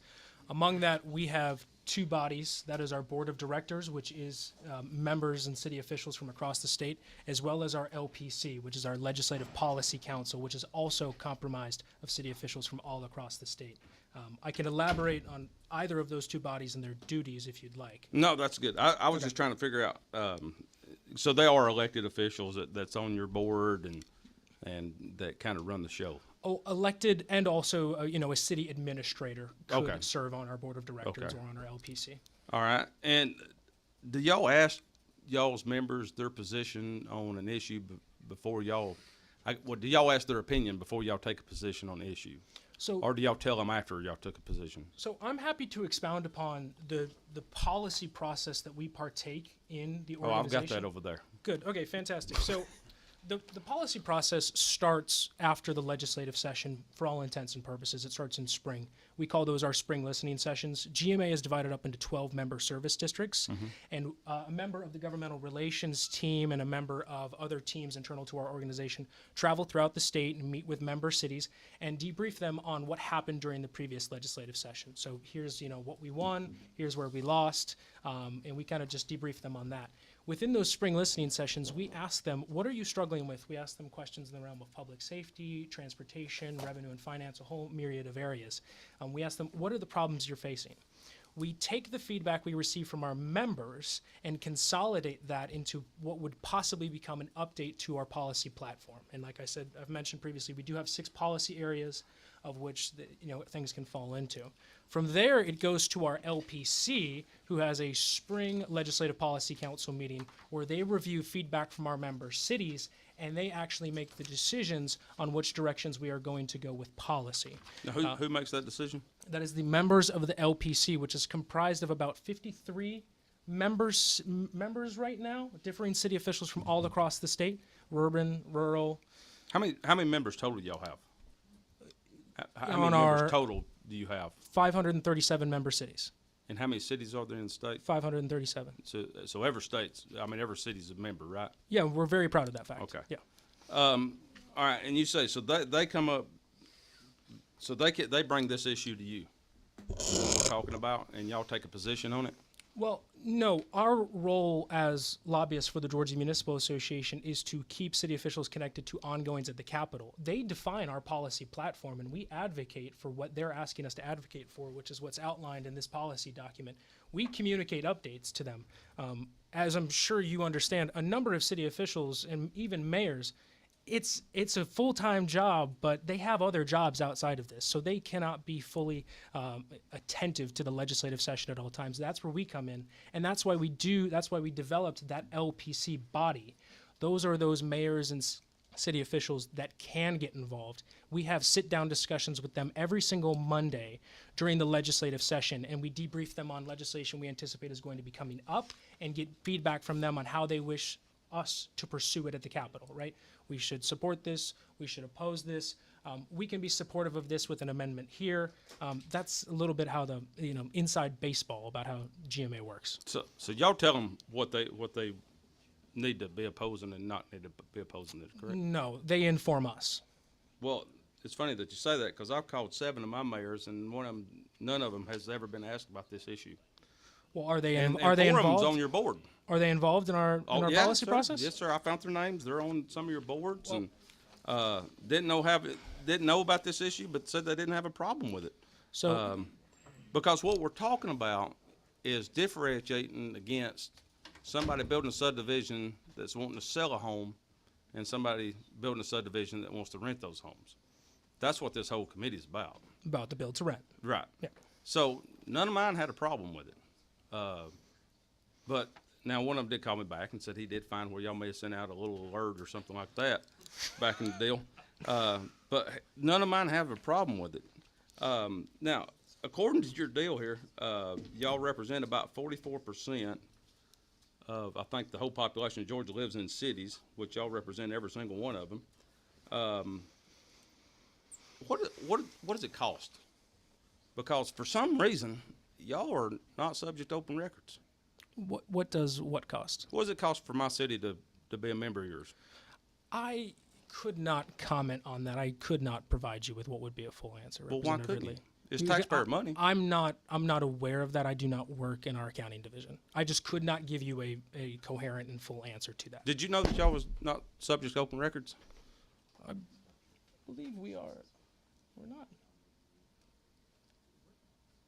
To open records requests? Yeah. Like if I wanted to find out what my county's paying y'all, apparently I can't find out. Well, we don't take money from counties. I meant from my city, I'm sorry.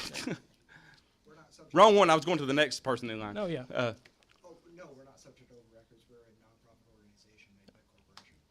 But if it's paid with tax dollars, my tax dollars, if I live in the city, pays y'all's for them to be a member, should I not be able to find out how much my county or my city's paying? Representative, if you want, we can continue this when we can talk with the appropriate Yeah, I people wouldn't internal wanna to go the on record about it organization and either. find out. Yeah. All right. Let's see here. Then what about, are y'all nonpartisan? Yeah, we're a nonpartisan Y'all organization. are nonpartisan.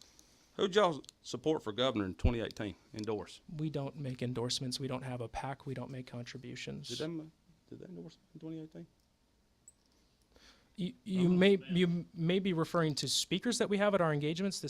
At our past convention, we invited the governor as well as. No, this was in 2018. This was before he was our governor. I'm pretty sure y'all endorsed somebody else for something. Maybe you didn't. Maybe I'm wrong about Yeah, that. our but organization has never I'm made about endorsements or give 99.9% sure contributions. that I am. So again, my thing is if I call all my mayors and they know nothing about this, and I have to explain to them what it is, how are y'all taking a position? Do y'all? I mean, where is the vote? Where did that come in? Because this deal didn't come up during session.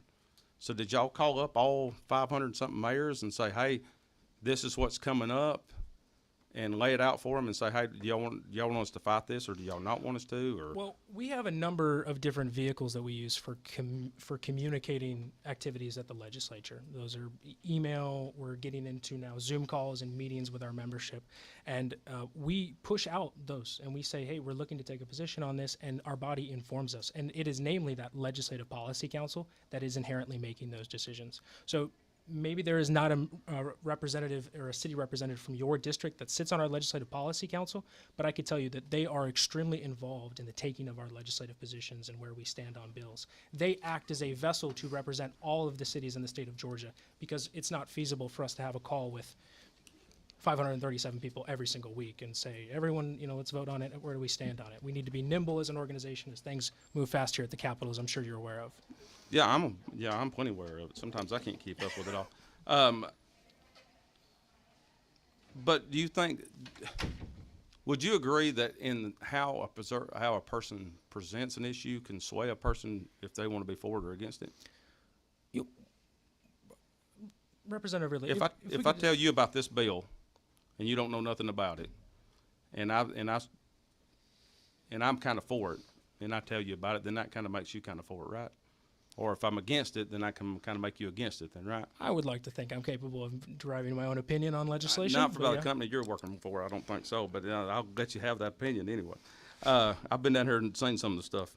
Do y'all believe in personal property rights? Yes. What's y'all's position on it? We don't have a position on Y'all don't have upholding property rights, I believe. I thought y'all did. I thought this was in y'all's little deal here. I may be getting y'all mixed up with ACCG again. Let's see here. Oh, filing. We got all kinds of stuff here. No, it just says that y'all want to ensure safety in residential rental properties, and y'all want to be able to have cities be able to inspect rental properties. So I'm wrong on that one. I think that's about all I had. I still think y'all endorsed somebody else for governor back in 2018, but I won't swear to it. But Yeah, Representative, we don't make endorsements as an I'm organization. pretty sure y'all did. but Nonpartisan. That's okay. don't have a PAC. We'll look and see. Oh, I know one question I had. I just found it. So, y'all are non-biased. Y'all support the Constitution, all that stuff. Down in South Fulton County, a few years ago, they had a piece of property that'd been vacant. Subdivision started since 2008. Okay. Some guys came in, purchased this property. The city was tickled to death. They were going to do a subdivision on it. It was all grown up, so now they had some income going to come in from it. Approved everything, but then when they figured out that it was rental, the mayor, and I quote this, told them, good luck getting a building permit. Now, do you think that that's fair? I won't ascertain whether that's fair or not, and I'm not aware of the circumstances that you are referring within that example. So I'll refrain from comment at large. But I want it to be known that, back to the underlying context here of this issue, which is the build-to-rent legislation, I want it to be known that the Georgia Municipal Association is not against the build-to-rent product. We are not. And we do not inform our members to be against build-to-rent product or single-family detached rental product. What we are against, and what was within House Bill 1093 and Senate Bill 494, was the preemption of local control over those types of development, the preemption of regulatory authority over those types of development. That is where we draw ire. I would name, again, a number of these developments do exist in this state because they went through the local policy process. They worked with the cities, and they got these developed because at the end of the day, single-family detached rental is a product. It's a product that is going to work for some of our cities, and it's a product that's just not going to work for some of our other cities. I don't believe you were in here when I was outlaying my original testimony, but there are a number of factors that go into the evaluation of proposals that get brought before cities. The local demographics, the local economics, differing and varied types of industries surrounding that. While a city may need a rental product, they may not need a single-family detached rental product that's low density. They may only be able to sustain or provide services to a high or medium density rental product. So they could agree, yes, we need rental, but not that specific type of rental because it overlays with all these levels of context about, you know, investment as it relates to infrastructure and what will have to be tied and given to that. So I hope that provides a little bit of clarity. And I don't want you to think we're informing our members that build to rent, quote unquote, as an idea is a terrible product because, again, a number of our cities have developed and they've seen success with it. Again, I seen your former employer in there. I would beg to differ that that's not what he was running around the Capitol telling last year when we were trying to get this on the floor. He was saying y'all were dead against any rental, any single rental. I can't comment on what another individual may have said, but that does not sound like something we were touting last session. He was, yeah, me and him had a conversation because he kept following me around thinking that we were going to put the bill in and about it, and he wasn't in favor of it. And so that's the only thing I want to make sure that we're not getting crossed up here. The association is the one pulling the wagon instead of the people that are members of the association. No, we are a membership organization. They inform us. And whenever I called myself mayors, that's whenever I got really concerned when they had no idea what I was talking about. And when I said everybody's on something apparently. From that list there, and I don't know which one they're on, but I just know that they're on some of the committees and there are some of the boards and that kind. I'd seen their names this morning. Yeah. But that's the problem I got. I just don't. Whenever I called them, none of them knew what the hell I was talking about.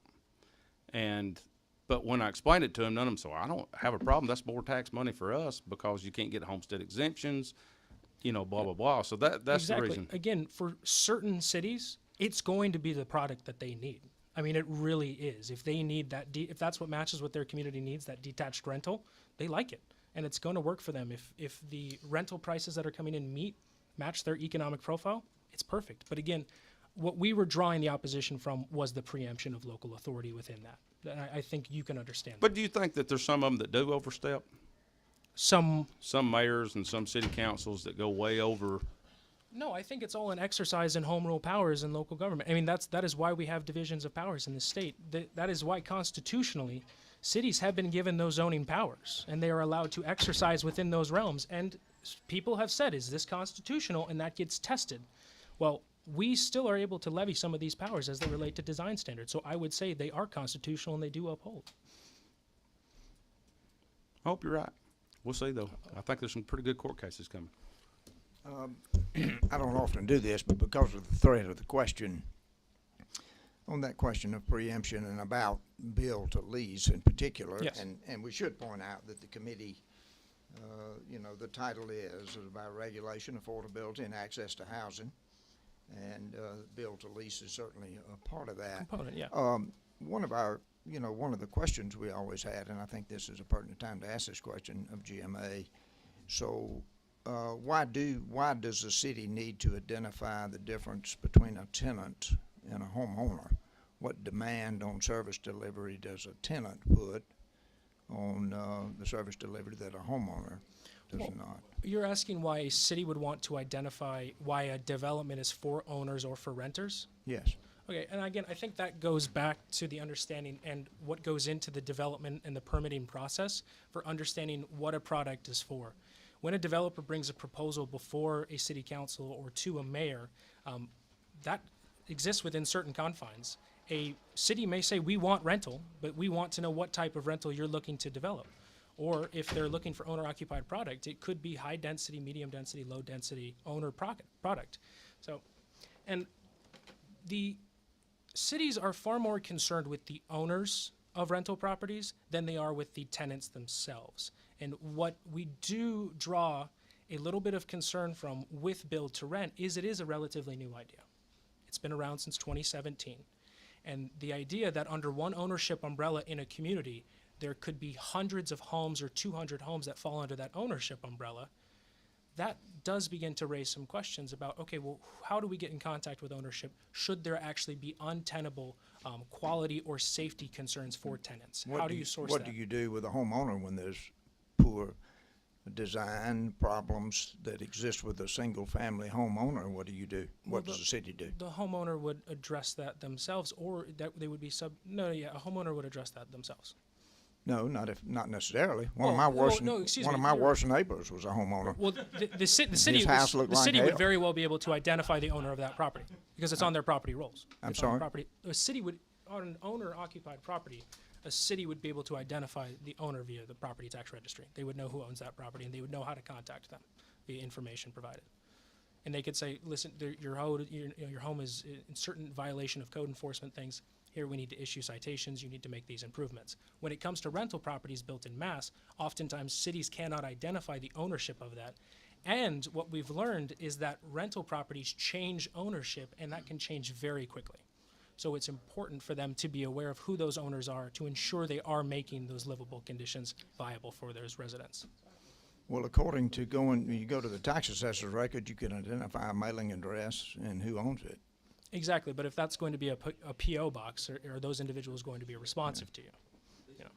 Well, I still think the cities have a hard time answering this question, and that is, why do you need to identify tenants as a class of people?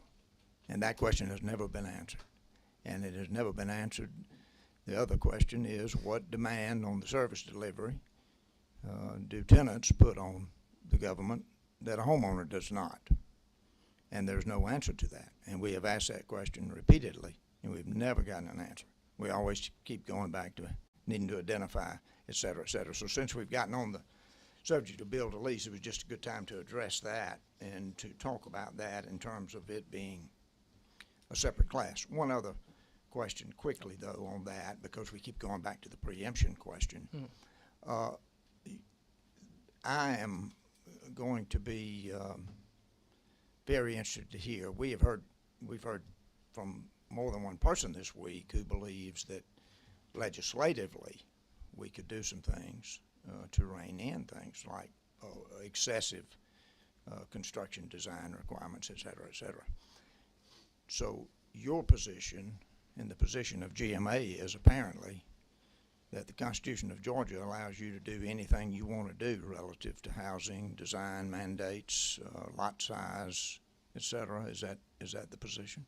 No, that's we have a defined role within zoning and what powers are allocated to cities. But when it comes to regulation, I'd actually like to take a step back, and I wanted to mention this earlier. It's been cited a number of times that the cost of government regulation as it relates to homes is about 28%. That is the cost of regulation as it relates to new homes. And I want it to be understood for this committee that that is an amalgamation of local, state, and federal standards that all come together to get that figure. I'd also like to draw your attention back to testimony that was delivered in the previous session from the president of the Georgia Home Builders Association, who identified, I believe it was Representative Momtahan who had asked the question, on a $350,000 single-family development, how much can you be attributed, how much of these costs are going to be attributed to local regulation? And he said $15,000. He was corrected back and forth. He said not 5-0, he said no 1-5. So looking back at that cost of regulation, 15,000 out of 350,000 in that Chatham County area, that's 4.5%.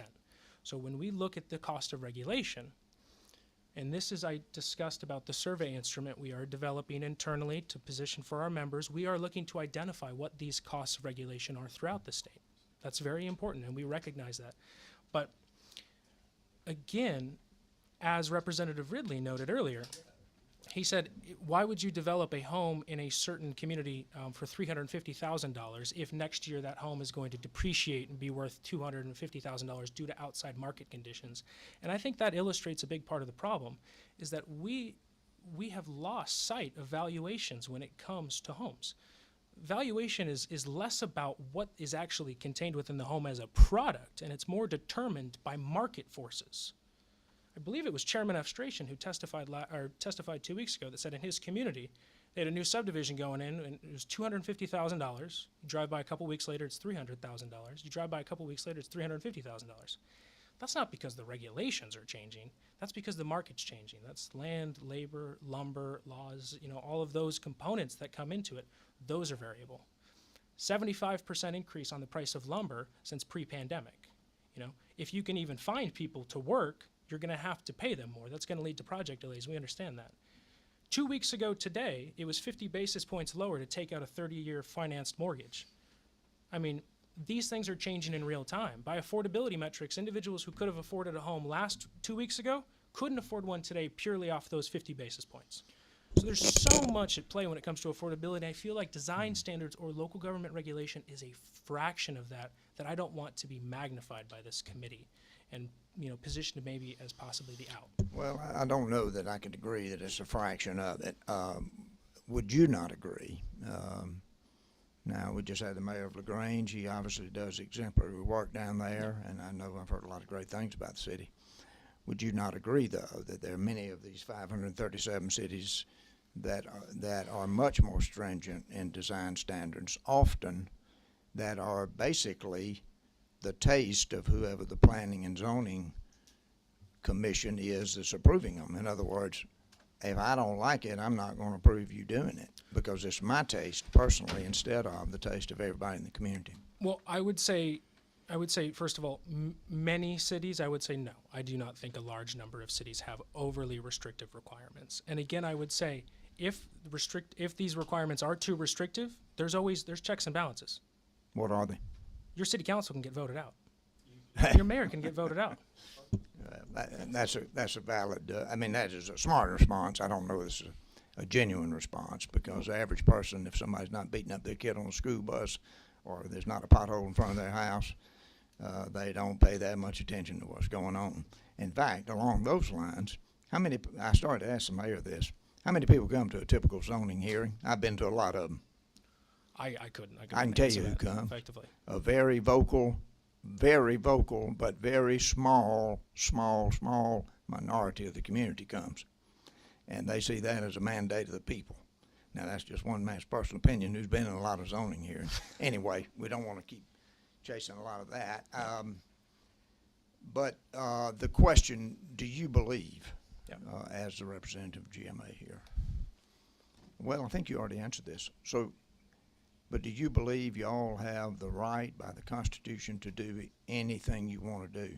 No. And that you cannot be regulated by the Georgia legislature to say this is not prohibited? This is not permitted for you to not allow vinyl siding, for instance, or to require or a county to require 2-acre lots, or, of course, you're a city, not a county. Yep. But do you believe that the cities in GMA have the right by the Constitution to demand anything they want of any builder and developer that wants to build houses in their community, beyond zoning the land use itself? I think standards that have been enumerated, whether they're design standards, whether they're zoning for classifications or land use doctrines, I think those all fall under city powers that are constitutionally given. I genuinely do. So including, we will not allow you to build this house unless you put 2 more windows on the front, or we won't allow you to develop this without a certain overhang. Well, again, I think we're identifying maybe inferences where one community has a standard and we're making that out to be the sum of the whole. And I just don't think that's the case. Some communities have design standards where those standards make sense for them, and other communities don't have design standards. It's all location-based, and it's all driven by citizen input. Even if that citizen input is a small number of people who come forward and say this is what we want for a committee, which I don't believe it often is. I believe people have vested interest in their communities, and they want to see these powers maintained at the local level. That's constitutionally what we look at in this state. Individuals. You do believe the Constitution allows those kind of design standards, even if people observe that it is overreach? I'm not a constitutional scholar, I understand. so I'm not trying to be- but I was can't give asking you any a more personal- answers than I've already given No, you I on that. understand, no, and I'm not trying to be difficult about it, because that, to me, from everything we're hearing here, is coming down to be the central question about what the Constitution of Georgia allows Absolutely. and what it doesn't. So, Representative Monahan, we are way behind, and please do, and we don't need you to lobby for the GMA. Well, what I'll tell you is, and thank you, Mr. Chairman, for that.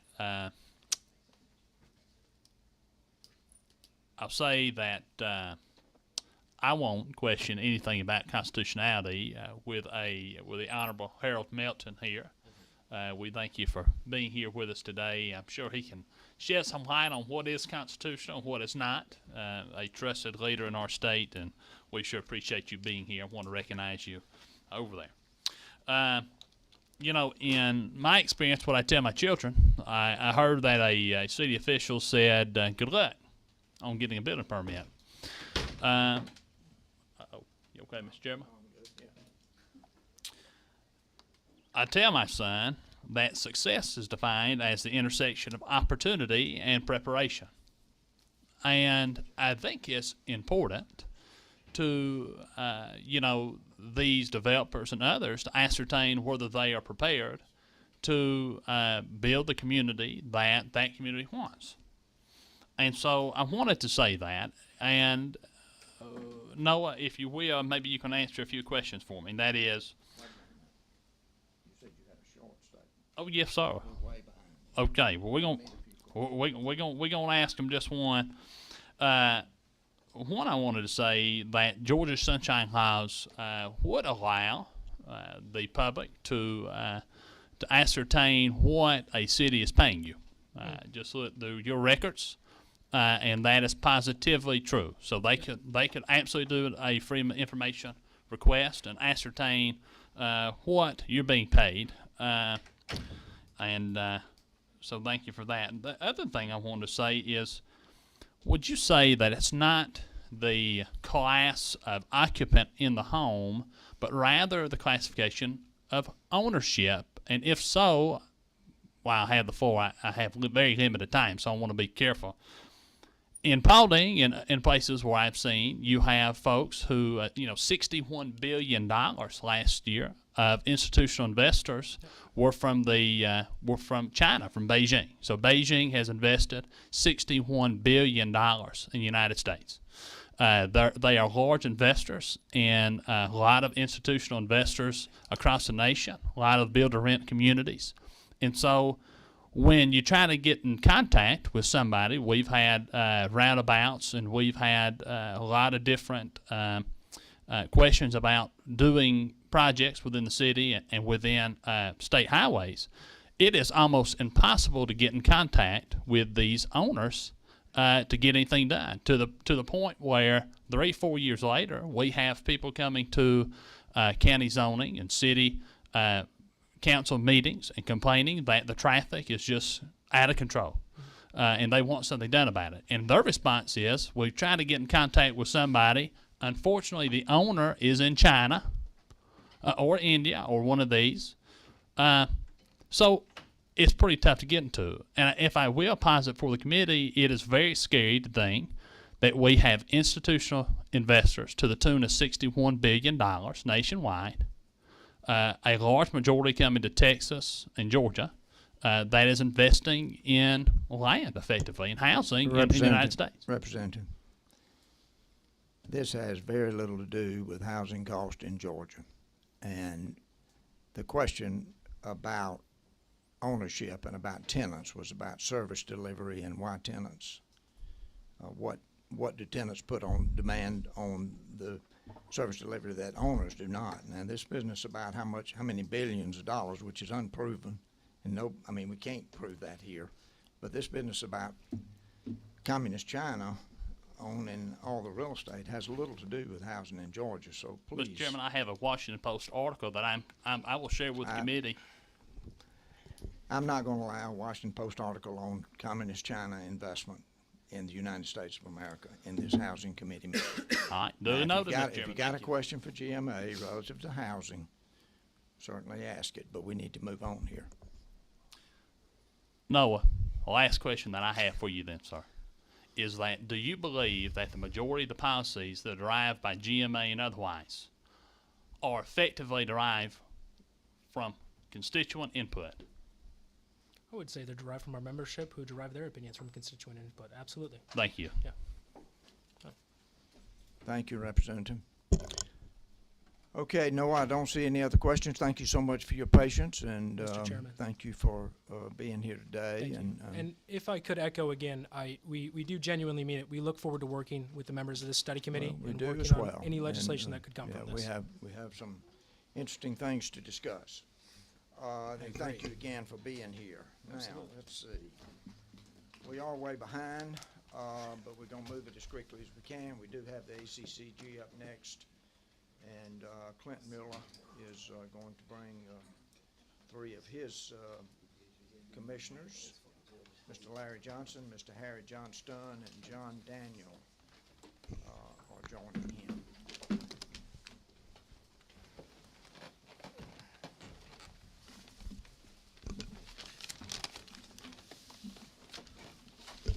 Clint, are you speaking first?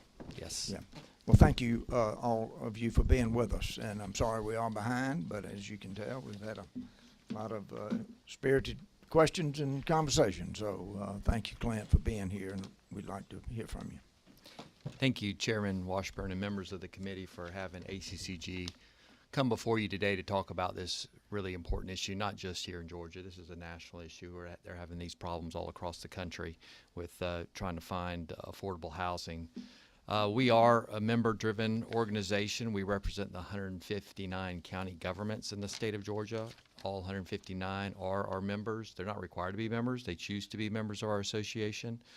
All our policy positions that we take at ACCG, it's based on membership, voting and making decisions, and we as staff are just facilitators. So we're here just to facilitate and bring you people that are actually on the front lines so you can hear directly from them. I'm the legislative director at ACCG. I've been ACCG a little over 25 years, and I have with me some special guests today. I've got a Commissioner, Larry Johnson, who's a commissioner in DeKalb County. He's also the recent past president of the National Association of Counties, and he's been working on a national level on affordable housing. He's been working with the National Association of Counties on this topic. So he has obviously his perspective from where he sits in his county, but also on a national level. I also have with me Chairman Harry Johnston. He's the chairman of the Cherokee County Commission. I think Cherokee's been brought up in some of our conversations in the past, so we wanted you to hear directly from the chairman himself. So he is here to talk about Cherokee County, which is a fast-growing county, which obviously has a lot of housing needs. And then we also have Chairman John Daniels, who is the chairman of Oconee County, just outside of Athens, Georgia. I think we've also referenced them some in some past discussions, so we wanted you to hear directly from them. So I just want to lead off with just a couple comments. Some of this has really already been stated when you were talking to GMA, but you know, there are many competing policy values surrounding property development, and in particular, housing. But we believe these values are best balanced at the local level. So I want to make it real clear. There's a lot of back and forth on specific issues like build to rent that have been talked about and other things. Our position at ACCG is not to get into the discussion about whether one policy value is better than another policy value or how you weigh those, right? We all are weighing policy values. I don't think anybody believes that, you know, we talk about individual property rights versus property rights of others. I don't know that anybody believes 100% that there should be zero property rights of the whole and 100% property rights of the individual, or vice versa. I think it's a balancing act, and I think, again, that's what a lot of our local officials have to do. It's not a pleasant job, as you've already heard today. Those are some of the most contentious things. I've heard for years that the two things that get county commissioners unelected are zoning decisions and setting that millage rate every year. So I don't think any of them like to do that. It's not, they don't win friends by making these balancing decisions. But I do think the proper forum for these decisions is at the local level because, as has already been said here today, our communities across the state are very different. We talked about zoning. We have over 60 counties in this state that have zero zoning, none whatsoever. They have no building permits. They have no building inspections. So guess what? You can go build whatever you want, wherever you want it. And even if you don't build it to the state building code, nobody's going to check you until, obviously when it falls in, maybe your insurance company gets involved. But I just want to make it clear that we have plenty of area. I would say if you look at geography of our state and land mass, the vast majority of the land in our state is completely unregulated. There is no zoning. There is no building inspections. So what we're really talking about are probably more dense areas of our state. And I'm going to make a few comments about that in a little bit. So these competing values that we talk about, property rights of the individual, property rights of your neighbors, what's the appropriate mix in the community of rental versus owner-occupied homes? How do you balance property tax digest against the cost of developing infrastructure and services, cost of local public services that we provide at the local level, like public safety, water and sewer, roads, transit, parks, schools? How do you balance quality of life, sense of community, economic development? Obviously, we've got to have workforce housing. And yes, affordable housing is a part of that discussion. All these things are competing values that we think are best debated and designed at the local level. So every community, again, will be very different. ACCG goals is not to debate the merits of these competing values with the state legislature, but to preserve the rights of local communities to have these debates locally and empower local voters to elect local leaders that will provide the balance each community desires. You all hear about it. You're elected just like these gentlemen are elected. Your constituents tell you kind of what they want for your community, which could be very different from what the constituents of another elected official hear. What we do think, though, is the appropriate role of state government is working with local government in a partnership to empower local governments, to give them the tools and the flexibility they need to be able to provide affordable housing. So if there's barriers out there that we can bring down to help, that would be very helpful. Again, state can provide incentives. Those may be financial incentives. Those may be other types of incentives. Some of the tools we obviously have are zoning and land use, building codes and enforcement, land banks, regulation of short-term rentals, development authorities, impact fees have been talked about, community improvement districts, tax allocation districts, local homestead exemptions. These are all things that we have at the local level.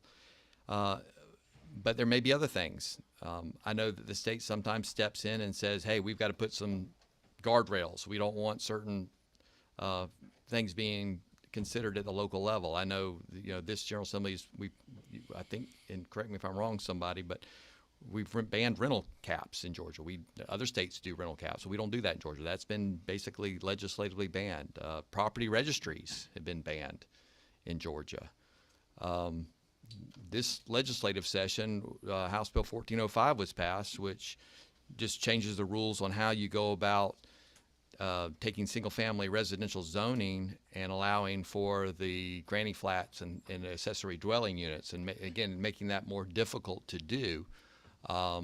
So the legislature does play a role, but we need to be communicating, obviously, with each other about how all of this affects the ability to provide affordable housing. And lastly, I just want to point out that there are differences between counties and cities when it comes to housing. Remember that the county governing authority doesn't have jurisdiction inside the city. They only have jurisdiction in the unincorporated area when it comes to zoning, land use, building permits, building inspections. So, and they don't have control over annexation, or very limited. There's a few places where they can object to annexations, but by and large, developers and others that are close enough to the city can be annexed in, and they can change density, they can change all kinds of things through that. So I just wanted to be clear for you all, there are things that we do as counties that are countywide when we're acting as the arm of the state, but there are also things that we do as counties where we can only do them in the unincorporated area. This is an example of that. Not all our county, we have dense areas in urban areas and some unincorporated areas, like DeKalb County here is very urban throughout the entire county. But we also have a lot of counties in the state that are very rural and very, agricultural-based areas in the unincorporated area. They don't have the infrastructure. They don't have the roads. They don't have the water and sewer. They don't have the public safety protections, fire and police and all those things in the unincorporated area. So we have to keep that in mind. If we're trying to build out in the unincorporated areas, we're very limited in a lot of counties, how dense we can go. We think, the cities, they do tend to have more of the infrastructure and the ability to go denser inside a city than we do maybe in the unincorporated areas of the county. So we do have a lot of limitations. We also, at the county level, don't have a lot of direct funding for subsidized housing. You've heard about the low-income housing tax credits and the vouchers, and a lot of those funds are coming down from the federal government and they're coming through DCA at the state level. So, but the county governments don't have resources to provide any kind of subsidy. So we don't have many counties at all. We don't even have many counties that have housing authorities. We looked at the list of housing authorities across the state. Only about 10% of those were county. Most of those are city. So very little. I just trying to paint a picture here that counties really don't have a whole lot of tools available to them right now to try to create more affordable housing. A lot of our counties, Cherokee and Oconee being two examples right here, are bedroom communities where the jobs aren't necessarily in their county. These people are commuting. I know I live in Cherokee County. I commute here every day. That's 2 counties away. A lot of people do that. And so the dynamic's a little different in those counties where they are bedroom communities and they don't have all the industrial and commercial and stuff that maybe some other counties have. I'm going to stop there, but again, counties are different than cities when it comes to being able to provide incentives for affordable housing. And I want you to hear again from 3 counties, very different counties, and we're going to start with DeKalb, who is a very urban county, and I don't think that you can tell the difference when you leave a city of Decatur and go to unincorporated DeKalb County. It probably all seems about the same. But they obviously are a mature county, very urban, been here for a long time, and they've been urban for a long time. So I think their affordability challenges are maybe different than some of our fast-growing counties like Cherokee and Oconee County. So with that, I'm going to turn it over to Commissioner Larry Johnson. Thank you, Clint, and thank you, Mr. Chair, for this opportunity to be heard and its focus on housing. And thank our commissioner from Gilmer County, Commissioner Parker, for really helping and serving with distinction as part of this committee. I'm Commissioner Larry Johnson, and I'm the past president of the National Association of Counties, and also the commissioner for DeKalb for District 3 in my area. In that role as a national president, I've had a chance to go all over the country, Mr. Chair, from North Dakota to South Dakota, Arizona, Ohio, North Carolina. And what I've found throughout that experience, from urban, rural, and suburban areas, housing is one of the #1 issues that's impacting us. So I just applaud you for helping to lead this committee, because whether you're in the urban area, suburban, or rural, we have to find solutions that's going to be in the best interest of the people who live in our community. Unfortunately, I think last year or the year before, when I just started my presidency, we had families that now live in an extended stay hotel that was meant for a hotel, but now has become a permanent place for people to live. If you ever want to see a scene in the morning, about 7:30 in the morning, go out there and just watch those kids as they get ready to get on the school bus and see the impact of being in that place. And we're never meant to be a place where we need to have folks as housing, but that's where we are in this society. And so DeKalb is not unique among any other county, and I have some statistics for us. Home prices have increased around 17% this past calendar year. It's 47% higher than it was in 2017. So that's very crucial. And I see our presentation is up here, so I don't know if we can have somebody. I don't know how we get it up there. Get it up there, but I'll talk from here. We're not fancy, even though maybe I'm not fancy with all this technology stuff. So I'm just a common everyday person. It's up on the computer It's screen. up on the Just computer get it screen? up there. Okay, but that's fine. But this is what I've done as the Planning, Economic, and Community Services Chair. In DeKalb County, we have committees. And in these committees, under my purview is housing. So ironically, you're dealing with it, we're dealing with it as well. And we brought in all partners because we look at the state as a partner. If you look at what you have done in partnership with DeKalb through our tenant landlord assistance program, this is a program where we've dealt with evictions. The state of Georgia has given DeKalb close to $20 million to help us deal with rental issues in our community. We've served over 5,000 families to date. Over $50 million has been spent to make sure families who are dealing with eviction issues can stay in their homes. Just recently in my district alone, in July, we had about 111 families that was given 30 days to move.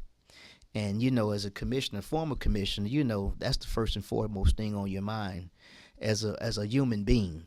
Where will these families and these children get a chance to go?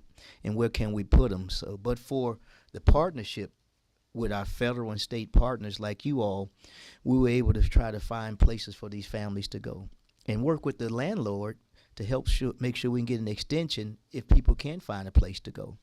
But like Clint touched on, the counties are not overhousing. We have to rely on HUD. We have to rely on subsidies or tax credits from the state to make sure that we have making sure that our areas are affordable. My district alone is about 150,000 people. I have a 19% poverty rate, and I may be first or second in terms of affordable housing in DeKalb County. And so part of what we have to do is come up with some plans and what we have to do. And I think one of the things we're working on is trying to get that middle, those workers, the teachers, the firefighters, the police officers, because you may have a place in the cab where you have homes that are over 300,000 or 400,000. You may have homes that have a low income range.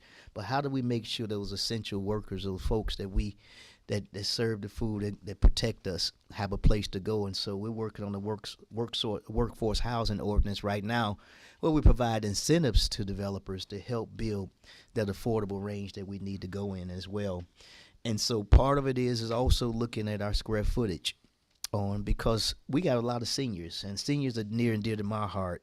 A lot of them want to age in place, but they may not want the big house anymore. But how can we provide an opportunity for cottage living, for them to be able to stay in their homes in our community and age in place, and make sure we have true intergenerational housing?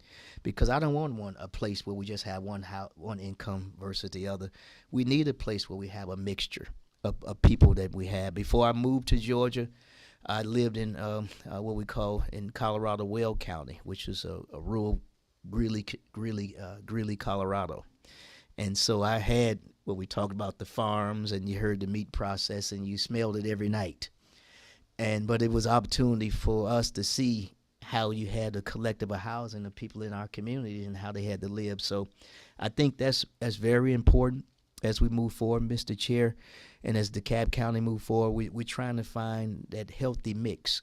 And as you know, we have to educate our community as we move forward. So it's not just a commissioner, but it's also how do we work with our communities to make sure we have community councils in DeKalb, and those community councils are made up of residents who help to make those decisions in their community. So with that being said, I'll pass it back over to Clint, and I'll be prepared to answer questions that may come up. So thank you all for listening. We appreciate the time.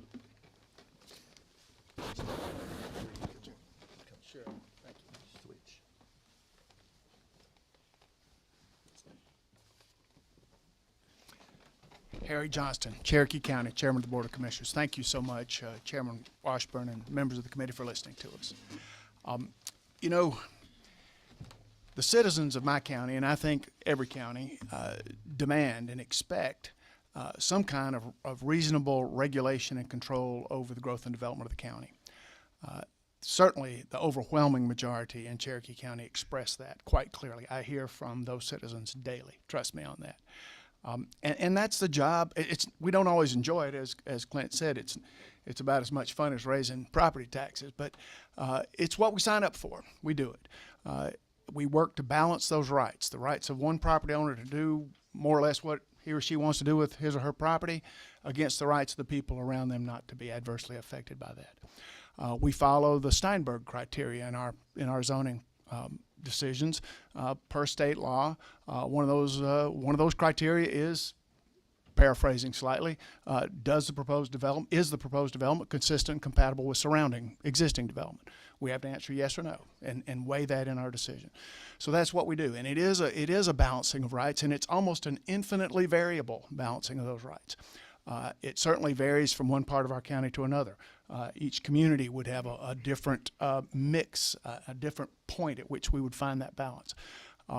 Even within neighborhoods, sometimes we find that the balance to be different. And I would say for sure it's different from one county to the next. I don't think it's the same statewide. Each county has its own unique set of circumstances. Cherokee we're all unique, but we have our issues there. You know, I tell people I think a lot of counties wish they had the problems we have. You know, but it's a good problem, but it's still a problem, and that's managing growth and development. It's our biggest and foremost challenge.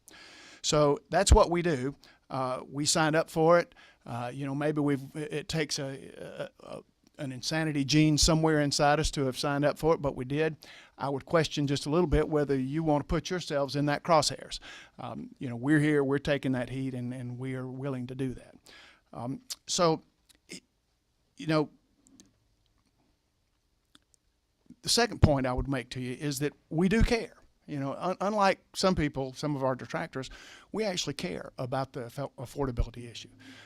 I've said frequently on the campaign stump, elsewhere, to anybody who will listen, if somebody is working a full-time career job in Cherokee County, whether it's teaching school or whether it's metal fabrication or whether it's rocket science, I want them to be able to live in Cherokee County. I want them to be able to have a home to live in Cherokee County, and I mean that. And we are working to make that happen. It's a issue that we can work with the cities on. We sometimes work against cities on some things, but in this case, it's something we can work together on. In some ways, cities are sort of the natural place to have higher density housing that might tend to be more affordable. Yet there's the downside that that's where the property values are the highest as well. So it's something we have to work with them on, and we're willing to do that. For instance, in unincorporated Cherokee County, we just broke ground a few days ago on a new road that will open up several thousand acres for economic development in an area that in our comp plan is designated as a workplace center. And within a workplace center, what's called for is economic development opportunities, businesses, offices, and light manufacturing, as well as workforce housing. So it is a place for affordable housing. And we will use that. That's part of the reason we're building that road and opening up this territory. It's parallel to I-575. It's a good place. It's mostly undeveloped, and yet it's right next to major infrastructure. It's the right place for that. And so we're working to make that happen there. The other thing, third point, let me say, is that corporate-owned housing, and in particular corporate-owned rental housing, is not helping. It's just not. Every time a major corporation buys a rental home and puts it into their portfolio, the rent goes up. It absolutely goes up. I don't think there's ever been a case, probably has been a case somewhere, but it's rare that the rent goes down. It almost always goes up. Mom and pop investors who own 2 or 3 or 4 houses and they rent those. That's where the affordable housing exists today. People call it NOAH, naturally occurring affordable housing. That's where most of our affordable housing exists in Cherokee County, is mom and pop retirees or others who have invested in a handful of homes, and they manage and rent those homes at affordable prices, whether it's apartments, condos, or single family. So what we need is more of that, and we need more affordable housing. And the build to rent, which we allow in some zoning districts, we do regulate it, but we allow it. We're not finding that part of the solution because it does not end up being affordable, not for a family making $40,000 or $50,000 a year. Rarely less than $1,000 a month will you see corporate-owned housing of any kind. So that's what we need. So, and let's face it, the pressure that you guys are getting is not coming from the people who actually need the affordable housing. It's coming from the people who seek to make money off the affordable housing. No, nothing wrong with that. That's the American way. That's perfectly fine. But let's keep that context in mind. You know, what we're not seeing in this room is a bunch of people saying, I can't find a home to live in. There are those people, but but they're not the ones putting the pressure on you. And so I ask you to keep that in mind. I would make a suggestion. This is just mine. It's not a position of ACCG or necessarily other counties. But if you'd like to help, I think there's a way to help. Something that we probably should be doing anyway, and you have the power to make sure we do. And that is to put in our comprehensive plans a chapter basically on housing affordability in our county, some analysis of where we are on that issue, where the shortfalls are, what are the gaps, and what are our plans and strategies to address those gaps. You require a lot of other elements. DCA administers them. They check them for reasonableness. So you'd have some state review without unreasonably encroaching on the rights and responsibility of local elected officials to make these decisions. That's all I have. I'll stand by for questions. Thank you so much. Thank you very much. I'm John Daniel, very blessed to be the chairman of Oconee County Board of Commissioners. I got a few remarks. I'll talk real fast so we can get back on schedule. So the factors impacting housing attainability are very numerous. As you experienced over the last many hours, you've been listening to testimony. What those factors are and the importance of those factors are kind of vary widely based on where people sit in the sequence of events to get this done. You've been told design standards are one of the #1 issues, and you should enact a universal playbook for every community in Georgia. One of your very next speakers after that presentation talked about design standards were not the problem, it's actually zoning that's the problem. Lot sizes, number of dwellings, and how people, the ability to park vehicles should be determined by the developer. But also that design standards, as you become more dense, are even more important. Changes to building codes were noted as problematic over the last 10 years. And then another speaker talked about how the building code process, how that's done, is probably one of the best processes in state government to handle those. You had testimony on institutional landlords disrupting the market. So there's no magic solution to this, and the determination of land use and developing a community where people want to live should remain at the governing level closest to the people that we all serve. Local governments spend an enormous amount of time and resources on land use. We're required to produce comprehensive plans and update those every 10 years. Also with a 5-year interval, we do a mid-year or mid-cycle update. Oconee County actually adopted zoning back in 1969 as a rural agricultural community. And the land use map developed in 1969 has changed very little over the last 50 years. And that's even with a huge population increase. We also have commercial growth occurring. So we have a solid path forward on how the county should develop. We're actually recognized by DCA as a plan-first community based on our ability or our record of implementing our comprehensive plan. So we have certainty in how the county land use will develop. We have a plan that creates a community where people want to live. We've all in this room have been through the housing recession market, a pandemic, a global supply chain shutdown, and now interest rates going back up, maybe to a level that were around when I was a very young child. But the focus appears to be on zoning and designing elements is one of the major problems for housing costs. I do want to challenge some of the numbers that might have been thrown out throughout the testimony associated with the compliance with state and local government regulations, specifically on 2 instances. Costs associated with design standards of the local government were quoted. One of them was like 13.7% of a home, which is saying a house of $345,000, $47,000 that's related to design standards. Also, another one was mentioned about a pending lawsuit and quoted that $20,000 was that number for compliance with the design standards. I just encourage the committee to seek to understand those numbers that are quoted and those percentages a little better. And is that really a statewide impact? You got one person saying it's $47,000 across the board throughout the state, and then we have $20,000 in the other example. And then also, if action is taken by the General Assembly and those kind of things, if this number 47,000 is the number, and the ability to impact that $47,000 is taken away, how can we be confident that number is going to actually go down to the end user, the person buying the home. So will the house of that home actually drop $47,000 if design standards are taken off the table? The North Carolina law was mentioned, that was passed a few years ago in North Carolina, that basically limited design standards affecting. But when you look at the average house of a home in Georgia versus the average home in North Carolina, they're running right at the same. They've had the same increase over the last 12 months, which is 23%. And if you look at Atlanta and Charlotte together, you actually see that Charlotte's a higher average household cost as well. So there's a lot more to the numbers we need to dig into.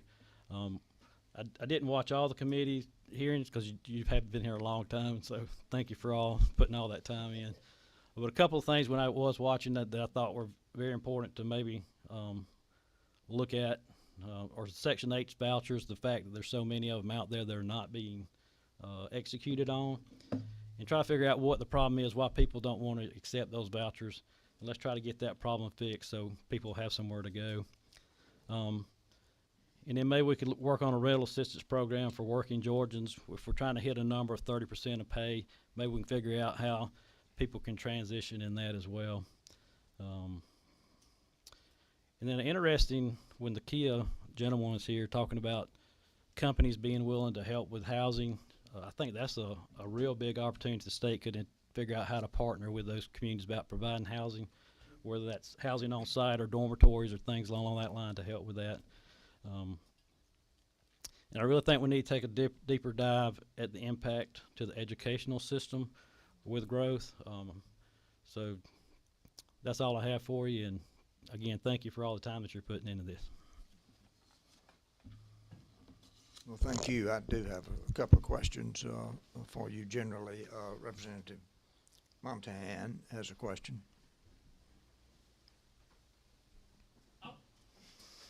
You said you had a question, Mr. Chairman. I do, but I'm waiting for you. Oh, all right. Well, if you will keep it reasonable. And for the record, I don't lobby for GMA or ACCG. Unofficially. But I'll tell you who I do. I represent my constituents back home. I understand. Who have this concern. You have done an able job of representing well, them. I sure hope I do. They elect me, and I try to respect the trust that they've placed in me. I understand, and nobody's criticizing that. Well, thank y'all for being. Kind of move it forward. So. Well, thank you for being here today. So, businesses hate mystery, and you talked about the comprehensive plans additions for affordable housing. I know that even investors in the stock market, they don't like to invest in something that they don't know what the rules of the game are going to be. And you see that across the board in almost every industry. What would you think about adding to your comprehensive plans? I believe are every 10 years. Is that correct? Every 5 years now. Okay. So every 5 years you submit a comprehensive plan to the state, to DCA presumably. And what do you think adding architectural standards to that comprehensive plan so developers know what to expect when they come into your county? You're asking me, I'll say in Cherokee County, we do not, across the board, impose development standards other than Georgia Building Code. We do sometimes as a condition of zoning for a particular neighborhood that's adjacent to another neighborhood that needs those standards for compatibility. We do sometimes impose them as conditions of zoning. So we're not really seeking in my county anyway to impose across the board architectural standards, certainly not on residential. We do on commercial, we have some. They're fairly basic, but we do have them. On residential, we don't have any across the board. I'm open to it if the state wants them, but we don't really see a great need for them. And then the last question I have for you is, you had talked about the rentals of the build-to-rent type institutional investors, those that have hundreds of homes, obviously more than 50. And we've been trying to define that during this committee. We've been unable to do that. I know that some of these institutions are increasing the rents every 9 months, so we understand there's different terms, and they don't do it on a yearly basis. What are those average rents in Cherokee County? Have you seen some there in Cherokee? I know what they are in Paulding, but I'd like to know what they are in Cherokee County. I don't have hard facts and figures. I can just tell you from my impressions in Cherokee County. Apartments, newer apartments, what you'd call a nice apartment, starts at about 1,400, and that's a one bedroom. Two bedrooms going to be 1,600, 1,700. For a family, three bedrooms probably 2,000 or so. Some are higher than that. Detached rental housing starts mostly in the $2,000 range. There's some of these naturally occurring affordable housing opportunities that are lower. Older apartments, we have a very few subsidized apartments, but we do have some, and we could use some more, frankly, in appropriate places. And we have some older rental homes that can rent a little more affordably. But if you're looking at things that are coming on the market now, 1,400 is kind of the entry level for apartments, and I'd say 2,000 is the entry level for single family detached. Thank you. That's wonderful, because I live in Cherokee, and there's a build-to-rent subdivision less than a mile from my house in Cherokee County, and it's townhomes. And I did go to their website to look at what they rent for, and these are anywhere from, I think, 2 to 3 bedroom townhomes. The cheapest one I could find on their website was $2,400. The most expensive I found on their website was $4,000. So that was the range for that particular townhome build-to-rent subdivision. Would you consider that affordable?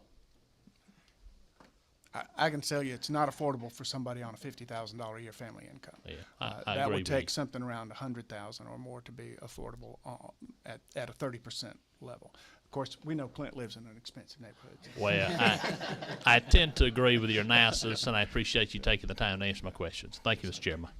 Thank you. I think we need to clarify a couple of things here.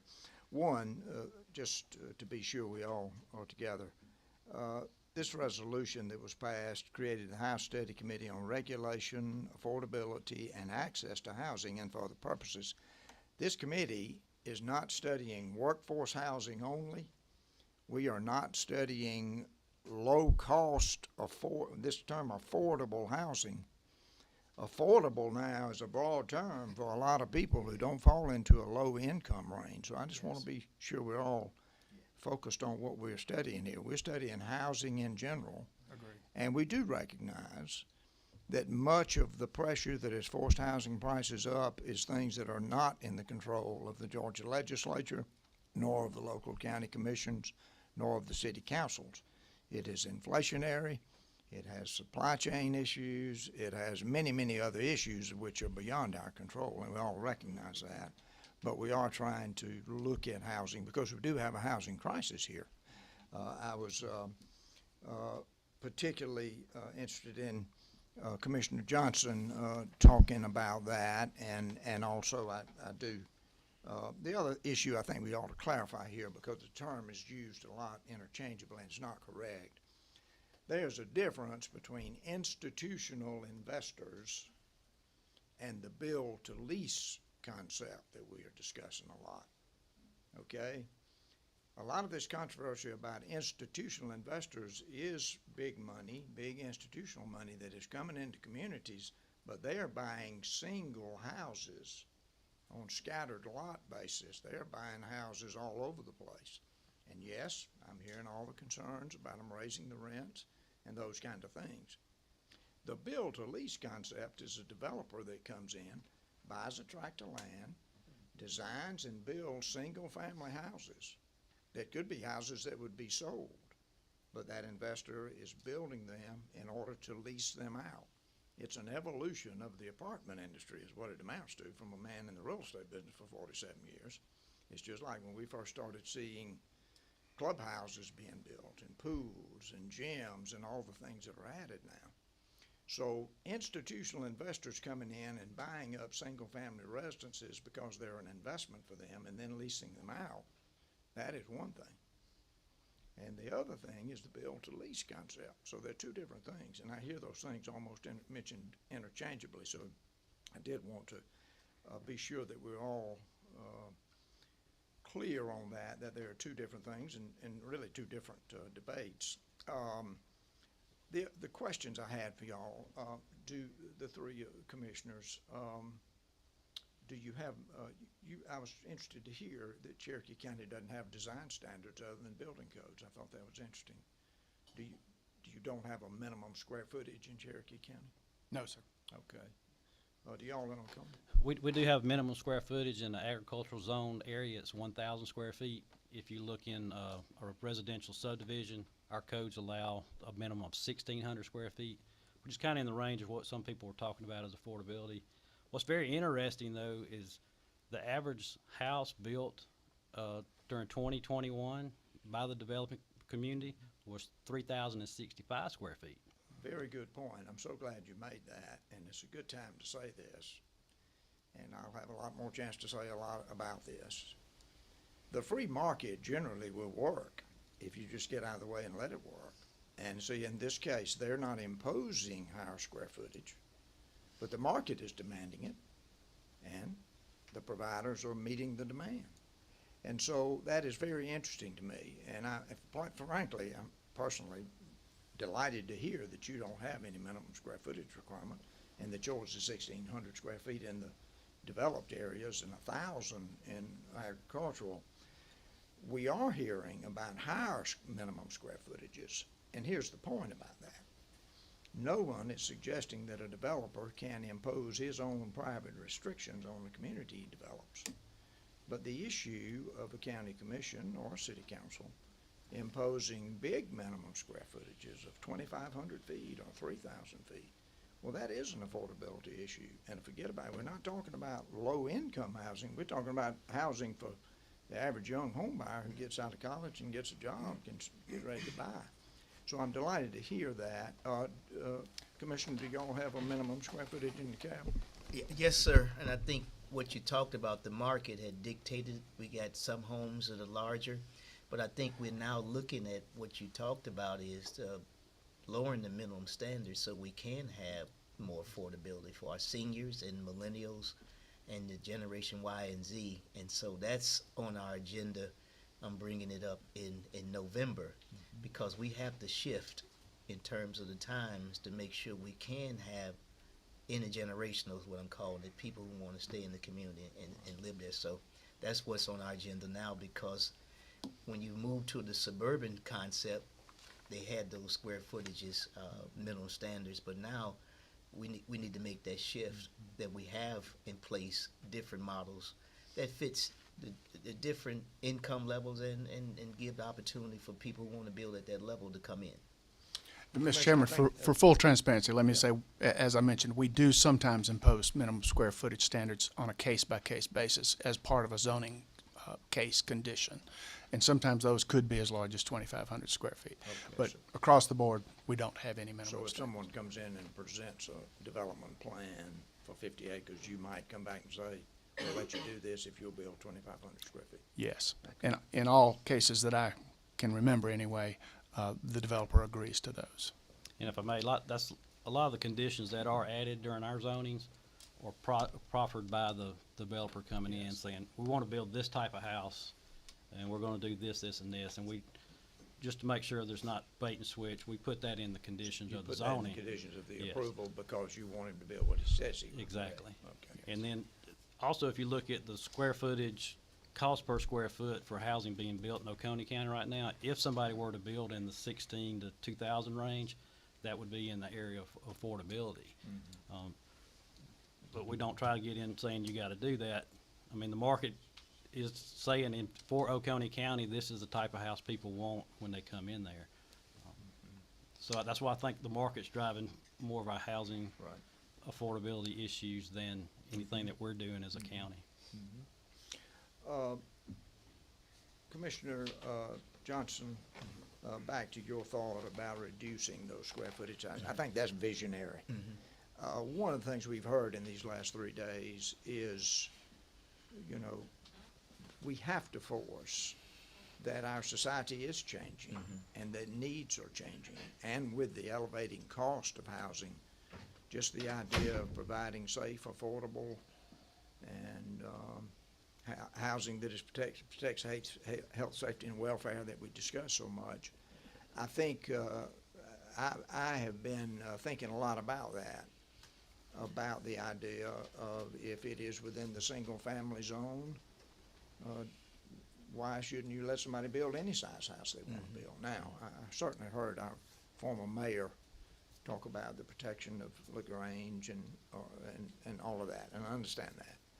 But I do think that the idea of getting outside of that locked-in mindset, you know, that if you think about it, you know, many, many years ago, if somebody built they built the house they wanted to build, and communities had a diversity, and sometimes it'd be a big house, sometimes it'd be a small house. I just think it's visionary for you to do that. And as an old county commissioner who started his political life in the county commission, I know what it's like to sit in the zoning here. We don't like it.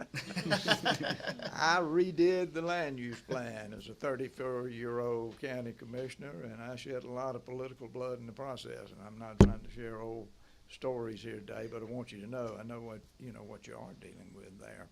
And I will say to you, I commend all of you and the association. I was a member of the ACCG, of course. The job, you know, an effective county commissioner and city councilman, you know, fixing the potholes and doing all those day-to-day things, that's just like washing clothes and sweeping, you know, but really the role of an effective local official is to be visionary, because you can't fix the issues overnight. And things like sewer and infrastructure and providing changes in zoning that are going to be good changes, all of that takes vision, and I commend you all for the work you're doing, and I appreciate that. We will pray for you, because I think Marcus Wiedauer is your representative. Yes, sir. We hope to send him back up here too. So. Well, we hope you do. He's a dear friend. Well, thank you all so much for being here, and we appreciate your presentation. Where's Miss Betsy Bradfield? We had one cancellation, Betsy. Who canceled?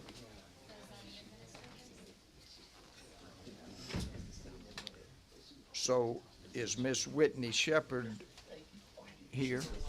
Oh, she's online. Okay, Miss Shepherd. Miss Shepherd, could you present to us, please? Yes, good afternoon. Thank you. I just have a few slides as an introduction that I'll share just in the beginning of my presentation, so hopefully you can see that now.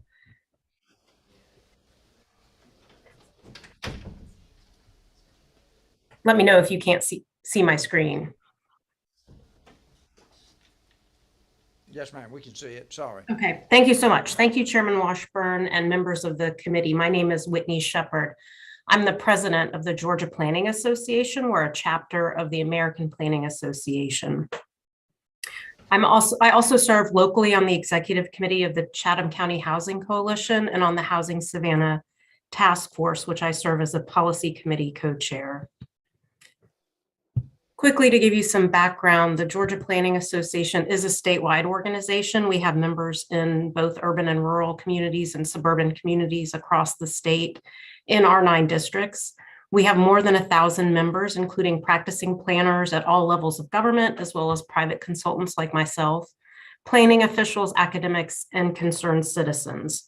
So I represent all of those statewide members, which is a hefty task. Including those in urban areas that are seeing enormous growth pressure and also rural areas that have seen stagnant population growth over the last several years. Housing is certainly a complex issue, and we're thankful for the committee and their work, and we look forward to partnering with you to promote housing affordability and access. Affordable, available, and attainable quality housing is a policy priority for the Georgia Planning Association as well as the American Planning Association at the national level. And I wanted to make sure that you're aware of several resources developed by APA to support your work, including housing policy guides, best practices, recommendations for state reform and local reform, as well as data. As an example, we partnered with Up for Growth to publish a recent report documenting the housing deficit across the country. And the bad news is that in Georgia, our housing deficit increased from 4,000 in 2012 to more than 118,000 homes in 2019, which is the most recent data available. So that is an enormous increase and certainly speaks to the housing crisis that we're all here to talk about. GPA is committed to working with partners to increase the affordability and attainability of housing, and we recognize that opportunities vary across the state, across all of our communities, and a variety of tools are needed to address the challenge our communities are facing. But those solutions should respond to the local context and the community, both for homeowners and renters. Like you, the members of our chapter work to serve the public interest, and there is a broad base of support for planning as a part of the solution to the housing crisis, including from the National Association of Realtors, the National Association of Home Builders, and AARP. Planners are literally the boots on the ground, working day to day with housing and development in communities and with the public across the state. We know that we need a large toolbox to address the housing crisis, and planning certainly offers solutions both to preserve existing housing and to increase housing supply. And I'm happy to provide more information on any of the national best practices that APA brings to the table for us to learn from. I do want to spend a few minutes talking about a main policy solution that we're promoting as a state association as well as across the nation, and that's zoning reform. We recognize that most of our zoning codes are outdated across the state. A lot of them were designed 75 or more years ago to respond to the market then, not the market today. And so we're working across the state to right-size our regulations to promote housing supply. That includes things like reducing lot size requirements and parking requirements, promoting missing middle housing, and accessory dwelling units where they're appropriate.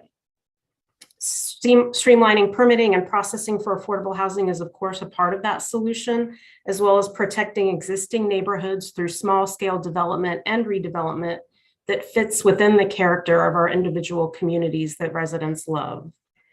We're also working to promote flexibility in codes and standards so that developers can be responsive to the changing market, as our parents and grandparents want to age in place and millennials begin to purchase their first homes.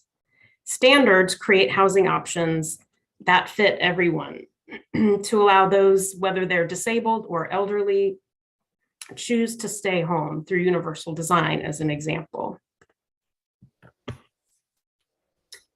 The purpose of zoning is to protect the public's health, safety, and general welfare, and fair zoning regulations are needed to serve everyone in Georgia.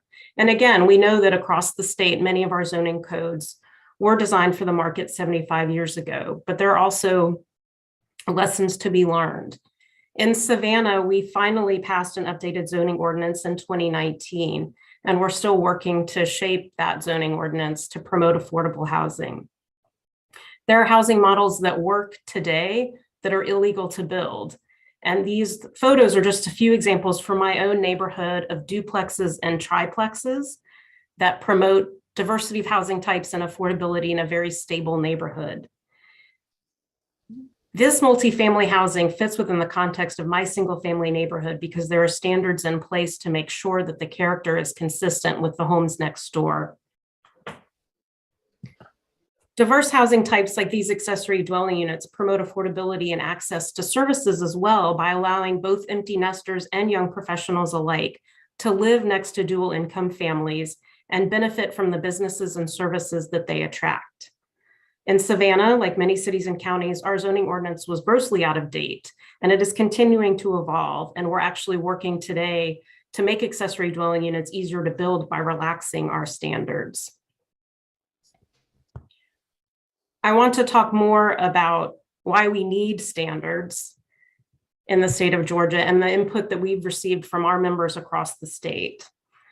Standards and codes protect low-income owners and renters from low-quality construction and from predatory landlords. They promote a lower lifetime cost by reducing repairs and maintenance costs and lowering utility bills. If a home is solidly built, it's less susceptible to damage in a disaster, and it serves as a better foundation for growing family wealth.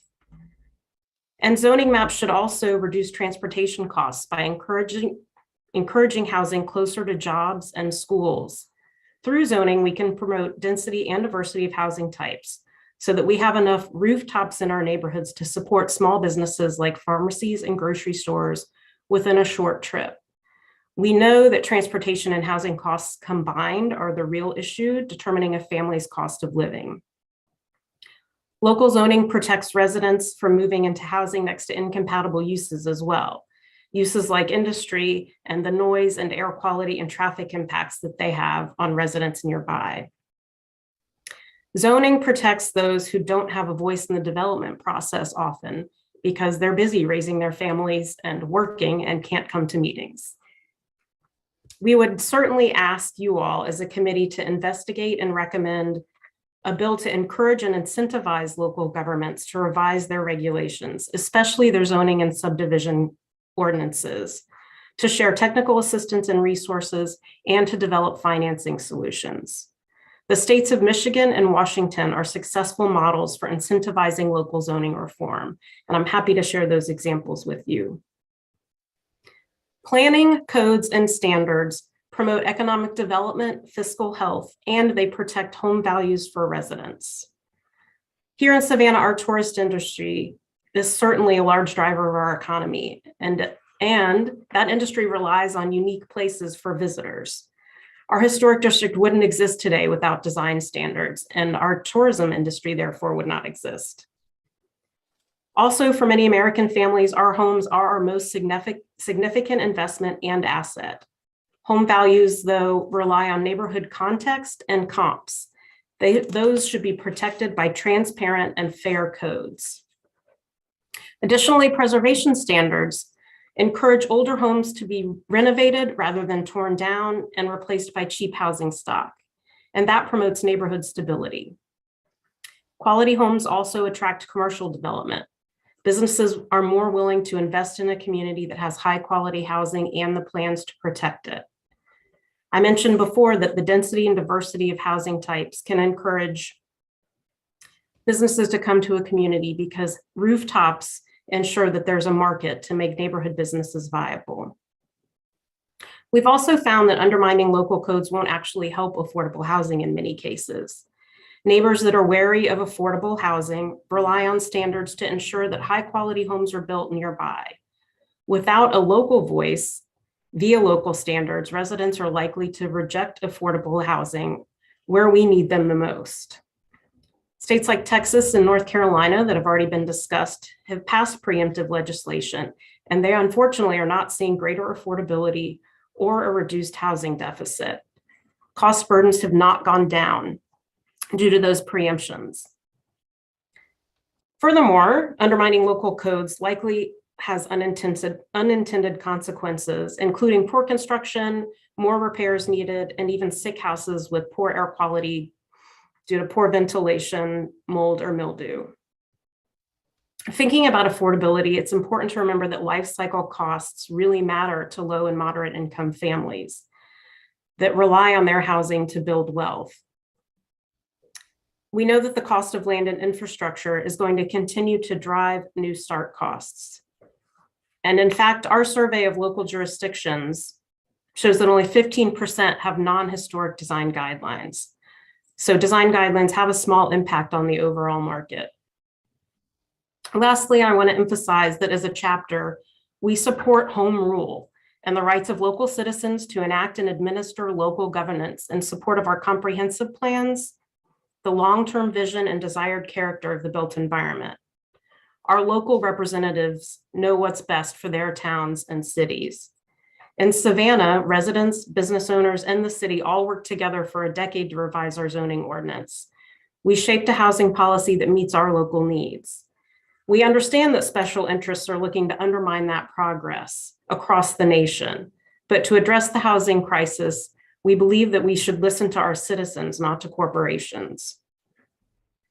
There's no doubt there's a national campaign by industry. And this one-size-fits-all approach doesn't recognize the uniqueness of all of Georgia's rich communities. Our communities are not the same. Historic Savannah, Tybee Island, small towns like Hayhira and Lowndes County where we work, rural areas, Buckhead and downtown Atlanta, where you all have different needs, and uniform standards will change the character of our best neighborhoods, regardless of their context. But I want to also emphasize that local codes don't just protect character and aesthetics, they also promote safety and resilience to extreme weather. Qualities like roof design, materials, and building placement all actually do matter to safety. We need to think about wind speed and flooding more in storm-prone areas like where I live on the coast and in low-lying areas. And our codes address the threat of fire, flood, and wind. First responders deserve to know that they're entering safe buildings and that our codes are protecting our residents just as much as they are. Certainly, the General Assembly should provide a foundation to build on, but protections coming from local governments should have the ability to strengthen code based on what they know from their communities. And as a really positive example, I want to highlight the work of the Chatham County Housing Coalition, which we created as a grassroots group in 2018 to tailor solutions specific to Savannah and Chatham County. We advocate for housing, funding, and policy change in partnership with private members, nonprofits, and public partners, including realtors, developers, home builders, our Authority for the Homeless, and our Housing Authority, our CDFI on the financing side, the United Way, the Chamber of Commerce, and the Tourism Leadership Council, among many others. Because of that grassroots cross-sector coalition, we can encourage our local governments to work together to support three broad strategies that I've mentioned already: retaining, improving, and developing housing, increasing and actually raising funds for housing, and adopting housing supportive policies. As a planner, I'm obviously the policy nerd in the room, and I was excited that the coalition recognized that poor quality and unaffordable housing negatively impacts the community as a whole, including, of course, businesses seeking to come to the community in need of workforce housing and needing workforce housing that's in high quality. Recognizing that workforce is less productive if there's a stressful situation due to lack of housing or neighborhood conditions, and blighted properties lead to devaluation and disinvestment that reduces the supply of housing and increases overall cost to taxpayers. Codes and standards are there developed locally to address all of these issues. Finally, local residents and local leaders know how to solve local problems because we live with them every day and we see them up close. When we work together to come up with local plans and codes, we rely on the state to help us, not strike those codes down because special interests told you to. Especially when it comes to our homes, we should be listening to our communities, not corporations. Thank you very much for this opportunity to represent the Georgia Planning Association. And again, we look forward to working with you all moving forward. Thank you very much, Ms. Shepherd, for your presentation. We appreciate you being with us today. Our last presenter is former Georgia Supreme Court Chief Justice Harold Melton, who is currently a partner with Troutman, Pepper, Hamilton, Sanders. Mr. Chief Justice, I apologize again for being much later than your scheduled time was, and I appreciate your patience very much, and appreciate you being willing to be with us today. Yes, sir. So, if you will, Mr. Chief Justice. Thank you, Mr. Chairman, and I'm happy to accommodate. And I do understand that you are considering a pretty broad set of questions. I've been asked to speak to a very specific aspect, and not from a policy standpoint, but to really just address what you called a key issue, a central issue, that is the legal authority from a constitutional standpoint of the General Assembly to pass comprehensive general laws that would place restrictions on the ability of cities or counties to regulate in this space, and what you might call build to rent. And generally speaking, yes, there is home rule. Home rule basically operates in a space that's not otherwise preempted by General Assembly's general laws. And the general laws that the General Assembly can pass of course, go to what is necessary to protect and advance the public welfare. And so to the extent that the General Assembly has passed or will pass general laws, those general laws will preempt, and that space which is left is the space that the counties and cities operate in, and that's what they mean when they refer to home rule. So the answer to your question is yes, you do, as a matter of law, within the confines of the Constitution, have the authority to pass general laws of what you might be considering. Okay, thank you, Mr. Chief Justice. Questions from the committee?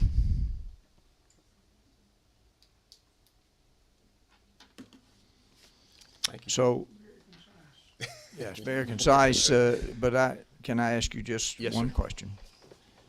So it is your opinion that within the Constitution of the state of Georgia that we do have the authority to pass law, but is that limited? Does that go beyond the bill to lease question in terms of the design standards and those sorts of things?